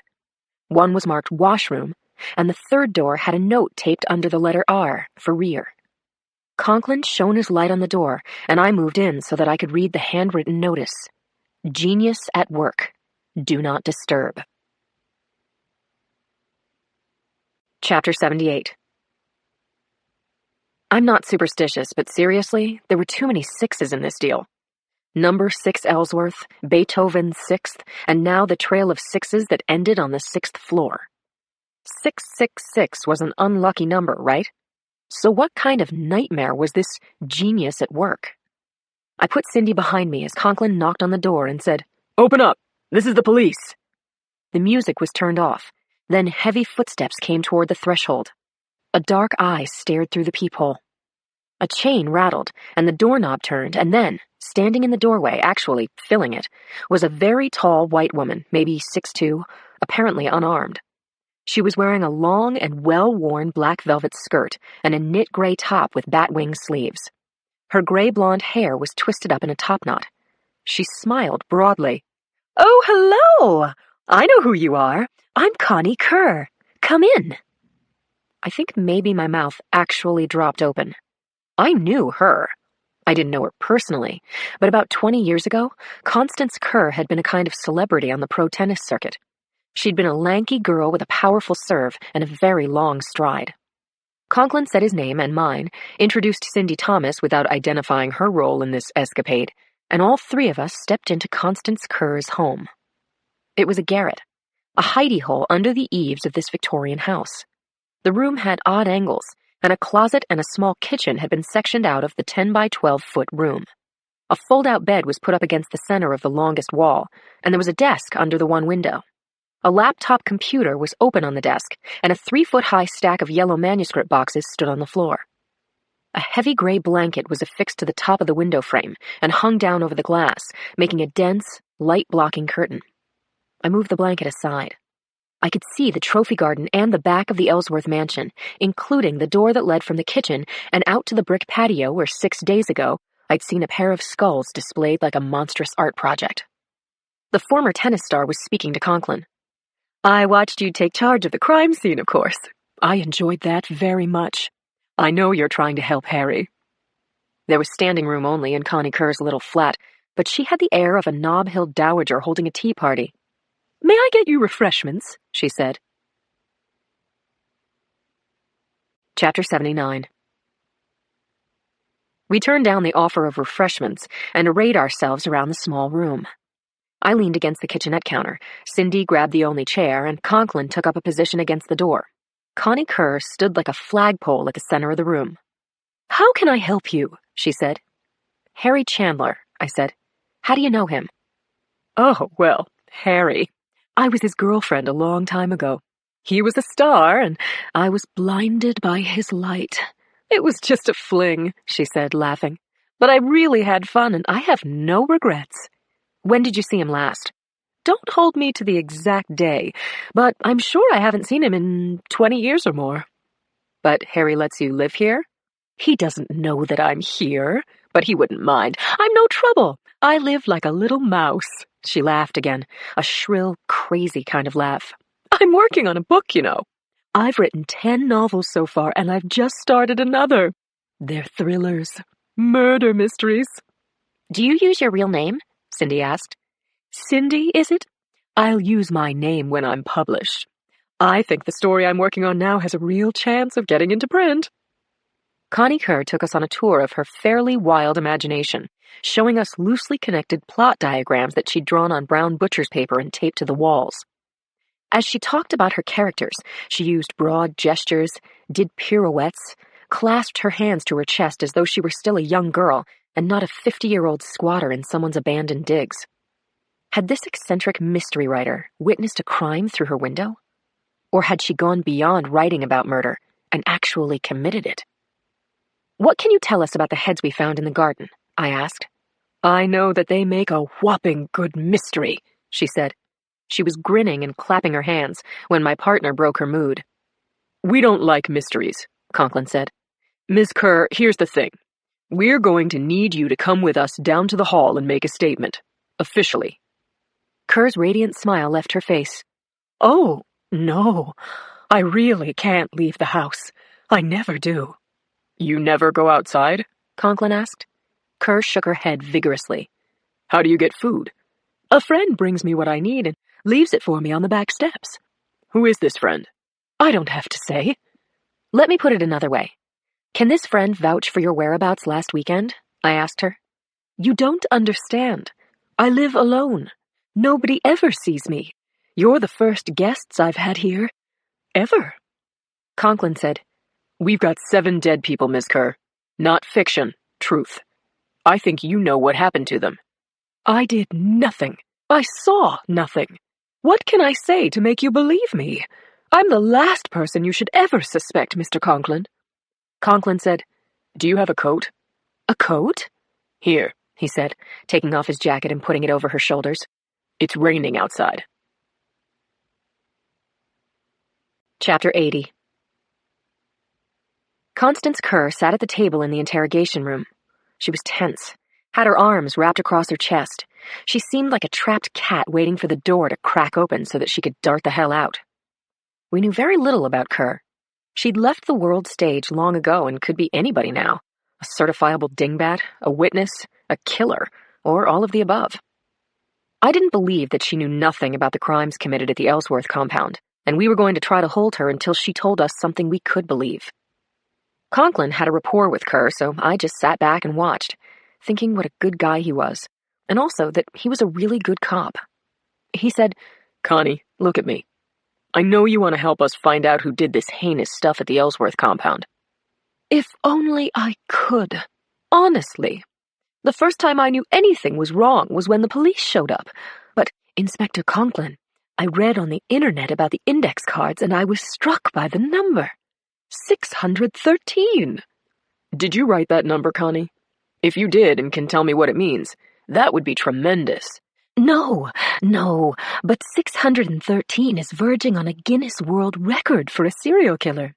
Elizabeth Bathory, the Bloody Lady of Chechtice, had over 600 girls killed in her castle in Hungary. The exact number is uncertain. Well, it happened in the early 1600s. Interesting. But I'm thinking 400-year-old murders aren't that relevant to our current investigation. He gave her a nice smile, and she responded earnestly. No, really. This could be the clue you've been waiting for. Please, check it out. I couldn't get a handle on Kerr's mental state. Was she crazy? or crazy like a fox? I needed to know. I told Conklin that I'd be back in a minute, and when I was outside the room, I called psychologist Dr. Frank Cisco. Cisco answered his phone, said he was in the building, and that he'd come upstairs. A few minutes later, we met in the stairwell. Frank Cisco was a consultant to the SFPD, on call when a cop was in trouble, and he advised the DA's office as well. He was a big man with a lot of thick white hair. Today, he was wearing a busy plaid sports jacket, gray slacks, and pink orthopedic shoes. Frank was a sweet man, gave you the feeling you could say anything to him in confidence. He hugged me and said, "What's new, Lindsay?" "A ton," I said, hugging him back. A few days ago, I had called Cisco and asked him to review our short list of cops who were considered possible suspects in the vigilante cop case. I didn't ask him to leak confidential information, just to look at the personnel files and let us know which cops, in his opinion, were likely to go on a shooting spree. He'd said it would be unethical for him to finger suspects based on a hunch. Fine. I got it. Now, I said, "Frank, this isn't about the shooter cop. I need your help on a different case altogether." He looked relieved, and as we walked back to the interrogation rooms, I told him what little I knew about Constance Kerr. Chapter 81. I knocked on the door to interview one, and when Conklin stepped outside, I asked him to get Kerr to go through the whole story again for Frank's benefit. Frank and I went into the observation room and watched the interview. Connie asked Conklin, "When can I go home?" Conklin said, "I just want to make sure I've got your story straight." Kerr told the story again, but this time she added new details about the morning the heads were found. Her routine on awakening, her rituals and habits, how she'd made up the wall bed and brewed a special Manchurian tea. Finally, she got to the part where she heard the sirens and peeked through her back window. Then, weirdly, she began telling the story from the third-person point of view. She saw the caretakers and the police standing outside the back door, and the skulls were there, and she thought, "Mercy, this is a day like no other." "What are you doing, Connie?" Conklin asked her. "I beg your pardon?" "Who's the she who thought the day was like no other?"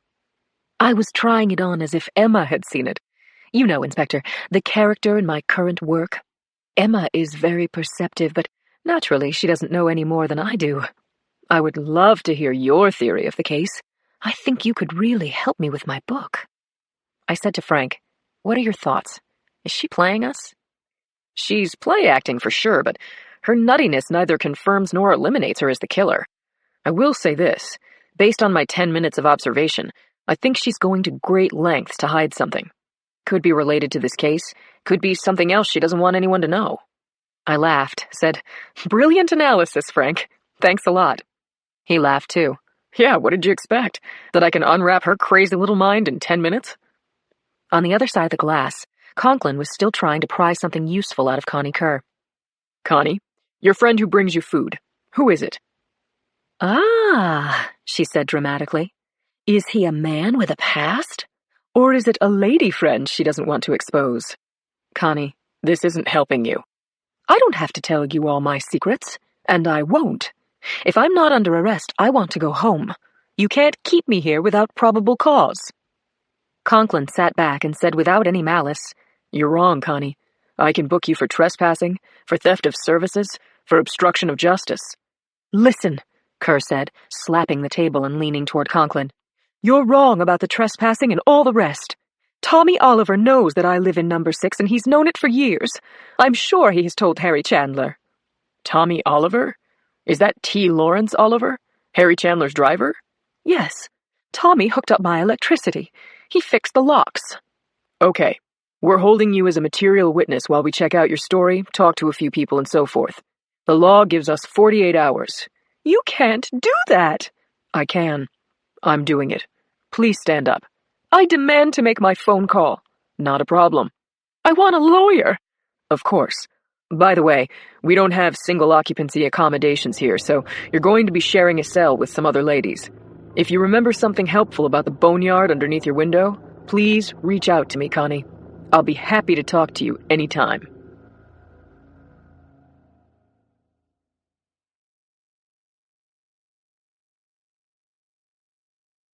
Chapter 82. While Conklin brought Connie Kerr to booking, I invited Frank Cisco to the break room for leftover cookies and stale coffee. He accepted. We were alone for the moment, sitting across from each other at an old table, and what had started as a consultation suddenly felt like a therapy session. I guess that's because after Jacoby and I got shot on Larkin Street, I'd had to see Frank for a couple of months or lose my job. I'd been furious that the department sent me to a shrink to determine my mental fitness, but even though I was insulted, I had gotten a lot from my sessions with Frank. Actually, he was a great therapist. Now he asked me, "What's going on with you, Lindsay?" "I'm pregnant," I said. "Hey, congratulations." "Thank you." I dipped my head. I didn't want to tell him that Joe had cheated on me, that I had thrown him out, that working nonstop meant I didn't have to concentrate on how I was going to provide for my baby without my husband. Oh, man. If you could see your face. I gotta ask again. What's going on, Lindsay? Frickin' mind reader.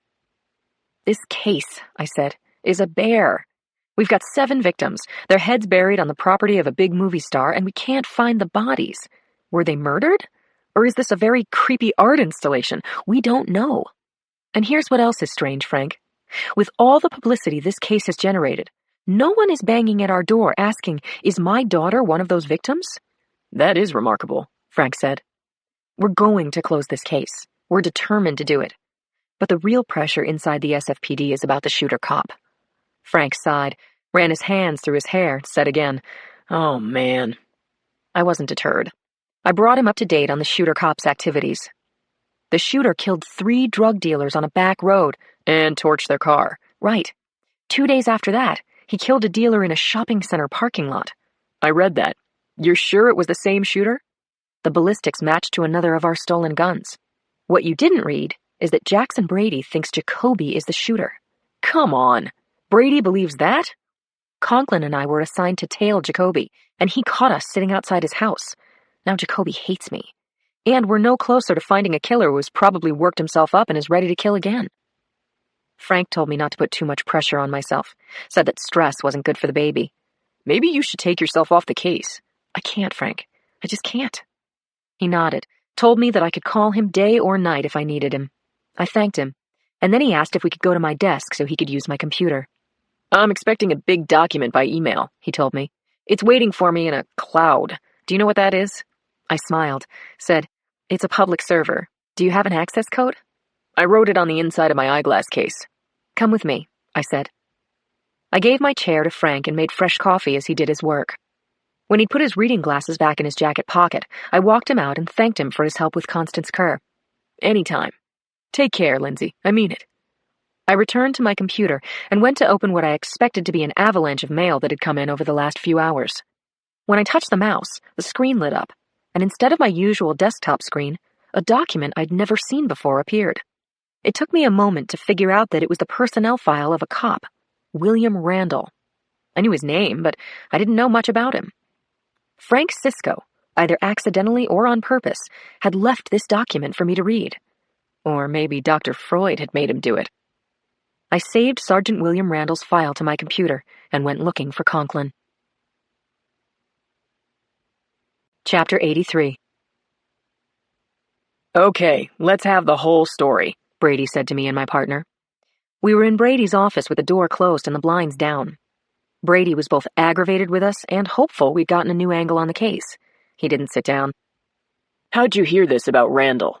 "I can't tell you my source," I said. "I just can't." "Fine. Actually, I don't give a rat's ass about your source, Boxer. What do you have on him?" I took a printout of Randall's file and put it on Brady's desk, turning it around so he could read along as I pointed out the highlights. William Randall has been with the SFPD for 12 years. He got bumped up to narcotics in 2004 and did a stint as part of a task force for the DEA. He moved to Vice in 2009. His oldest son, Lincoln Randall, almost OD'd on heroin the next year. It's possible that this was the boy's first time trying hard drugs. "His son almost OD'd. Go on," Brady said. He sat down and began tapping the underside of his desk with his foot. Randall found him lying in the street, got him to a hospital. His life was saved, but the kid's brain took a bad hit. He was a bright boy, but now he has the mind of a baby. "So, are you saying the kid's overdose is Randall's motive?" "Exactly," I said. "Randall has a good, clean record in the department and a sad personal story. Our working theory is that he's on a one-man crusade to take out dealers who sell drugs to kids. But here's the thing, boss, Conklin said. Mila and Penny both interviewed Randall. He has an alibi for the Morton Academy shooting. He says he was home with his wife and family when Chaz Smith went down. Mrs. Randall vouched for her husband, said Will was at home. He's always home after work. The top cops bought it. And so why exactly do you like him for the shootings? Put me out of my misery, will you, Boxer? He's obsessed with drug dealers. Obsessed with them. How do you know that? My source says that Randall has compiled dossiers on every dealer in the Bay Area. He knows things about them that narcotics doesn't know. He has sources on the street, both dealers and hookers. Add it up. He had access to our property room and could have stolen the guns. He's an excellent marksman. Maybe he's got a whole lot of anger because of his brain-damaged son. Brady said, Yeah, okay. It's plausible. What's your plan? Same as before. The 3 of us and 2 teams from narcotics. We take shifts and we watch Randall's movements. And we stay off the radio. I like it, said Brady. Set it up. Chapter 84. Conklin and I followed William Randall, at a discreet distance, from the hall to his home, cutting the headlights when we crossed the intersection of Elm and Scott in the Western Addition. I found a spot toward the end of the block where we could get a good 3/4 view of Randall's yellow, Edwardian-era house. It was now 11:30 p.m., and we'd been watching Randall's street for 5 hours. There wasn't a house or alleyway or garbage can I hadn't committed to memory, and I knew every line and plane of Randall's house by heart. His 3-level home was typical of its time and this neighborhood. There was a small garage on the lower level. The second floor was the main floor, living room, kitchen, and bedrooms. The 3rd level, the attic, had probably been converted into 2 small rooms. Lights were on in the house, and Randall's mid-sized black SUV was parked in his driveway. It had been there since before we began our shift. It's been said that stakeouts are as interesting as watching grass grow, paint dry, water boil. But working homicide means you don't get neat 9-to-5 shifts, and Conklin and I don't mind sitting together for long hours at a stretch. We're compatible, and maybe a little more than that. Once upon a time, before he was seeing Cindy and at a point when Joe and I had split up, the spark between us kindled and almost burned up a hotel bed in Los Angeles. I'd called a breathless halt to what would have been a hot fling with a short duration and no future. I'd reconsidered that decision many times, but as Conklin was telling me that he loved me, I was thinking about how much I loved Joe, how much I missed Joe. Joe and I got together again. Conklin hooked up with Cindy, and they were so perfect as a couple you had to wonder why it had taken them so long. I put on the big diamond ring Joe had given me, and we got married in a magical ceremony by the ocean. And now I was running it all through my head again. Conklin passed me the thermos of coffee. I took a couple of sips and passed it back to him. He stowed the thermos in the door pocket and called Cindy. You going to bed? He asked her. Pause, as she said either yes or no. I don't know when. I can nuke something, don't worry. Pause, as Cindy said okay. I don't care how late it gets. I'm going to wake you when I come in. He laughed at something she said. You too. He closed the phone, put it in his pocket. She's okay? I asked. She's writing. Don't bother her when she's writing. Look, he said. I looked past the sofa that had been put out at the curb for garbage pickup and saw a man, probably Randall, moving around on the main floor of the house. Then the lights went out. I had been hoping that Randall would leave his house, fire up his SUV, and take off so that Conklin and I could follow him and find out where a cop and drug dealer shooting executioner went at night. But that didn't happen. Soon the inside of the house was dark except for the attic rooms. I saw a TV jump to life in one of those rooms, and a few minutes later, I saw Randall walk between the lamp and the window shades in the second room. Then that light went out too. He's packing it in for the night, I said. Lucky guy, said Conklin. We had 3 more hours before the next team took over. Chapter 85. Will Randall had been watching the 2-year-old blue Ford sedan from his rear window, had seen it pull into the empty space on Elm with its headlights off. And the car was still there. Will had expected to be tailed and surveilled, but his brothers in blue hadn't seen him do anything and had nothing on him.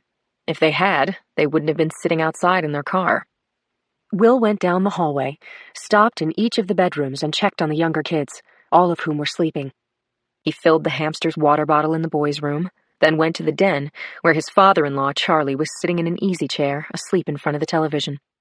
The TV was on really loud, so Will lowered the sound, and then the thermostat, opened the sofa bed, and helped Charlie get under the covers. From there, Will went into the hall bathroom and jiggled the handle on the toilet until the water stopped running. After that, he turned off the overhead lights on the second floor. Then he went upstairs. His oldest son's room was right off the staircase and next door to the room Will shared with Becky. He pulled a chair up to the hospital-type bed where his son was lying and said, "You want to watch a little TV, Link?" "Duh," Link said. "David Letterman it is." Will pointed the clicker, turned on the TV, raised the angle of the bed with the other clicker, and when Link was sitting up, he put a straw into a water bottle and held it to his son's lips. Father and son watched Letterman for a few minutes, Will's mind drifting to the unmarked car downstairs, to what would happen to his family if he was caught. He'd had these thoughts before, and now he ran through the same questions and came up with the same answers. He was in free fall, but he wasn't done yet. He brought his attention back to Letterman, who had finished his monologue and gone to a break. Will put the clickers down and said, "I'll be back in a little while, okay, son?" Will went next door to his bedroom and saw Becky sacked out, completely zonked from a day of running this asylum. He loved her, worried for her health, admired her selflessness, couldn't imagine life without her. He sat down on the side of the bed, put his hand on her cheek. She opened her eyes. "Coming to bed, honey?" she asked. "In a little while." "Okay," she said. Will pulled down the shades, first standing for a moment in front of the window, knowing that a couple of cops down on the street were seeing his silhouette. Then he turned off the light. He paused in the doorway and listened to Becky's breathing. Then he went downstairs to the garage, where he took his leather jacket off a hook and put it on. He took his gun out of a toolbox and tucked it inside his waistband. Then he exited through the rear door and went down the short flight of steps to the backyard. There was enough moonlight to see by, but not enough to be seen. He crossed the grass and cut around the swing set, disappeared through the gap between the two houses that backed up against his yard and faced onto Golden Gate Avenue. He turned onto the deserted road with the grandiose name, kept his head down, walked a block past shabby Victorian homes, and found Becky's Camaro where he'd parked it. He opened the car and got in, put his gun under the front seat, then started up the engine. A moment later, he was heading east on Golden Gate. He wanted to get this job done before Craig Ferguson started his email segment on the Late Late Show, which would be in about an hour. If everything went as planned, he was pretty sure he could make it. Chapter 86. Will Randall drove through the light industrial area in the northern part of the Potrero Hill District as if he had an open barrel of beer in the back seat. He kept an eye on the speedometer, came to full stops at traffic lights, was careful not to attract any attention. He wanted to get this over with and go back home. He stopped for a yellow light at the intersection of Alameda and Potrero. Then he continued on for another block, turned right onto Utah, a quiet road adjacent to the jewelry center, and during the day used mostly for local traffic. At night, the area was nearly deserted. The lots were empty, and metered parking was open as far as he could see. Will pulled into a spot a half a block from Zeus, a club and restaurant that filled a 3-story brick warehouse and had the best sound system in San Francisco. From where he sat, he could see the 101 freeway to the north, the newly planted trees up the street, a gang of laughing-out-loud kids stumbling off the wide sidewalk, crossing the street behind him and heading for the black iron delivery doors that were the unmarked entrance to Zeus. Will forced himself to watch and wait as he sat in his wife's car, a loaded gun under the seat. He thought about good and evil, that the purpose of evil was to overturn the world of good. How he'd operated for half his life on that principle, and that the distinction between the two had been lost since Link's brain had flamed out on bad drugs. Will turned up the volume on the police band and listened to the exchanges between radio cars and dispatch, and when enough time had passed and he was sure there was no activity in the northern part of Potrero, he took his .22 out from under the seat. He screwed the silencer onto the muzzle, stuck the gun into his waistband at his back, and exited the car. The interior of Zeus sounded like a stack of bricks going around in a clothes dryer. There was noise, flashing lights, a mass of dancing, shifting youth, high on their own chemistry and aided and abetted by alcohol, ecstasy, coke, and whatever new drug had become novel and available. Will made his way to the bar under a wall that was illuminated by videos of bolts of lightning flashing over an open field. He ordered a drink, paid for it with a 10, and left the change. He took his drink to the edge of the dance floor. Clubs with live bands attracted kids and night scene lovers of all ages. Watering holes brought in gazelles and lions. Where kids congregated, drug dealers followed. Will watched and classified the people in the surging crowd, the school kids, rogue males, and out-of-towners, and he saw money changing hands near the bar. As he watched, a dealer who went by the name of Stevie Blow turned and saw Will staring at him. Blow was one of hundreds of drug dealers on Will's hit list. He wasn't number 1, but he was up there in the top 10. Will nodded his head. A signal sent, a signal received. His pulse quickened as the dealer made his way toward him through the throbbing gloom. Chapter 87.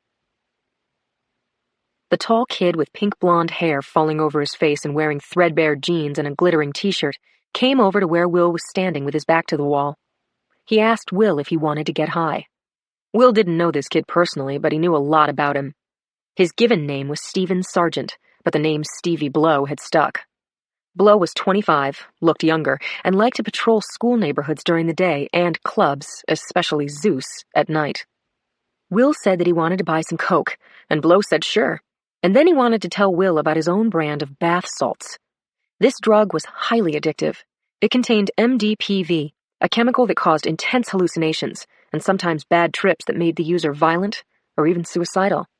Bath salts were generally available, but Blow was pushing his own blend, Peach Bliss. He shouted into Will's ear, "I guarantee you, Peach is a smooth high. Only $20 for a trial sample." Stevie reached his hand into his back pocket, and Will said, "Not here." Some other mother was saying thank you, waving off an encore, taking in the storm of applause and then leaving the stage. The crowd went crazy again as the favorite house DJ took his place in the booth. Will turned his head once to make sure Blow was behind him, then moved along the fringes of the crowd, looped around to the back, pushed the doors open, and entered the kitchen. The kitchen was in chaos. Orders were shouted, cooking oil sizzled, pans clashed against the burners, dishes clattered in the large sinks. The rear doors were propped open to vent the hot air outside. No one looked at them as Will and Blow made a swift exit through the kitchen and out to San Bruno Avenue. There was a gap in a fence leading to an area just under the freeway overpass, where it was dark and noisy. Blow was saying, "Man, you're too paranoid. I could sell you this shit inside a police station and there's nothing anyone could do about it." "I like privacy," Will said. "To each his own," said Stevie Blow. "Anyway, you're gonna love this stuff." He was sorting out his packets when Will took his gun from his waistband. He held the gun by the grip, stuck the barrel into an ordinary plastic shopping bag, a plastic sleeve that would contain the shell casings and GSR. Will aimed and then fired twice. The sound was muffled by the suppressor. 2 little puffs, like popcorn kernels exploding in an air popper. Stevie Blow dropped his merchandise, flattened his palms to his chest. He looked at the blood on his hands, then brought his eyes to Will. He said, "What?" "You're guilty and you're dead. That's what. I feel bad for your parents, though. I'm sorry for them." Will put a shot into Stevie's forehead, watched him fall, then dragged the body over to the wall and propped it in a sitting position between piles of bagged garbage. As he headed toward his wife's car, Will felt no sadness for Stevie Blow. He was thinking about his own boy, how in 20 minutes he'd be turning off Link's TV and then getting into bed beside his dear wife. He wasn't going to lose any sleep tonight. Chapter 88. I heard a phone ringing from far, far away. Then someone was shaking my arm, saying, "Lindsay, wake up." I was jerked out of a deep well of sleep. "What's up?" I was in the passenger seat of the unmarked car, 200 yards from Will Randall's yellow house. The house was dark and Randall's SUV was still in his driveway. "What time is it?" "Just after 1:30, Conklin said. "Brady called. There's been a shooting in the alley behind Zeus. A drug dealer took some shots to the head and chest." Randall couldn't have done it. Could he? Conklin repeated what Brady had told him. A busboy had seen 2 men pass through the kitchen. The one identified as the victim was known to the busboy as a dealer. The second man was 6 feet tall, dark-haired, and looked like the narc who'd busted the busboy's cousin 5 years before. "The busboy was shown a photo array," Conklin told me, "and tentatively identified Randall. He couldn't be 100% sure." William Randall was dark-haired, 6'1", and had spent 5 years in narcotics. But I was staring at his car. It hadn't moved. Randall must have left the house by the back door, taken some other vehicle to Zeus, and shot the dealer while I was taking a snooze. It was quite possible. We had agreed not to use the radio, so I called Brady on his cell, told him I wanted to go into Randall's house, see if our man was missing or if he was asleep in his bed. Brady said, "If Randall is home, treat him with all due respect. He's Mila's pet." What if William Randall was home and had committed tonight's shooting? That meant he had most likely committed all of the shootings we attributed to revenge. The Randall house was full of kids.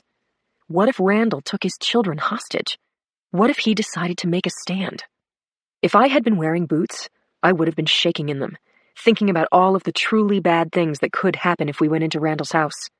But I saw no choice. If he knew he was being watched, there was no telling what he would do. We had to get him away from his children. "Screw Mila's pet. Send backup," I told Brady. "Send everything you've got. If I'm right, I don't want to play patty cake with this guy. If I'm wrong, I'll apologize to him, profusely." 2 unmarked cars arrived within minutes. I told the officers to park on Golden Gate, then proceed to the back of the Randall house on foot and cover the exit. And I told them that the suspect was a cop. If you encounter him, he could be wearing a uniform or he could ID himself as a cop.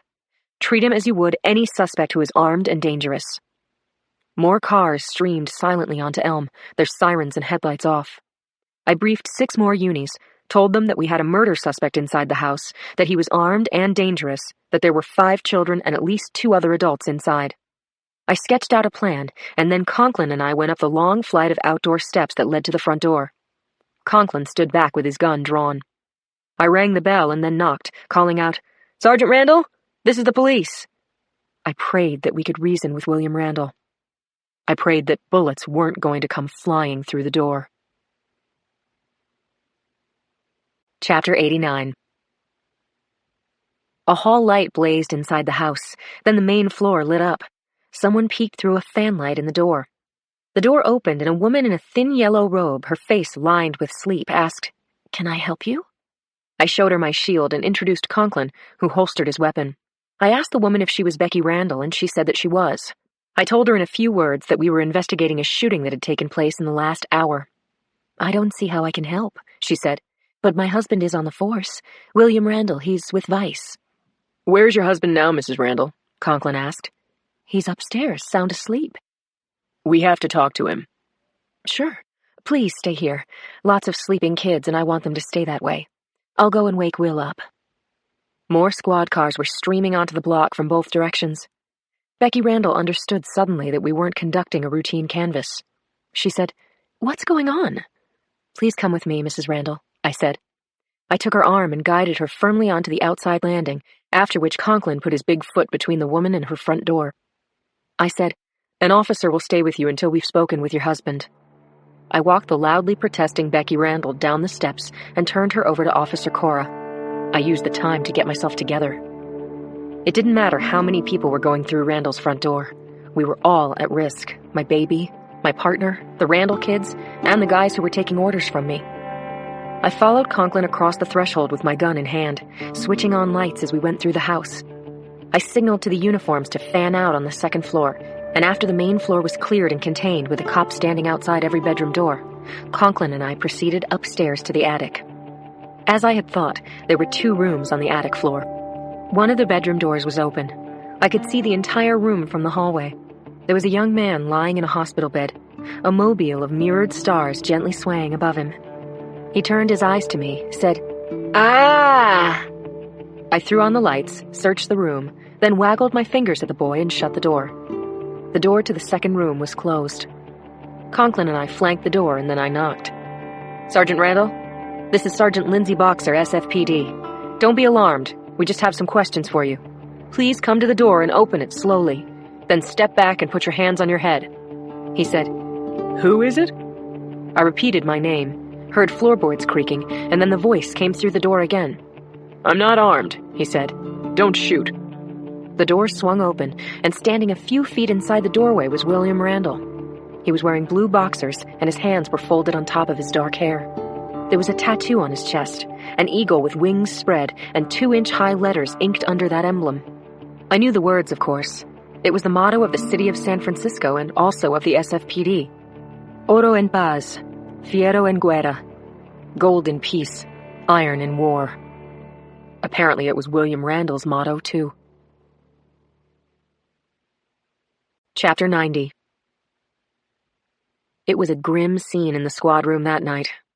Randall's superiors, past and present, stamped their feet and yelled at Brady for the way Conklin and I had extracted Randall from his home. Brady shouted back, "If he's the doer, he's killed 6 people this week. Do you get that?" Brady defended us and said that we had done the job right. But I was starting to wonder. While we were walking Randall out of his house, the busboy had retracted his tentative ID, saying he wasn't sure he'd picked the right guy out of the 6-pack. So while the busboy's memory was still fresh, Brady called for a lineup. Conklin fit Randall's general description, so he was drafted to stand with Randall. 4 random Justice Department workers filled in the ranks. I stood behind the glass with the busboy as 6 men filed across the room and took their places at the height board. Each man stepped forward, turned left, turned right, and stepped back. I held my breath as the busboy asked for Randall to step forward again. The busboy ID'd him. Then, when Mila said, "Are you absolutely sure?" the kid changed his mind and positively ID'd Morris Green, an assistant DA who'd been pulling an all-nighter before we drafted him for the lineup. What now? Brady's expression was resolute. He said to me, "Pretend he's David Berkowitz. Pretend he's Lee Harvey Oswald." The observation room behind the 2-way mirror was packed with brass. Brady, Mila, and Penny were there, and a few guys from the top floor I didn't know. I brought coffee for 3 into the interrogation room, apologized again to Randall for the 1:30 wake-up call with drawn guns, as well as the solitary 2-hour wait in the box. He said, "Look, I'm innocent of any crime. Do your job, but let's speed it up, okay? My wife and kids are in hell right now, and I'm about 2 minutes away from turning in my badge and telling all of you to take a flying leap." What had we done by bringing Randall in? What could we possibly accomplish? We had no witness, no evidence, just a career cop who'd been asleep in his undershorts when we crashed into his house. Had Sergeant William Randall killed 6 people in 7 days? Did we have a committed spree killer under lock and key? No pressure at all. With the top floor watching from behind the glass, Conklin and I had to ask the right questions and either clear Randall or get him to confess. Chapter 91. Randall looked tired and irritated. Conklin and I pulled out chairs and sat across from a man who might have set a new record for murders by a cop. I pushed a container of coffee toward him, waited for him to stir in his sugar, then said, "The more you cooperate, the faster this will go, Sergeant. Where were you for the last 8 hours?" "I arrived home after my shift at approximately 6:00 p.m. I was home all night, as my wife told you." "Do you have another car, Sergeant Randall?" "No, my wife has a car." "Do you have a gun?" "Department issue only.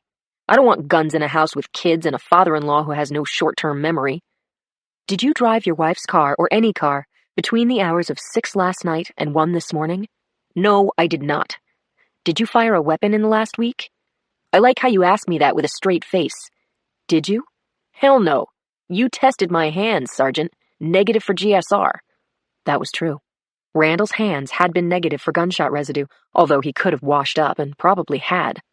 We had had no warrant to search his house or bring in his clothes for analysis. I got up, walked around the room, came back to my chair, and leaned across the table. "We have a witness who saw you at Zeus. I guess he failed to identify me in the lineup. Others may come forward. When the ME does her post on the body, when CSU finishes processing the alley, we're gonna find physical evidence. You can count on that." "Knock yourself out, Sergeant. I'm not worried." Conklin took his turn. "Sergeant. Will. I don't have to remind you, now is the time to tell us the truth. We're going to be sympathetic. We're going to go out of our way to help you. Your victims are criminals. You've got friends in high places. I didn't do it." I sighed, said, "Any idea who the shooter might be?" "No idea in the world, but I admire the work he's doing. He's cutting through the red tape and putting the scumbags down." Randall looked at me as though daring me to confuse his attitude with an actual confession. He said, "I've got nothing for you, Sergeant. My kids are scared, my wife is going crazy. Lock me up or let me go."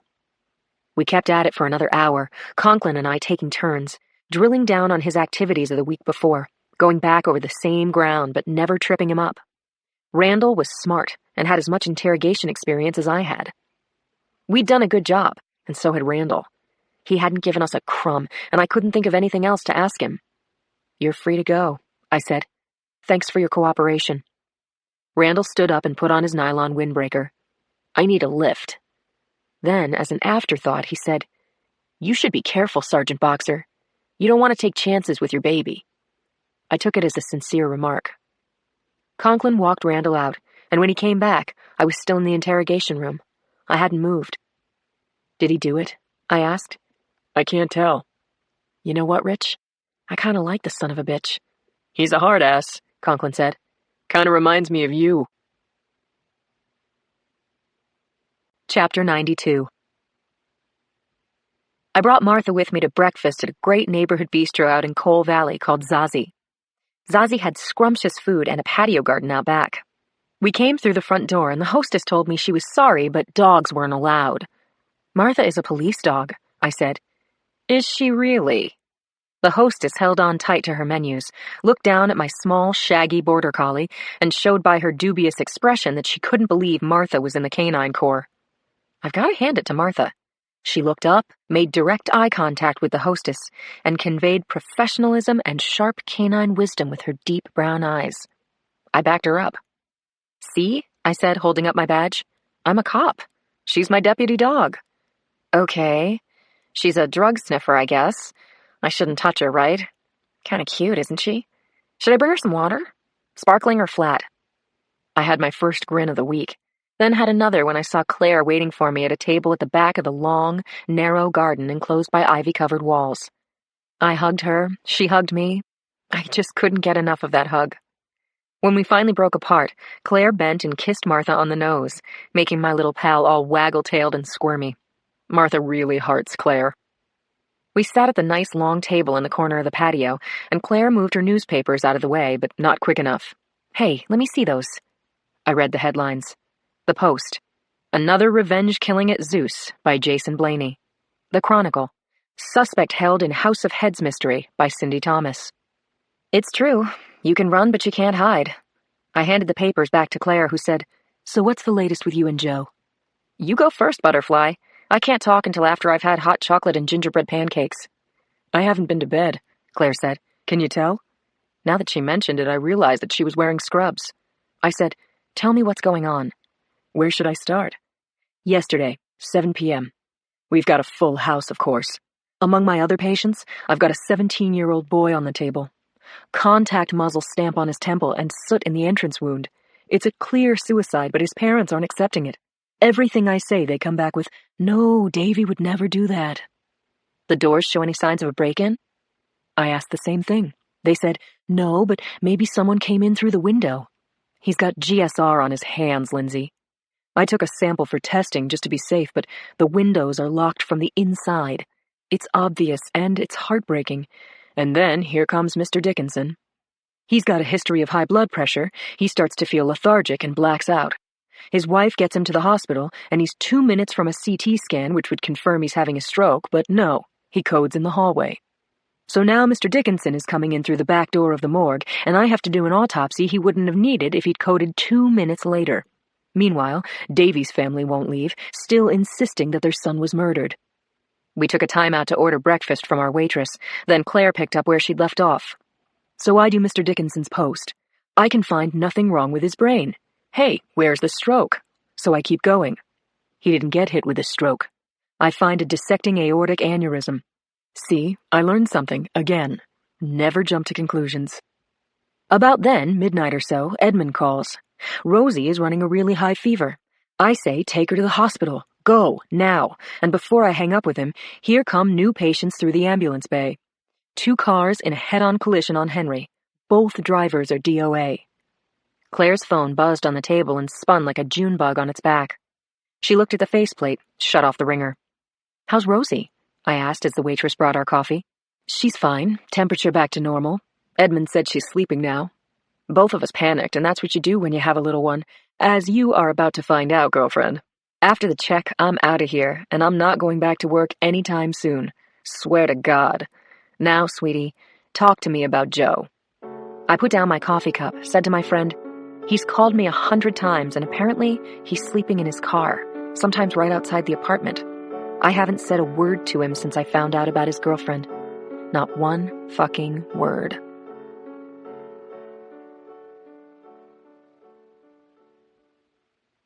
Book 4. In from the Cold. Chapter 93. I just hung Martha's leash on the coat rack and kicked off my shoes when the intercom buzzed. I looked at the video screen showing the foyer and saw T. Lawrence Oliver downstairs in the entranceway looking into the camera's eye. I was expecting him, but he was early. "Be right down," I said into the speaker. A shiny black BMW was at the curb, and Oliver was holding open the back door. Harry Chandler dipped his head so that he could see me, said, "Please, get in, Lindsay." I got in, and Harry told Tommy Oliver to step out and take a long walk around the block, give the two of us a chance to talk. I leaned back in the leather seat and said, "Thanks for coming, Harry." "It's okay. I wanted to tell you about Connie Kerr in person. I don't know if I should put up bail for her or not," he said. "Bail isn't an issue, yet. Connie isn't under arrest. We're holding her as a material witness, and if we can't file charges against her by tomorrow afternoon, she walks. Do you want to file any charges?" "No, I can't do that to her. I spent 18 months in the clink while awaiting trial. Incarceration made a deep impression on me." Chandler told me about his long-ago short-term romance with Connie and said that she had always seemed fragile to him. Crazy? Maybe. A killer? No, he didn't see it. I told Chandler that I appreciated his help, said goodbye, and got out of the car as Tommy Oliver got back into the driver's seat. I was deep in thought and had just put my key into the downstairs lock when I felt a hand on my shoulder. I whipped around, ready to throw a punch or lash out with a kick to the knee. It was Joe. I stared at Joe.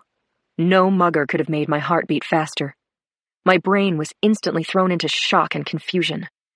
I saw Joe, my husband, the man I love, and I was simultaneously hit with a current of revulsion. I know I looked as though I could kill, and that must have been why Joe said, "Lindsay, it's me. Take it easy. Let's talk, okay?" "I have nothing to say to you." "I have plenty to say to you, damn it. You're all wrong about this, Linz, and you have to stop shutting me out." I was flooded with images of June Freundorfer looking into Joe's face, and I felt deeply wounded all over again. I had trusted Joe with everything. I was having his baby. I was making a family with him for keeps. And then this. I had never felt so betrayed by anyone in my life. I had to get away from him. I couldn't stand to look at him for another moment. I put both my hands out and shoved him away. He took a step back.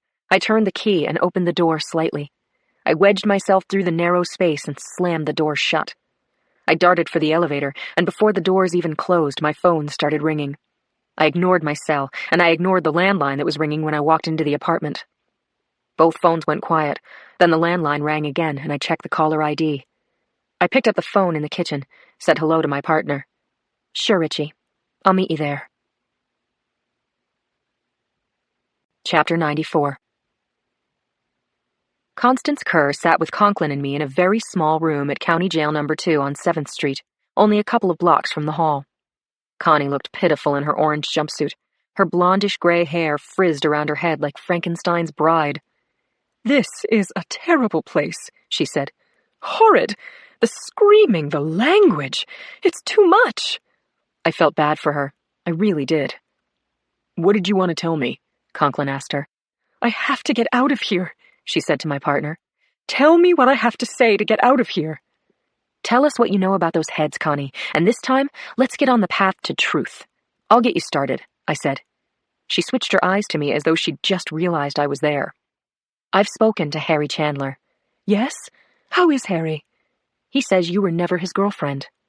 Her laugh was the small, feeble cousin of the long guffaws she'd let out previously. "He says you stalked him, Connie. Stalked him for years." "No." "So he can't be a character reference for you. I'm sorry. And he said he wouldn't be surprised if you'd killed his wife." "Oh, no. No, he can't be serious." "It's all serious. This is a homicide investigation." I had her attention now, and I knew when to shut up. I folded my hands and watched Connie Kerr think it all through. How she could go from being a trespasser to being a murder suspect with a movie star willing to testify against her. "I did see someone in the garden," she blurted out. "Don't make anything up," Conklin said. "It's true. I spied on the garden. It's black as a damned soul in there at night, but every once in a silver moon I'd see someone doing nighttime gardening with a shovel. It looked more like a shadow than an actual person. The shadow would bury something, then put down a rock to mark the spot. Tears spurted, made tracks down her cheeks. I did suspect foul play, but I couldn't tell anyone. I was afraid Harry would put me out on the street, although I did want to know what was buried under those stones. That's why I did what I did. What did you do exactly? Conklin asked. One night, when the lights were out in the house... Excuse me, I need to blow my nose. I had a packet of tissues in my jacket pocket. I gave them to Connie, waited for her to speak again. I took my hammer and went around to the front gate and I broke the lock, she said. Mercy, that's breaking and entering. Conklin and I just kept up a steady gaze. I knew where the gardener kept his tools, Connie said. So I went around back to where the walls meet, and there's the tool shed. It wasn't locked. Okay. I borrowed a shovel and gardening gloves and went to one of the stones, and I dug a hole. I didn't have to go very deep. I found that old skull, and when I brushed it off, an idea came to me. That's how it happens when you write, you know. Sometimes an idea just arrives fully dressed when you didn't even know it was there. Connie Kerr seemed sane to me. Cracked, yes. Loony enough to dig up skulls in a garden while thinking she was creating fiction. But I wasn't picking up stark raving cuckoo. And I wasn't feeling her as a murderer. What happened after you dug up that skull, Connie? Well, I dug up another one. Chapter 95. Connie dabbed at her eyes with a wad of tissues and continued her story. The second head was bad, she said. I wasn't expecting it to have... Hell, I didn't expect it to be so disgusting. I was coming up with my plan, though, and I just told myself to have courage. I thought of it as forensic archaeology. Appropriate term, I said. You think so?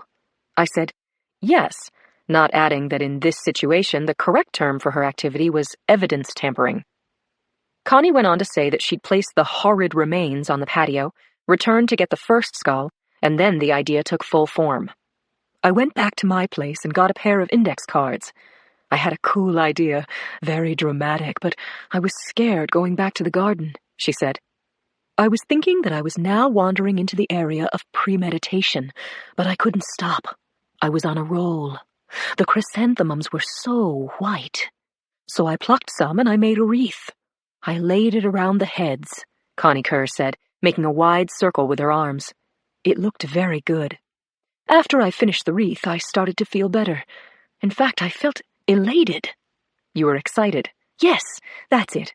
I was excited and my wheels were turning. I wanted to draw attention to the victims, you see. I wrote numbers on the index cards. I knew the numbers would make these heads into a big story. And I did a clever thing. Those numbers are a code. You're warm?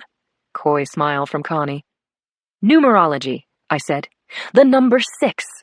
Aren't you smart? She said.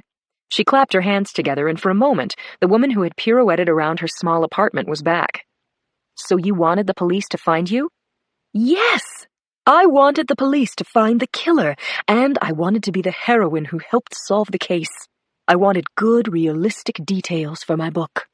I'm calling it 11th Hour, because the crime is solved at the last moment. But I never expected to be charged. So that's your story, Connie? You did forensic archaeology, left some false clues for the police that led to your door. I've committed crimes, haven't I? I nodded. I wanted her to be afraid, but truthfully, she wasn't guilty of much. Trespassing, falsifying evidence. It wasn't illegal not to call the police to report a crime. See, I am cooperating, she said. I didn't even get a lawyer. Can't you help me, please? Who was the so-called night gardener? Conklin asked. I don't know. I was peeking through a curtain 60 feet above the ground. It was always dark. I would tell you if I could. How do you get your food? I asked. Nicole leaves it for me on the back steps. She's that lovely girl who lives next door. I'll look into getting you released, Conklin said. But if we can do it, you can't leave your house. Don't worry. I'm quite the homebody, Constance Kerr said. And you know, I've got a lot of writing to do. Chapter 96. Will Randall sat on the side of his bed and sent a text message to Jimmy Lesko. He used a disposable phone and identified himself as Buck Barry, one of Lesko's private customers, a cautious man with an impressive drug habit. The confirmation from Lesko came rocketing back, and the meeting was set for 11 that night, a transfer of cash for coke on a dodgy street in the Lower Haight. It wouldn't be the transfer Jimmy Lesko was expecting. Will closed the phone, leaned over, and kissed Becky. He whispered that he loved her, left an envelope on the night table describing Chaz Smith's double-dealing drug operation and how Smith had profited from being a cop. Then Will turned off the light. He went to Link's room and stood over the bed watching his son's jerking, restless sleep. His sweet boy. Link should have been at Notre Dame now, on a scholarship. Should have been going out with girls. Should have been a lot of things he wasn't and never would be, in a world of things he would never do. Will kissed Link's forehead, then went downstairs to the main floor and opened the door to the girls' room. There were handmade quilts on the beds and a mural of a pastoral countryside painted on the cream-colored walls. He picked stuffed animals off the floor, tucked them into Mandy's bed, kissed her, then kissed her twin, Sarah. Sarah stirred and opened her eyes. I was flying, Daddy. Like a bird? Or like a plane? Like a rocket. Was it fun? So fun. I'm going to go back now. Will covered Sarah's shoulders with her quilt, said, "Have a safe flight, sweetheart," then went to the boys' room across the hall. The hamster was running on the endless track of his wheel. The two goldfish stared at him, almost motionless in the stream of bubbles coming up from the little ceramic diver at the bottom of the bowl. Willie was asleep on his stomach, but Sam was awake and he grabbed Will's hand and wouldn't let go. Will smiled at his boy, sat down on the bed beside him. "What, son? What can I do for you?" Are you going out? "Yeah, the car's gas tank is empty and I don't want to stop tomorrow when I'm on the way to work. Rush hour, you know." Will you get me something? "If I can." A motorcycle? A Harley. Black one. "No problem." Really? "What about a peanut butter granola bar instead?" Sure, said Sam. That'll be okay. The kid was a born negotiator. "Go to sleep now," Will said to his boy. "It's late." Will kissed his youngest son, went down the hallway and stopped to speak with Charlie, who was in his lazy boy watching the news. Is that you, Hiram? "It's Will, Charlie. Becky's husband. I want to give you something." Sure, what is it? "You need a good shake." Charlie laughed as Will leaned in and grabbed his father-in-law by both shoulders and shook him gently. Will said, "You're a good man, Charlie Bean. I'll see you later." That's fine, Hiram. I'll wait up for you. Taking the stairs down to the garage, Will thought about what was coming that night. He took his jacket off the hook, put it on, then got the gun out of a toolbox near the pyramid of paint cans. He wrapped the gun in a plastic bag, stuck it inside his jacket pocket. Then he grabbed a flashlight and left the house by the back door. Will knew cops would be watching Becky's car on Golden Gate Avenue, so he stayed on the deeply shadowed side of the street. There was an unmarked car at the corner of Scott, two guys in the front seat. Will kept his head down and walked past it, kept going south another couple of blocks until he saw the silver Chevy Impala, probably a 2006 model. The door was unlocked and Will got in, shutting off the dome light. It took him about 5 minutes by flashlight to remove the ignition plate and hotwire the car, but the engine started right up and there was fuel in the tank. The risk was building, but Will had already passed the point of no return. Tonight was the night he'd been working toward for the last 3 months, the night when he would take his most personal revenge. He pulled the Impala out onto the street and headed for the Lower Haight. Chapter 97. Jimmy Lesko had been in bed when he'd gotten a text message from Buck Barry, who was desperate to make a buy. It was a pain in the butt, but Lesko needed the extra cash. He parked his sparkling new Escalade on Haight, a two-way commercial corridor, crowded in on both sides by peeling Victorian houses. All of them were shades of gray at this time of night, mashed together with single-story concrete utility buildings and bars and shops and more residences after that. Sitting in the driver's seat, Lesko watched the entrance to Finnerty's, a bar between Steiner and Fillmore known for its cheap suds and oversized burgers. Buck would be waiting for him in the men's room in about 5 minutes. A UCLA film school dropout, former up-and-coming protege of the late Chaz Smith, Lesko traded in good quality dope, had protection from the cops, and sometimes, like now, could make good money. Lesko anticipated a quick transaction and an equally quick return to his house and the delicious young medical student who was asleep in his bed. He looked at the time again and got out of the car, then locked it with his remote.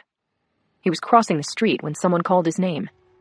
He turned and saw a man coming up Haight on Finnerty's side of the block. The guy was dark-haired, about 40, looked happy to see him. Jimmy Lesko. Lesko waited on the sidewalk for the guy to reach him, then said, Do I know you? I'm William Randall, the guy said. Lesko searched for some recognition. The name, the face, an association, something. Nothing came up. Lesko had a good memory, but he didn't know the guy. What's this about? He said. I want you to see this. The guy took his hand out of his pocket. He was holding something weird. It was a plastic bag covering what looked to be a gun. Shit. A gun. This was not happening. This was just not on. Jimmy jerked back, but he was hemmed in by the clots of boozed-up pedestrians on the sidewalk and cars at the curb. He went for his gun, stuck into the waistband at the back of his pants. But this fucking asshole Randall had pushed him back onto a car and pinned him there. He put the gun right up to his forehead. Lesko threw his hands up, dropped his keys, wet his pants. What was this? What the hell was this? Didn't anybody see what was happening? Lesko screamed, What do you want? What do you want?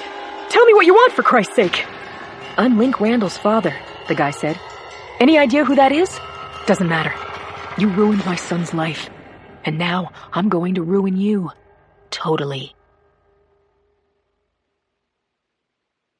Chapter 98.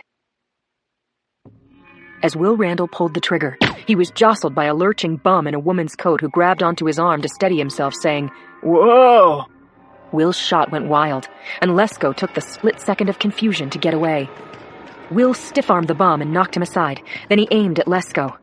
Jimmy was now a moving target in the dark, running like he was carrying a football under his arm, smashing into a couple of kids holding hands, ramming into a homeless grandma with a shopping cart. He knocked both the cart and Grandma to the sidewalk, and she lay there with her limbs splayed out, her cart's wheels spinning, garbage everywhere. Forward motion blocked, Lesko took the clearest path, bounding up steps that led to the front deck of a house. Will fired at Lesko's back, and missed. And now Lesko crouched on the deck 1 story above him and shot at Will through the wrought iron railing. Will took to the street, then popped out from behind a van and got off 6 shots. But Lesko returned fire, and Randall realized he had to corner this bastard and kill him at close range. Pedestrians screamed and fled as Will charged toward the stairs, and then tires squealed and voices came from behind him. Freeze! Randall, put down your gun! Drop your gun, now! Will turned his head. He saw cops. Cops that he knew. The blonde guy with the ponytail, Brady, and the other 2, Conklin and Boxer, who had brought him into the hall. How had they found him? They'd been inside the unmarked car on Golden Gate Avenue and had seen him. Followed him. That was how. There was screaming on both sides of the street. Lesko yelling for help. Pedestrians freaking. Cops shouting, Drop your gun! Hands in the air!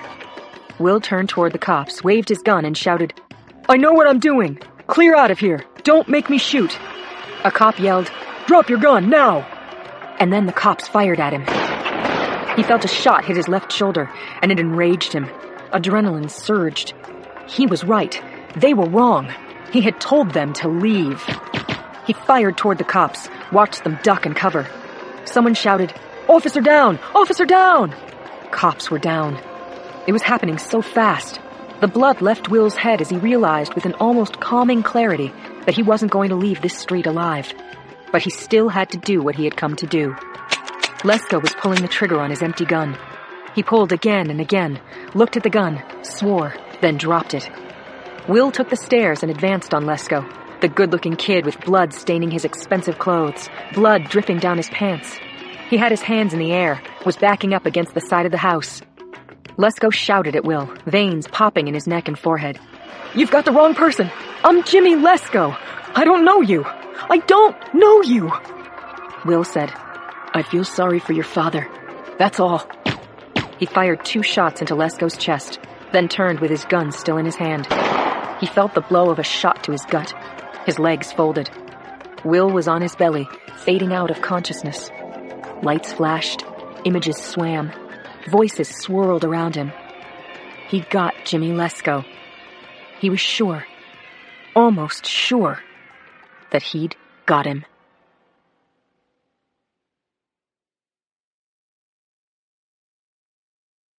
Chapter 99. Cindy was at the half-moon table in the corner of the living room, what she liked to call her home office, when the phone rang. She glanced at the clock in the corner of her laptop screen, then snatched up the phone. Ms. Thomas, this is Inspector May Hess from Radio Communications. I have a message for you from Sergeant Boxer. There's been a shooting. Go to Metro Hospital now. Oh my God! Is it Richard Conklin? Has he been shot? Tell me it's not Rich, please, tell me. I just have the message for you. You must know. Is Inspector Conklin— Ma'am, I'm just supposed to deliver the message. I've told you everything I know. Cindy's mind slipped and spun. Then she got herself together. She phoned for a cab, put a coat on over her sweatpants and t-shirt, stepped into a pair of loafers, and headed downstairs. She paced in front of her apartment building, calling Richie's phone, leaving messages when the call went to voicemail, then calling him again. The cab came after 5 minutes that seemed like 5 hours. Cindy shouted through the cabbie's window, "Metropolitan Hospital! This is an emergency!" then threw herself back into the seat. She was trying to remember the last thing she'd said to Richie. Oh, God, it was something like, "Not now, honey. I'm working." What the hell was wrong with her? What the hell? Her body was running hot and cold as she thought about Richie, about him being paralyzed or in pain or dying. God, she couldn't lose him. Cindy didn't pray often, but she did now. Please, God, let Richie be okay. The cab driver was quiet and knew his way. He took Judah Street past UCSF Medical Center, made turns through the Castro and across Market, all the way to Valencia. Cindy was lost in her thoughts, came back to the present only when the cab pulled up to a side entrance of the hospital. "Faster for you if I drop you here," the driver said. 22nd is jammed. That's when Cindy found that she didn't have her purse, her wallet, had nothing but her phone. "Tell me your name.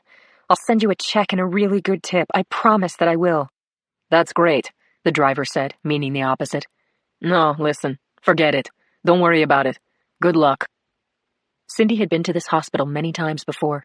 She walked through the lobby, past the elevator bank, and headed down the long hallway, past radiology and the cafeteria. She followed the arrows pointing toward the ER. The waiting room outside the ER was dirty beige and crowded with people with all kinds of injuries. She found Yuki balled up in a chair in the corner of the room. Cindy called out to her, and Yuki stood up and flung herself into Cindy's open arms. Yuki was sobbing, and Cindy just held on to her, dying inside because she couldn't make out anything Yuki was saying. "Yuki, what happened? Is Richie okay? Is he okay?"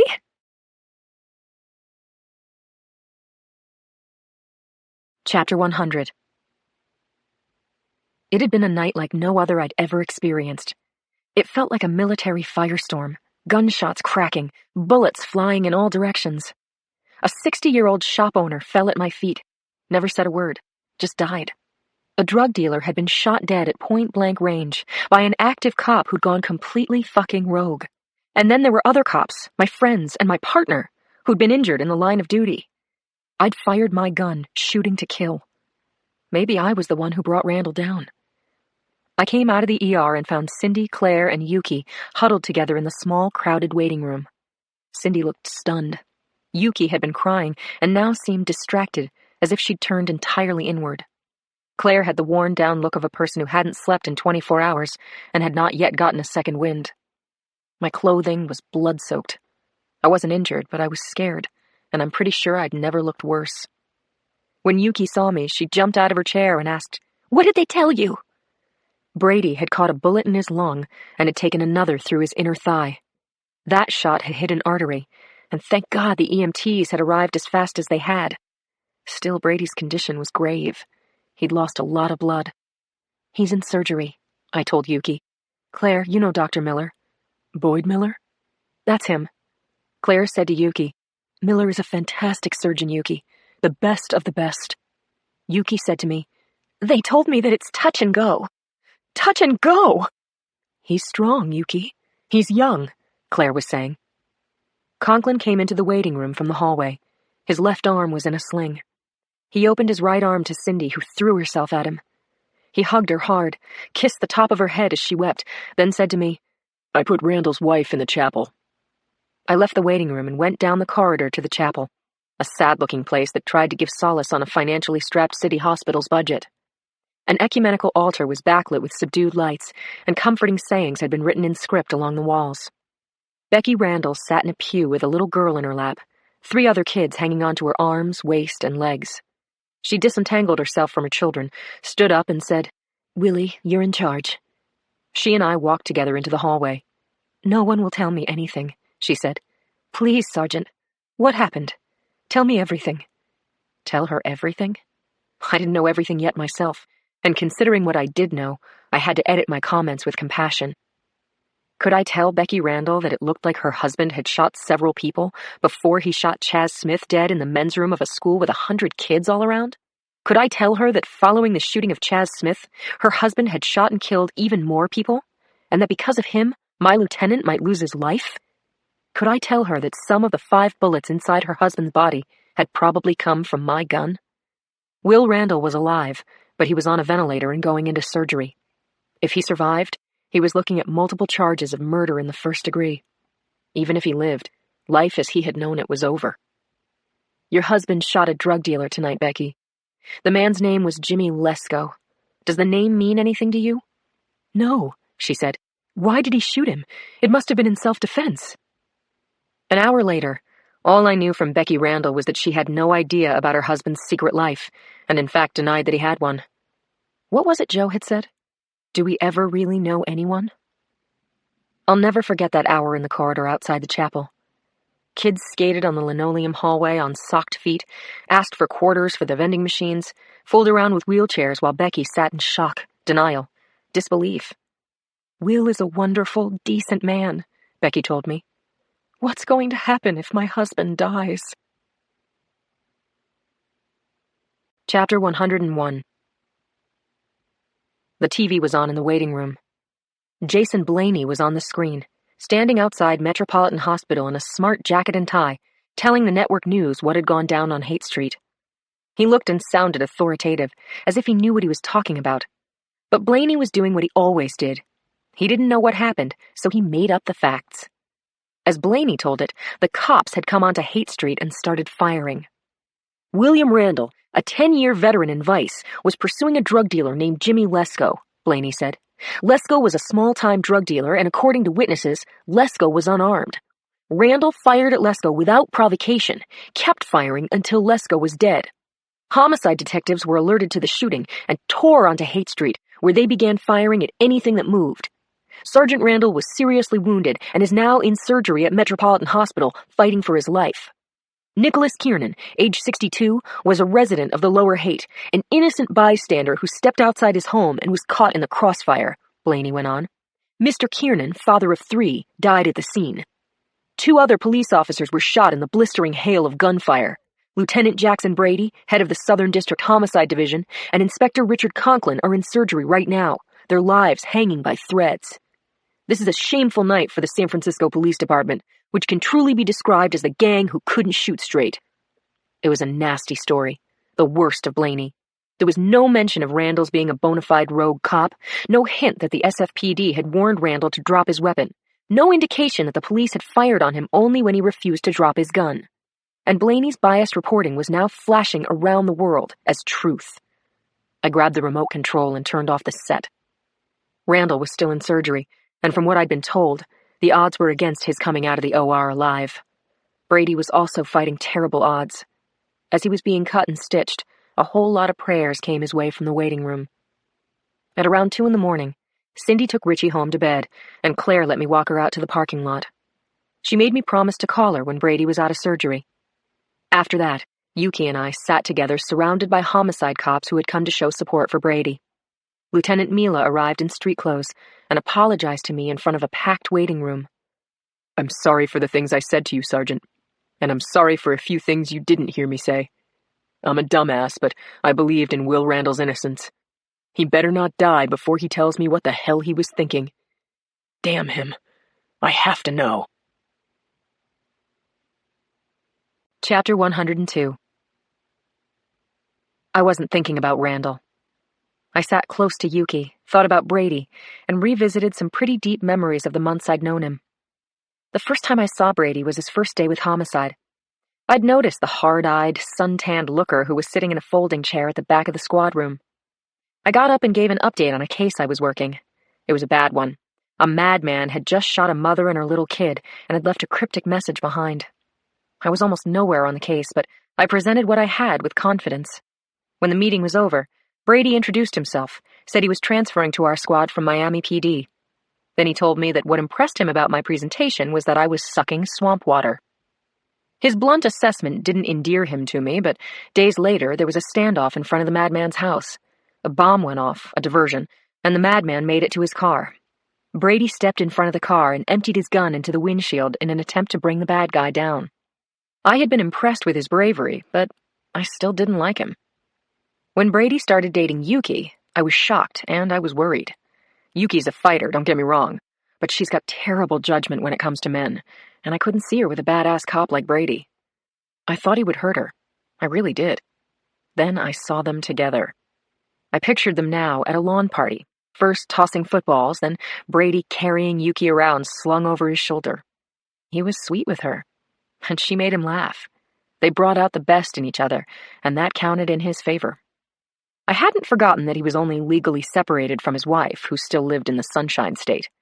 I hadn't forgotten that he was my superior officer, or that I didn't like his rough management style.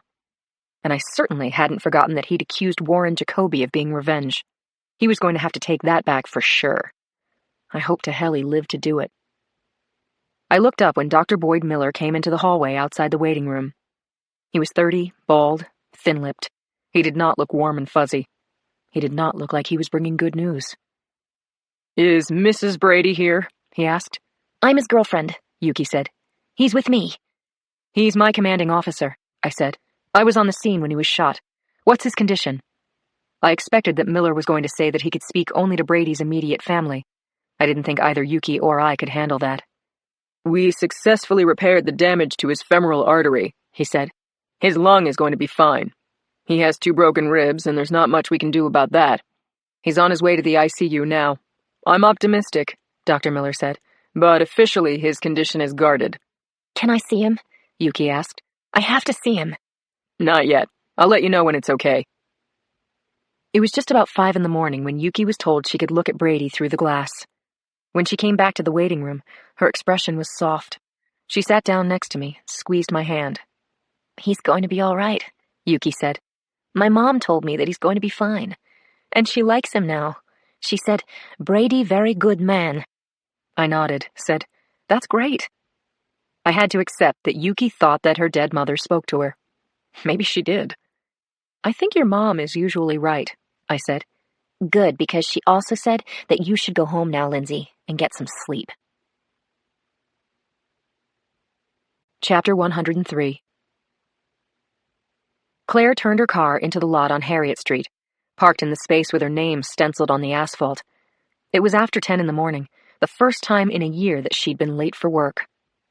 The reception room of the medical examiner's office was churning.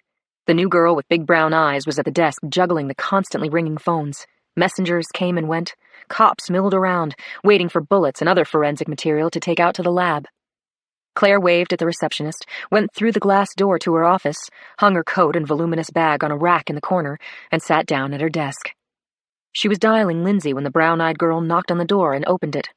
She came toward Claire with a flat package in her hands. This just came, Dr. Washburn. It's marked urgent. Claire took the package, looked at the return address. It was from Anne Perlmutter, the forensic anthropologist at UC Santa Cruz. Claire sliced open the package with a scalpel and found 6 discs, each in its own case. And there was a letter from Dr. Perlmutter. Sorry this took so long, Claire. Call me if you have questions. Anne. Claire inserted one of the discs into her computer's DVD drive. A picture of a woman appeared on the screen, so lifelike it could have been a photograph, but it was a computer-generated 3D facial reconstruction of one of the skulls from the Ellsworth compound case. This 3D imaging technique was a kind of miracle, and Claire knew how much time, skill, and artistry had gone into creating this likeness. A 3D representation had been made of each skull by a laser scanner that utilized light, mirrors, and sensors to capture the image and generate a wireframe matrix.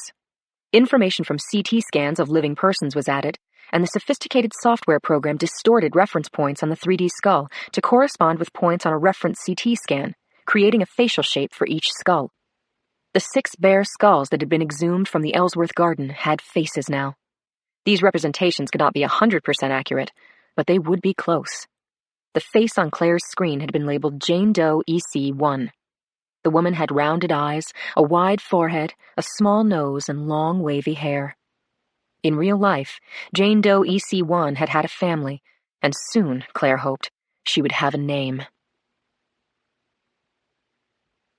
Chapter 104. Dr. Andrea Shaw came to the waiting room just before the sun came up. She was a small woman with a sweet expression and wavy silver hair. She said to Yuki, "Jackson is going to be okay. He's asking for you."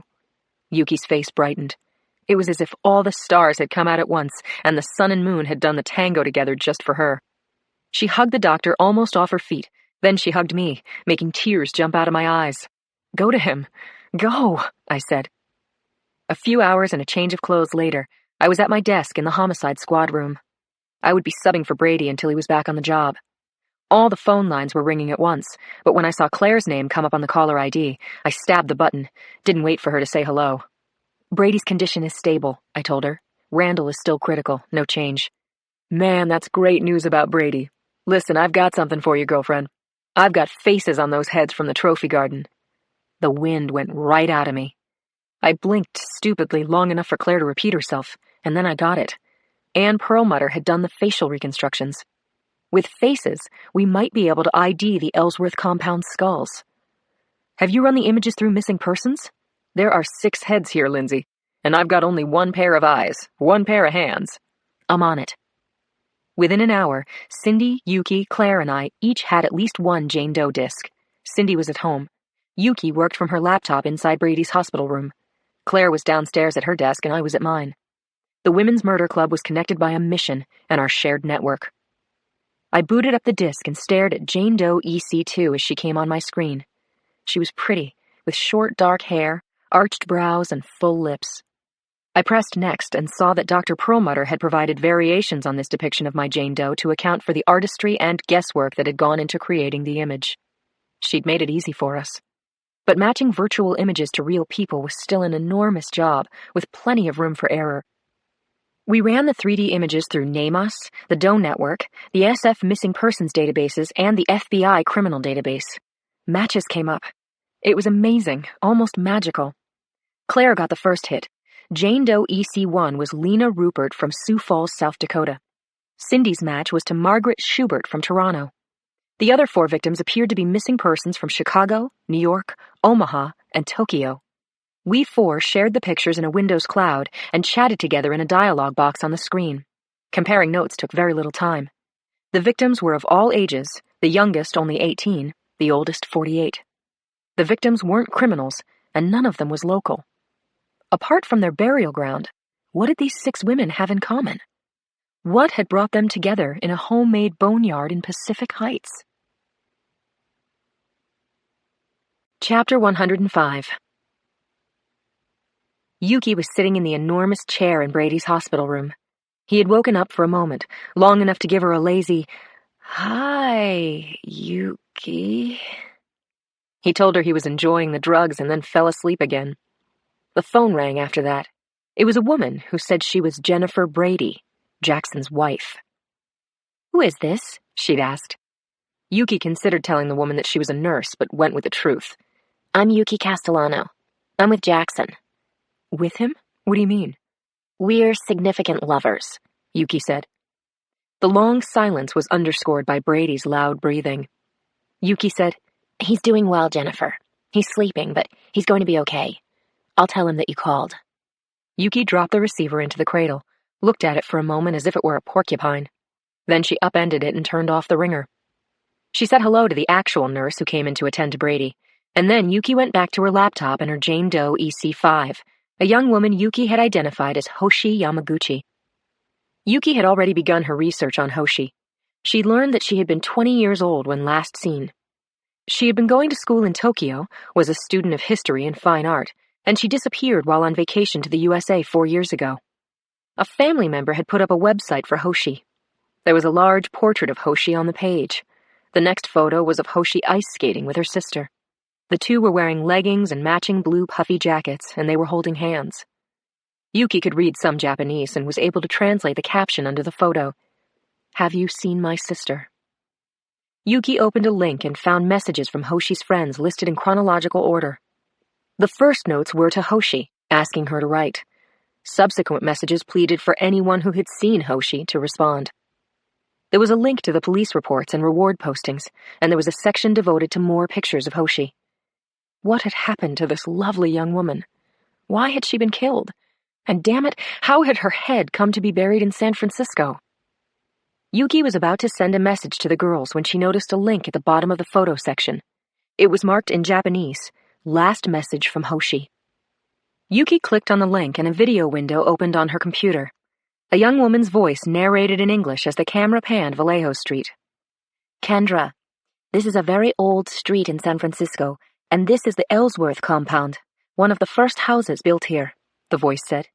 "Sometime you have to come from New York and see it because you would love it. This house survived the Great Fire of San Francisco, and I've been told it holds many secrets." The picture jiggled as if the camera was changing hands, and then the narrator came into focus. She was posing in front of a brick wall with a wrought iron gate. The speaker was Hoshi Yamaguchi. There was no doubt in Yuki's mind. Hoshi spoke to the camera using a playful entertainment TV voice. "The famous movie star Harry Chandler lived here for 10 years and has been accused of murdering his wife. I've been told that he didn't do it. And I believe it, because you know I love Mr. Chandler."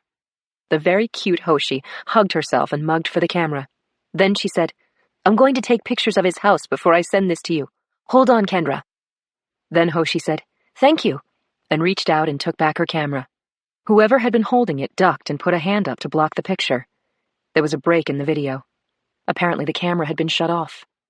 Then the video continued with more of Hoshi's narrative and pictures of the outside of the house, as seen through the iron gate. Hoshi said, "Bye for now, Kendra. See you online." And the film was over. Yuki hit the replay button and watched the video once more, this time knowing that Hoshi had never seen her friend Kendra again, either online or in person. Yuki was pretty sure that Hoshi Yamaguchi had visited the Ellsworth compound on the last day of her life. Chapter 106. Yuki posted the video of Hoshi Yamaguchi and I watched it run. There was the girl standing in front of the brick wall on Vallejo Street, a flash of a red tour bus at the curb. One of the victims had been alive and present at the scene of the crime. As I watched the little homemade movie, my eyes teared up and my heart went giddy up. Yeah, I was having some kind of heart attack, but it wasn't fatal. I felt maybe, just maybe, this freaking case was going to break. Graceland, I typed into the dialogue box. Neverland. Yuki typed back, "What do you mean?" I wrote, "Did all the victims go on the historic house tour?" Yuki replied, "I'll call the tour company now." Claire wrote, "Questions. If Hoshi was killed at the compound, were all of the women killed there? Where did the killings happen? Where are the bodies?" I watched the video again, this time pausing at the frames where Hoshi's camera changed hands. There was a close-up of Hoshi's neck, and I saw that she was wearing a necklace with an amethyst pendant. The stone was set in a gold bezel. I wanted to yell, "Rich, look at this! I've seen this necklace. We have it in evidence. It was buried with one of the heads." My partner wasn't there. I sent him an email to keep him in the loop, then dropped an imaginary glass dome over my desk so no one in the squad room would interrupt me. Shooting a video of Hoshi Yamaguchi didn't make anyone a killer.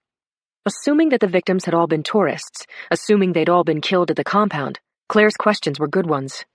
Where had the murders taken place? Where were the bodies? I opened my browser and searched for architectural plans of the Ellsworth compound. I found what I was looking for in the San Francisco Historical Society archives. There were reams of old drawings on file, drafts of blueprints and renderings of the house in progress, all of its floors, the basement, the garden, and the plans for the row of servants' quarters on Ellsworth Place. I put the drawings up for my group to examine, and while Yuki researched the historic house tour bus company, Cindy, Claire, and I studied the plans for the house that had been designed by Drake Ellsworth and his architect back in 1893. Claire put her cursor on the drawing of the basement, a large room that ran under the entire main house. You could kill cattle in a room this big, she wrote. I had been in that basement with Charlie Clapper. There were several generations of boilers and pumps in that vast space, devices replaced by successive pieces of modern machinery but not removed. We'd looked in the small rooms off the basement. One was filled with furniture, another had once been a pantry.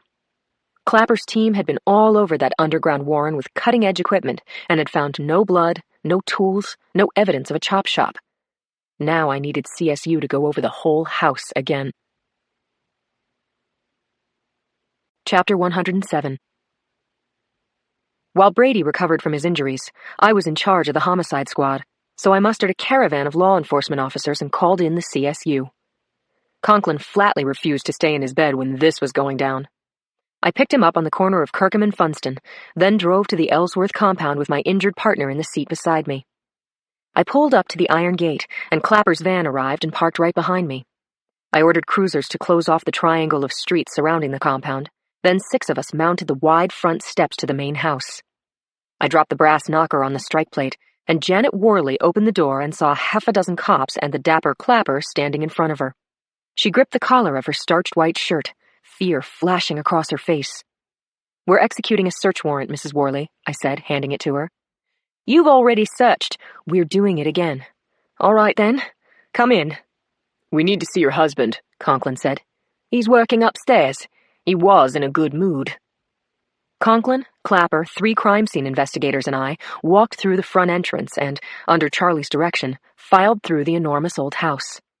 I was standing in the middle of the large foyer with Janet when Nigel Worley came down the stairs with his fulminating anger. He scowled at me and asked, What's this about? It's about premeditated murder, Mr. Worley. Inspector Conklin will keep you and your wife company in the kitchen. Bugger that. I've got work to do. Thank you. We appreciate your cooperation. Conklin corralled the Worleys and I headed down to the basement, where I found Clapper and a couple of techs opening their scene kits, getting to work.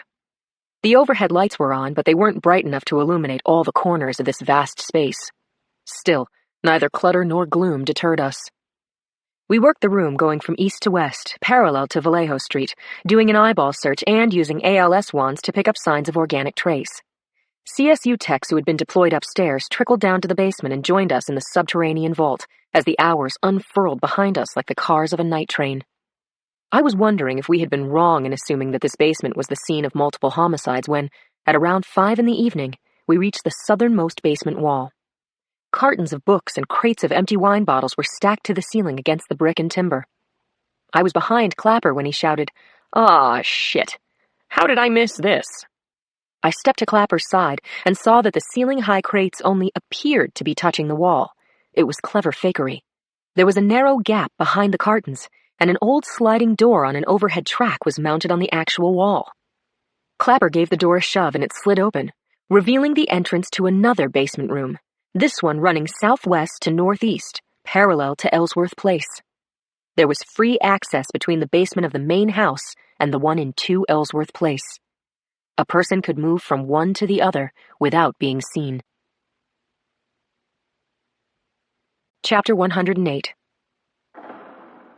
I hit the light switch in the connecting basement room and took in the surroundings as CSI shot pictures. The basement under number 2 was about 40 feet across, 30 feet deep, with a dirt floor and a brick ceiling. To my immediate left was a large sunken cistern about 10 feet wide, no doubt used by previous owners of this house to collect rainwater through downspouts from the roof. To my right was the furnace and the pump, and on the far side of the room, against the eastern wall, were modern appliances, a freezer, a washer, and a clothes dryer. Shelving banked the walls and held a typical assortment of basement junk, paint cans, and tools. Charlie Clapper examined the cistern and after a moment said, "There's a ladder going down about 7 feet, and there's a drain in the bottom of this thing. Turn off the lights if you would, Lindsay." I flipped the switch, and Clapper sprayed the inside of the cistern with luminol, then turned on his ALS wand. He whistled through his teeth and said, "You should see this." When Charlie said you should see something, it usually meant you should see something awful. The interior of the cistern was bright with a phosphorescent glow, the effect of blacklight on blood. A great amount of blood had been spilled in that well, probably washed down with the hose hanging over the lip of the cistern. But the evidence of a bloodbath remained high on the walls and ringed the bottom drain. Images came to me, the faces of the 7 women who might have been murdered and dismembered in this vat. I turned to Clapper, but he had started working the walls, spraying luminol as his assistant followed him with the ALS wand. There was so much blood evidence, spatter and splash and handprints on everything. Clapper turned the lights back on, and as I looked around, I saw something on one of the shelves that dropped another piece of the puzzle into place. I crossed the floor and took a good close look at a cordless ripsaw resting next to a carton of old medicine bottles. I called to the CSI with a camera and asked him to take shots of the saw. Claire had told me that the victims had been decapitated with a ripsaw, and it wasn't much of a stretch to think the saw on the shelf had been used in those procedures.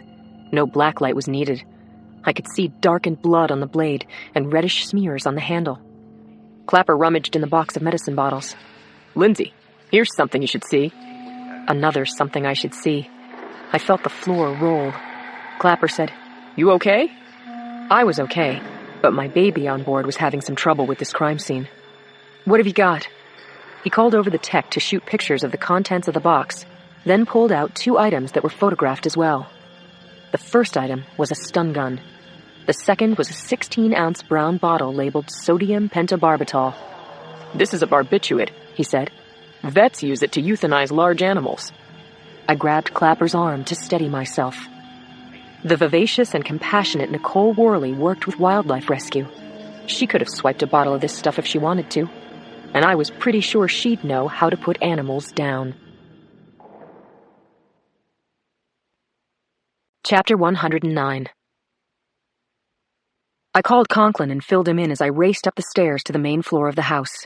I found my partner sitting with Janet Worley at the round table in the kitchen, empty teacups and a plate of crumbs in front of them. Janet's face was pale and pinched. Nigel Worley was missing. Nigel took a swing at me.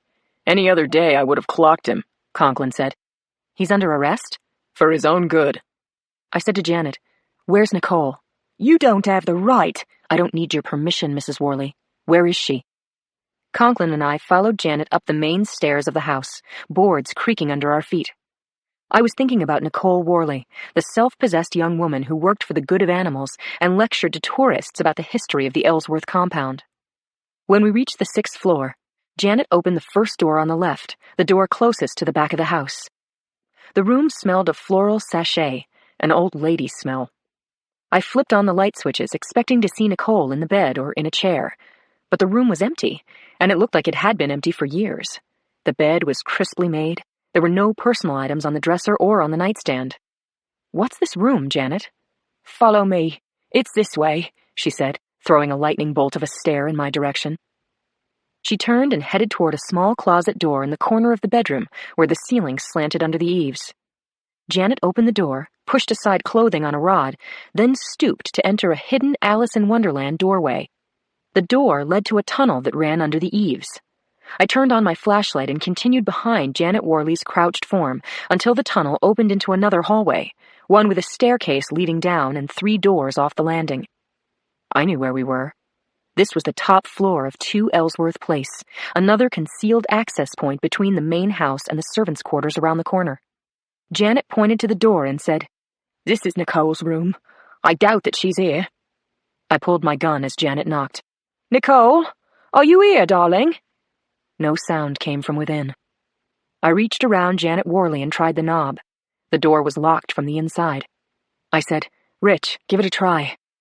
I pulled Janet Worley aside and said, Stay here in the hallway. Then Conklin kicked in the door. Chapter 110. Nicole was wearing black up to her chin.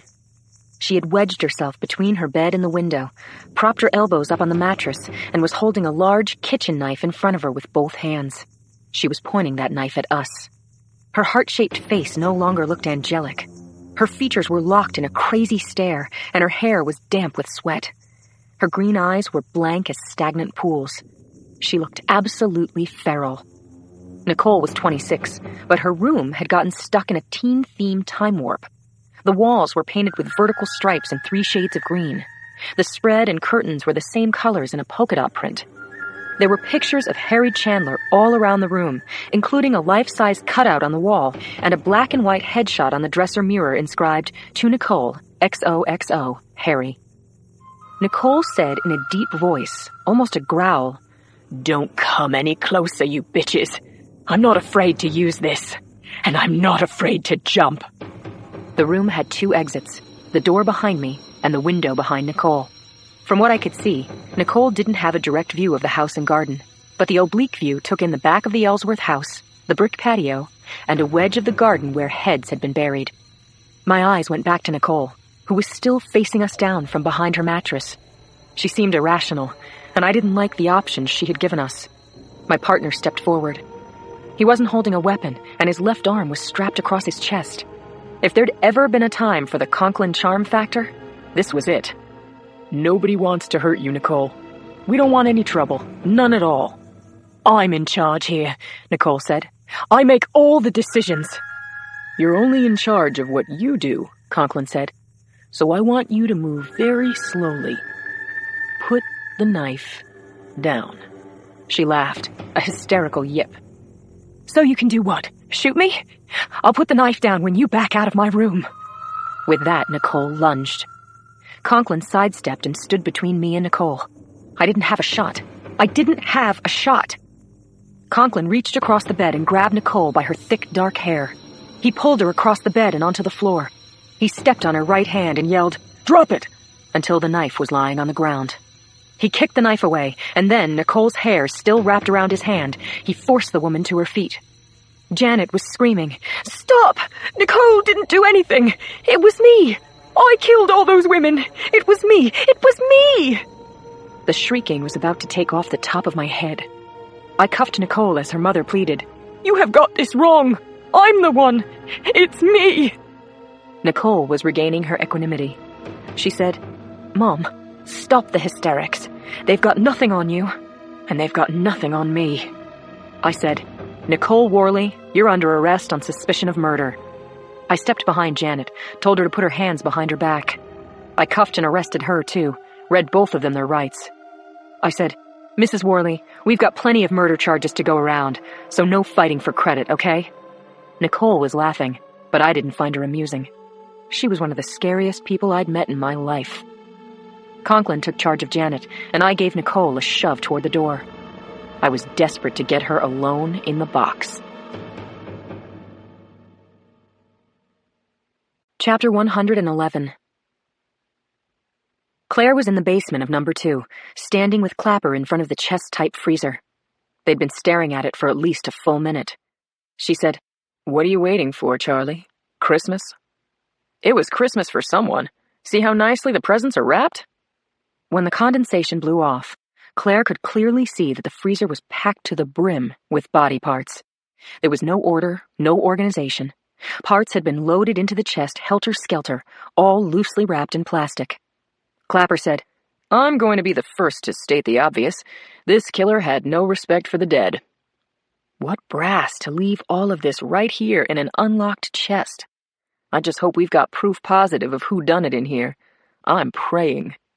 "We're going over this freezer for prints as soon as you're done here. There will be prints. I can almost see them with my naked eyes. We'll swab for DNA, too. And listen, Claire," Clapper added, "you're not going to like this, but we need to know how many bodies we've got here. So can you go through it here? Count the pieces?" It was better to load the freezer onto a flatbed truck and then take it and its contents back to the lab. But if counting pieces was a priority, it had to be done. Claire turned to her assistant and said, "Bunny, we're going to do a 500 series." "Like this was a plane crash or something like that," Bunny said. "Right. Disaster numbering system. You know how it goes?" "Sequential numbers from 500 up." "Right. So that all of these individual parts are logged in one file." Bunny laid a sheet down on the floor. It was blindingly bright in the gloom. Clapper placed a wrapped body part on the sheet, and Claire took photos. Bunny unwrapped the plastic, tagged the arm with the number 501, and Claire put it back on the sheet. She took a couple of pictures before she wrapped the sheet around the limb. A CSI zipped the arm into a body bag. A new sheet went down, and Clapper lifted another part out of the freezer, and once again they tagged and bagged. There were dozens of parts, and Claire saw that processing this chop shop would take many long hours, first here, then a repeat of every step in the lab. Clapper lowered a body part to the sheet. It was half a chest, sawed lengthwise between the breasts. Bunny moaned. I'm going to pass out, she said.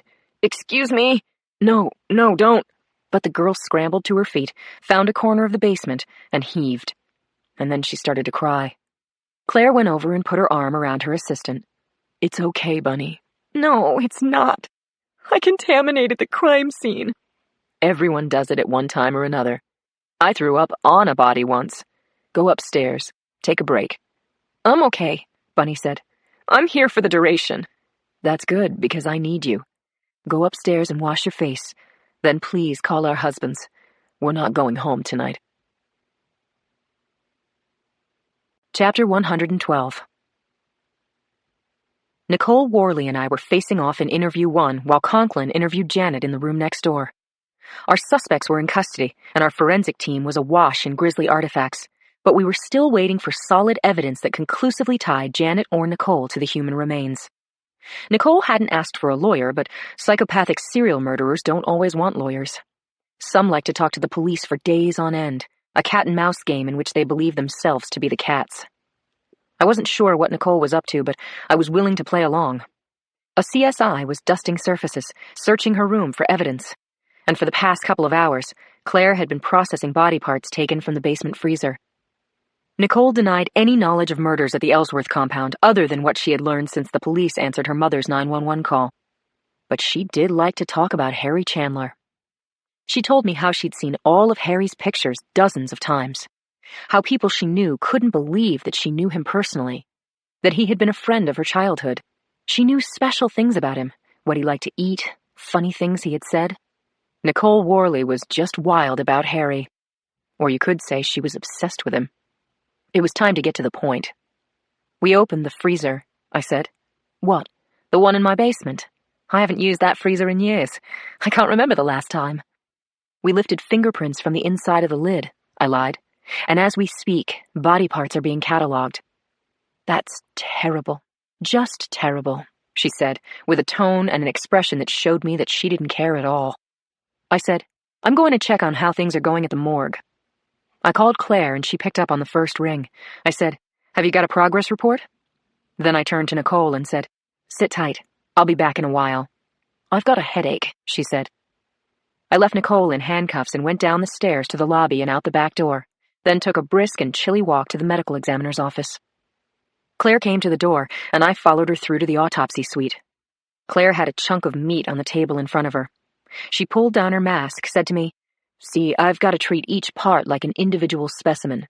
I'm x-raying each part, looking for anything that will help ID this person. Metal plates or bullets or old fractures. Have you found anything like that? I asked.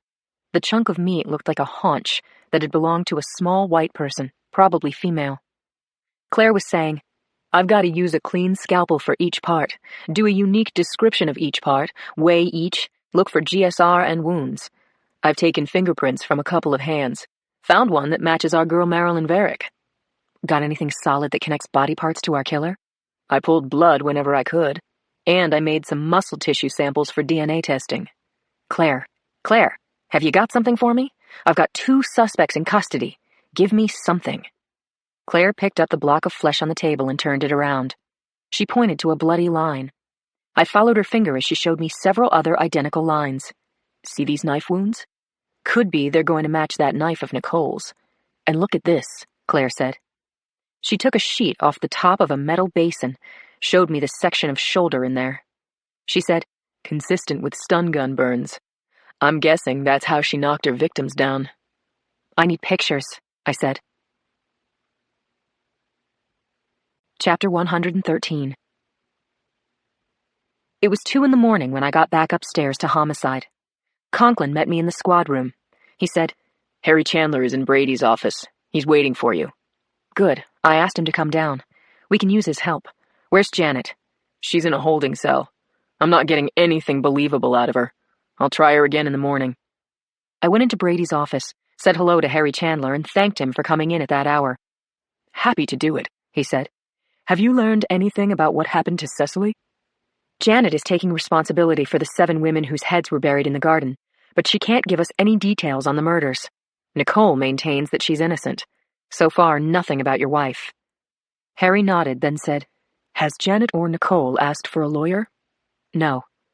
Lindsay, I need to know what happened to Cecily. 10 years after her death, even after I was acquitted, the public still believes I killed my wife. And now people are coming up to me in restaurants calling me a murderer. They think I killed those other women, too. I can't keep living this way. I've got an offer for Janet or Nicole. Whichever one of them can name the killer and give you enough evidence to prove it. Chandler and I discussed his offer for another minute or two, and then I asked him to stand by. Conklin and I found Nicole napping in the interview room, cheek down on the old gray metal table. I kicked the chair, and it scraped across the floor. She lifted her head, and Conklin and I took chairs on either side of her. "How's it going, Nicole?" the good cop asked her. "It's late. I want to go home now." I slapped morgue photos down on the table, one after the other. Close-up shots of arms, legs, thighs, buttocks with knife wounds, and a right shoulder blemished by burns from a stun gun. "Do you recognize these body parts, Nicole?" "Ugh, gross." I pointed to the knife cuts in the quartered haunch of human flesh. "See these? These are stab wounds. And I'm betting they're going to perfectly match the knife you were waving around a few hours ago. The lab is doing the workup now." "Well, you gotta do what you gotta do," Nicole said. Her words were flippant, but her expression had changed. She was starting to believe that we had evidence to indict and convict. Her eyes flicked from the photos to me, and then back. "We're only hours away from nailing you to the wall, Nicole. But if you confess before we lock this case up, you could avoid the death penalty." "Really?" Her voice was resigned. She twisted up her hair, kept her hands on her head, leaned back in the chair, and looked at the ceiling. She was beat, and so were we. I got up, righted Nicole's chair so that the force of the legs hitting the floor made her head jounce. I sat back down across from her. "Look at me, Nicole." She shook her head. "Then listen to me. Harry Chandler wants to know what happened to his wife and to the 7 other women you killed. He'll pay your attorney's fees if you confess to all of it. There is no limit to how much he'll spend on an attorney to represent you." I got up, opened the door, and Harry Chandler came in. He was big, imposing, and he looked straight at Nicole. He said, "It's a good deal, and it's your choice. Top dog attorney, top drawer law firm to negotiate your sentence, or you can deny everything and get whatever kind of lawyer you can afford." Nicole said, "Do you care about me, Harry?" She lifted her arms up to Chandler, but he backed away and left the room, closing the door behind him. Nicole wailed, a wordless, keening cry. Then she wiped her face with the sleeves of her turtleneck and said in an uninflected voice, "I need aspirin. I want to make a statement." Chapter 114. It was a new day, a Friday to be exact, and Yuki, Claire, Cindy, and I were all gathered in Jackson Brady's office. Cindy plugged in her laptop, checked the power light, got ready for her just desserts. "Start talking, Lindsay," she said as she opened a new file. "What happened after Nicole spoke to Harry Chandler?" "Well, she got a great lawyer, Francine Bloom, beautiful woman. Wore a $3,000 Armani suit, Ferragamo's—" "Lindsay, stop fooling around." Claire, Yuki, and I laughed. It was a nervous, almost giddy reaction to enormous relief. The bloody fingerprints under the freezer lid had been smudged. The stab wounds in the body parts and the stun gun wounds were inconclusive, and Janet Worley wouldn't turn on her daughter. Maybe Nicole would have been convicted anyway, but it wouldn't have been a sure thing. Nicole's confession slammed the House of Heads case closed. Yuki and Claire knew it all, and now Cindy deserved the whole scoop and nothing but the scoop. I told Cindy that we weren't laughing at her, we were just relieved. Nicole confessed to killing the 7 women whose heads were buried at the Ellsworth compound. And she confessed to killing Cecily Chandler, too. Oh my God. But why? Because Harry Chandler gave her a good deal. And because she believed we had incontrovertible evidence. Cindy said, "I meant, why did she kill Cecily?" "This is Nicole's story, you understand. She was only 16 when Janet and Harry got involved. Harry dumped Janet and Nicole wanted to avenge her mother. Her idea of justice was to strangle Cecily one dark night in the garden. Take that, Harry." "And what did she do with the body?" "Dragged Cecily into the basement and then went to her mother for help." "So Janet was part of this?" Cindy asked, fingers doing the cha-cha on her keyboard. Janet and Nicole sawed Cecily's body into pieces, bagged and froze the parts. Then they drove up north to Modoc National Forest. "That's what, a 6-hour drive? They buried her body in the wilderness?" Nicole says that they put the wrapped parts in the back seat under a tarp. When they got to a good deserted section of road, they stopped the car every 100 yards and walked into the woods with a package for the animals to eat, I told my friend. So Janet was involved in covering up Cecily's murder. She did it for Nicole, but actually she was protecting her entire family. According to Nicole, that was the only time she involved her mother. Meanwhile, Harry went on trial for Cecily's murder, Yuki said. Right, I said, and with the spotlight on him and her own involvement in this crime Harry didn't commit, Nicole fixated on Harry. Janet and Nigel stayed on as caretakers and lived in the main house, so the place wouldn't go cold, as Janet said, and Nicole eventually took up residence in number 2. By then, she had a degree in biology, a driver's license, unrequited love for Harry, and recurring fantasies about killing again. Cindy told me to hang on a minute, which I did, and then she said, "So the victims come from many parts of the world. They were all on a house tour, maybe self-guided tours." Exactly. Every now and then a tourist, a Harry Chandler fan, presented Nicole with an opportunity to relive her first murder, I said. She knew which ones were unlikely to be reported missing right away, and Nicole told us that she liked petite, dark-haired women who reminded her of Cecily. Claire said, "What she'd do is take them down to the basement on a pretext of showing them some of Harry's personal trophies, and they were easy enough to kill. A zap with a stun gun from behind, then a knife across the throat." Yuki said, "She got the disposal part down to near perfection. Then, thank God, she got lazy." "Lazy, but not crazy," I said. "Nicole knows right from wrong. You know what she said to me when I took her to jail? 'Tell my mom to be happy for me. I retired at the top of my game.'" Chapter 115. The Women's Murder Club was going for a ride in my Explorer on our way to a long overdue reckoning. I was behind the wheel and Cindy was behind me, leaning over the seat divider, breathing down my neck. We headed up 7th at a good clip, crossed Market, past the Civic Center BART, then turned left on McAllister. I slowed the car and stopped at the light. There was a pack of unmarked cars parked in front of the Asian Art Museum, across the street from the Abbey Hotel, just as promised. The Abbey Hotel was a peach-colored 6-story Victorian building with white trim, a brown awning over the entrance, and a fire escape zigzagging up the front of the building. It stood in all its shabby elegance across the street from the Asian Art Museum, 2 blocks from City Hall. The homeless roamed this part of McAllister freely, but it was also the hub of government and legal activity. Now, at noon, the streets and sidewalks were filled with suited men and women from the courts carrying briefcases or pulling luggage trolleys, their heads bent to their iPhones. I parked in front of the hotel, and the girls and I got out of my car. I showed my badge to the doorman, a gnarled-looking boozer somewhere between his late 50s and early 70s. It looked to me as though the last time he'd had his uniform cleaned was never. Then I bent at the window of an unmarked car to talk to Lieutenant Mila from Vice. He was working off his guilty conscience by giving us a tip and following up by providing all hands on deck. He gave me a room number, said, "History tells us he'll be in there for another 20 minutes. 2 cops from Vice, Billy Freed and Johnny Rizzo, got out of the unmarked and joined me and the girls on the sidewalk. The 6 of us entered the Abbey's scruffy, mildewed lobby. We passed on the rickety metal elevator car and instead took the fire stairs to the 3rd floor. Vice took the lead. Freed rapped on the door while Rizzo took a stance on the other side of the doorway, holding his gun in a 2-fisted grip. Freed said, "Open the door. This is the SFPD." There was a scuffle inside, 2 alarmed voices, and then the sound of something crashing. Freed turned the knob, saw the chain, and applied the force of his foot to break in the door. He stepped in and said, "Hands up, Blaney. Everyone freeze." I headed into the room and saw Jason Blaney raise his hands, dropping the stained sheet he'd been holding in front of his privates. Jewel Bling, a low-rent call girl, was still in the bed. She drew a ratty blanket up to her chest.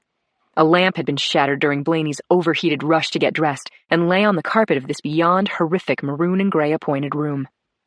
"I'm researching a story on prostitution," Blaney yelled. A bulb hanging from a cord above him swayed, casting a harsh, unflattering light on his blanched face and naked body. "Research?" the hooker hooted. "What kind of research? How many times you could get your pipes cleaned for $30? Cindy stepped forward with her camera and shot a lot of pictures of Blaney trying to cover himself with his hands. "I want to make a deal," said Jewel Bling. "Shut up," Blaney bellowed. He grabbed the sheet off the floor and turned a pitiful face to Cindy. His eyes were squinched up and he cried out, "Cindy, please, let this go and I promise I'll make it up to you." I was stunned.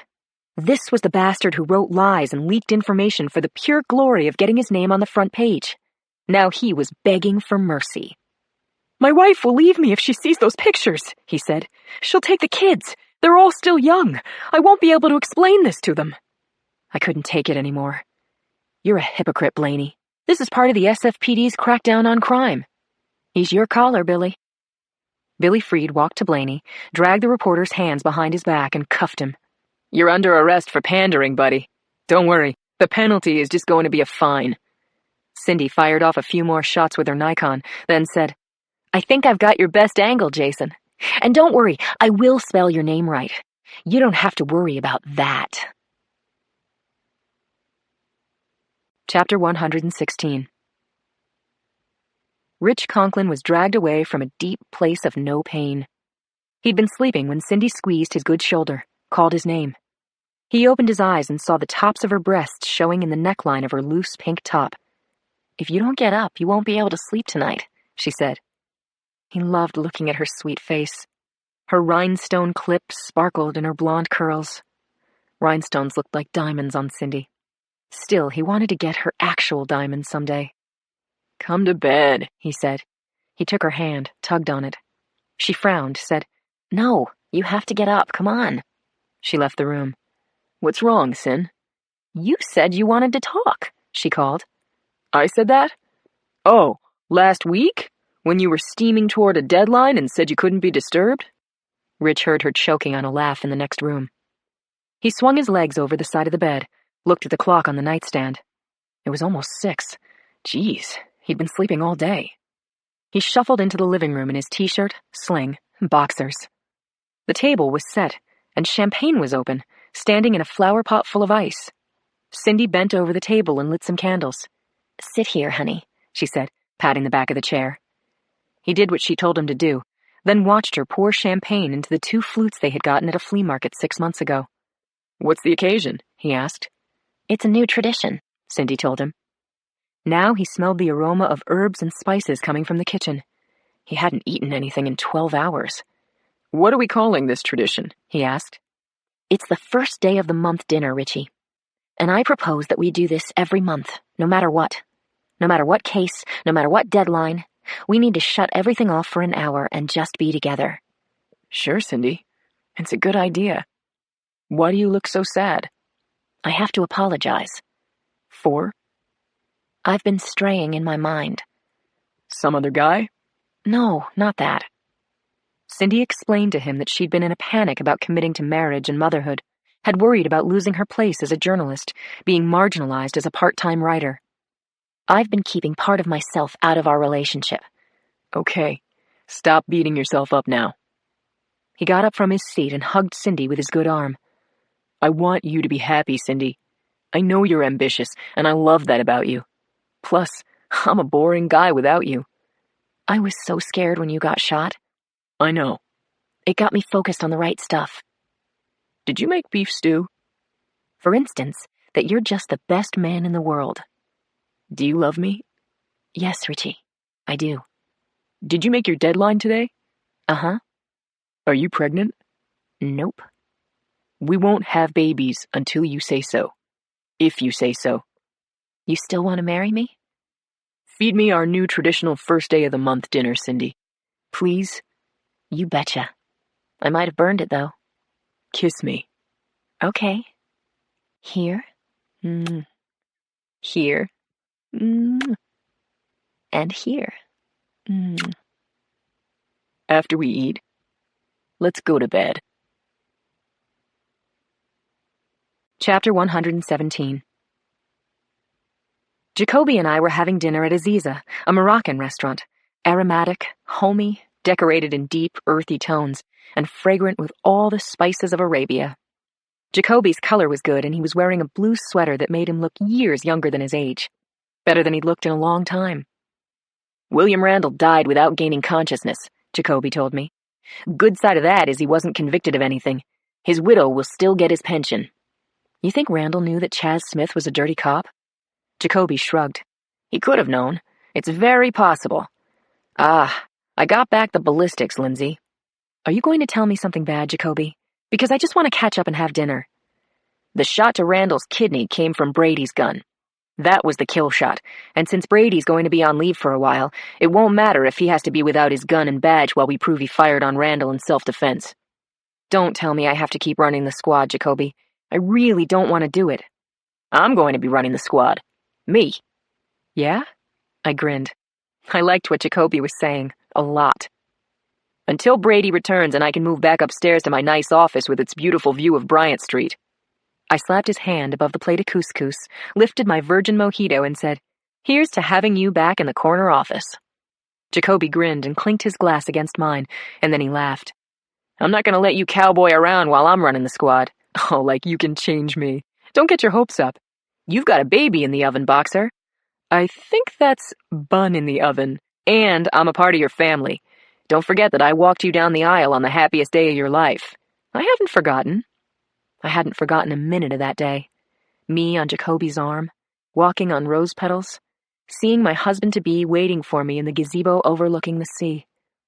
I put my hand on my tummy, stared off into space, then came back to the moment when I realized that Jacoby was staring at me.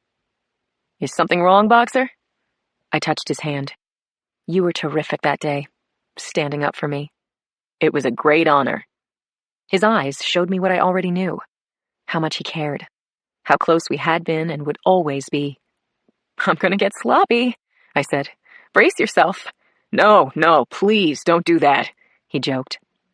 I got up and went around the table, and he stood up, and I hugged him really hard. I said into his ear, "I missed you, Warren. I'm so glad you're coming back." Chapter 118. It was a pretty Sunday morning, and I was at Mountain Lake Park, herding children. Well, Martha was herding children, and I was blowing the whistle and giving commands. Martha was a little older than the kids, who were about 6 or 7, 3 girls and a boy. I held Martha by the scruff of her neck, said, "Get 'em," let her go, and she loped over to the little squealers and ran circles around them.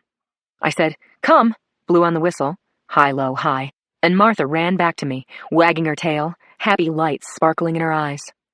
I asked her to cut between the little kids, separate the tallest little girl from the rest. The kids and their nannies laughed, and more people gathered. Other dogs saw that a good time was going on and wanted to get in on it, and so barking and yapping added volume and range to the giddiness. Bystanders called out asking for more tricks, and volunteers stepped forward to be herded. Martha showed off, and we got rounds of applause. Oh man, I had to do this more often. And that's when I felt a pain in my gut. I bent over, grabbed my knees, and Martha broke ranks and licked my face. I was hit with another cramp, and this time, I thought the worst. I was about to miscarry in my 2nd trimester. How could this happen? Please, God, don't let me lose my baby. I leashed Martha, summoned a smile for the children, waved goodbye, and found a bench at the edge of the park. My cell phone wasn't charged to the limit, but I had enough juice to call police dispatch, then my doctor, and then Joe. I was able to reach only the police. A squad car pulled up. Tom Farino jumped out. I said, "Take me to the hospital, Tommy. I'm going to give you my keys so you can bring Martha home afterward." "What's wrong, Sergeant? Are you in pain?" He helped me and Martha into the back of the car. "Put on the siren," I said. "Drive as fast as you can." My phone rang as we rounded the corner from Arguello Boulevard to Sacramento Street and were in sight of the hospital. I looked at my phone. The caller was Joe. "Where are you?" I asked him. "I'm at the airport. My flight leaves in 15 minutes. What's happening?" "You're going back to D.C.? I asked. I'd lost him.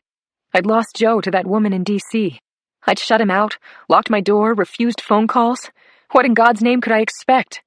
I bit my lip and held onto the armrest as the cramps hit me again. Joe said, "I'm told that I'm the best border security guy around. I'm in demand." He laughed. "Lindsay, I can't hear you. Wait until the sirens blow past you."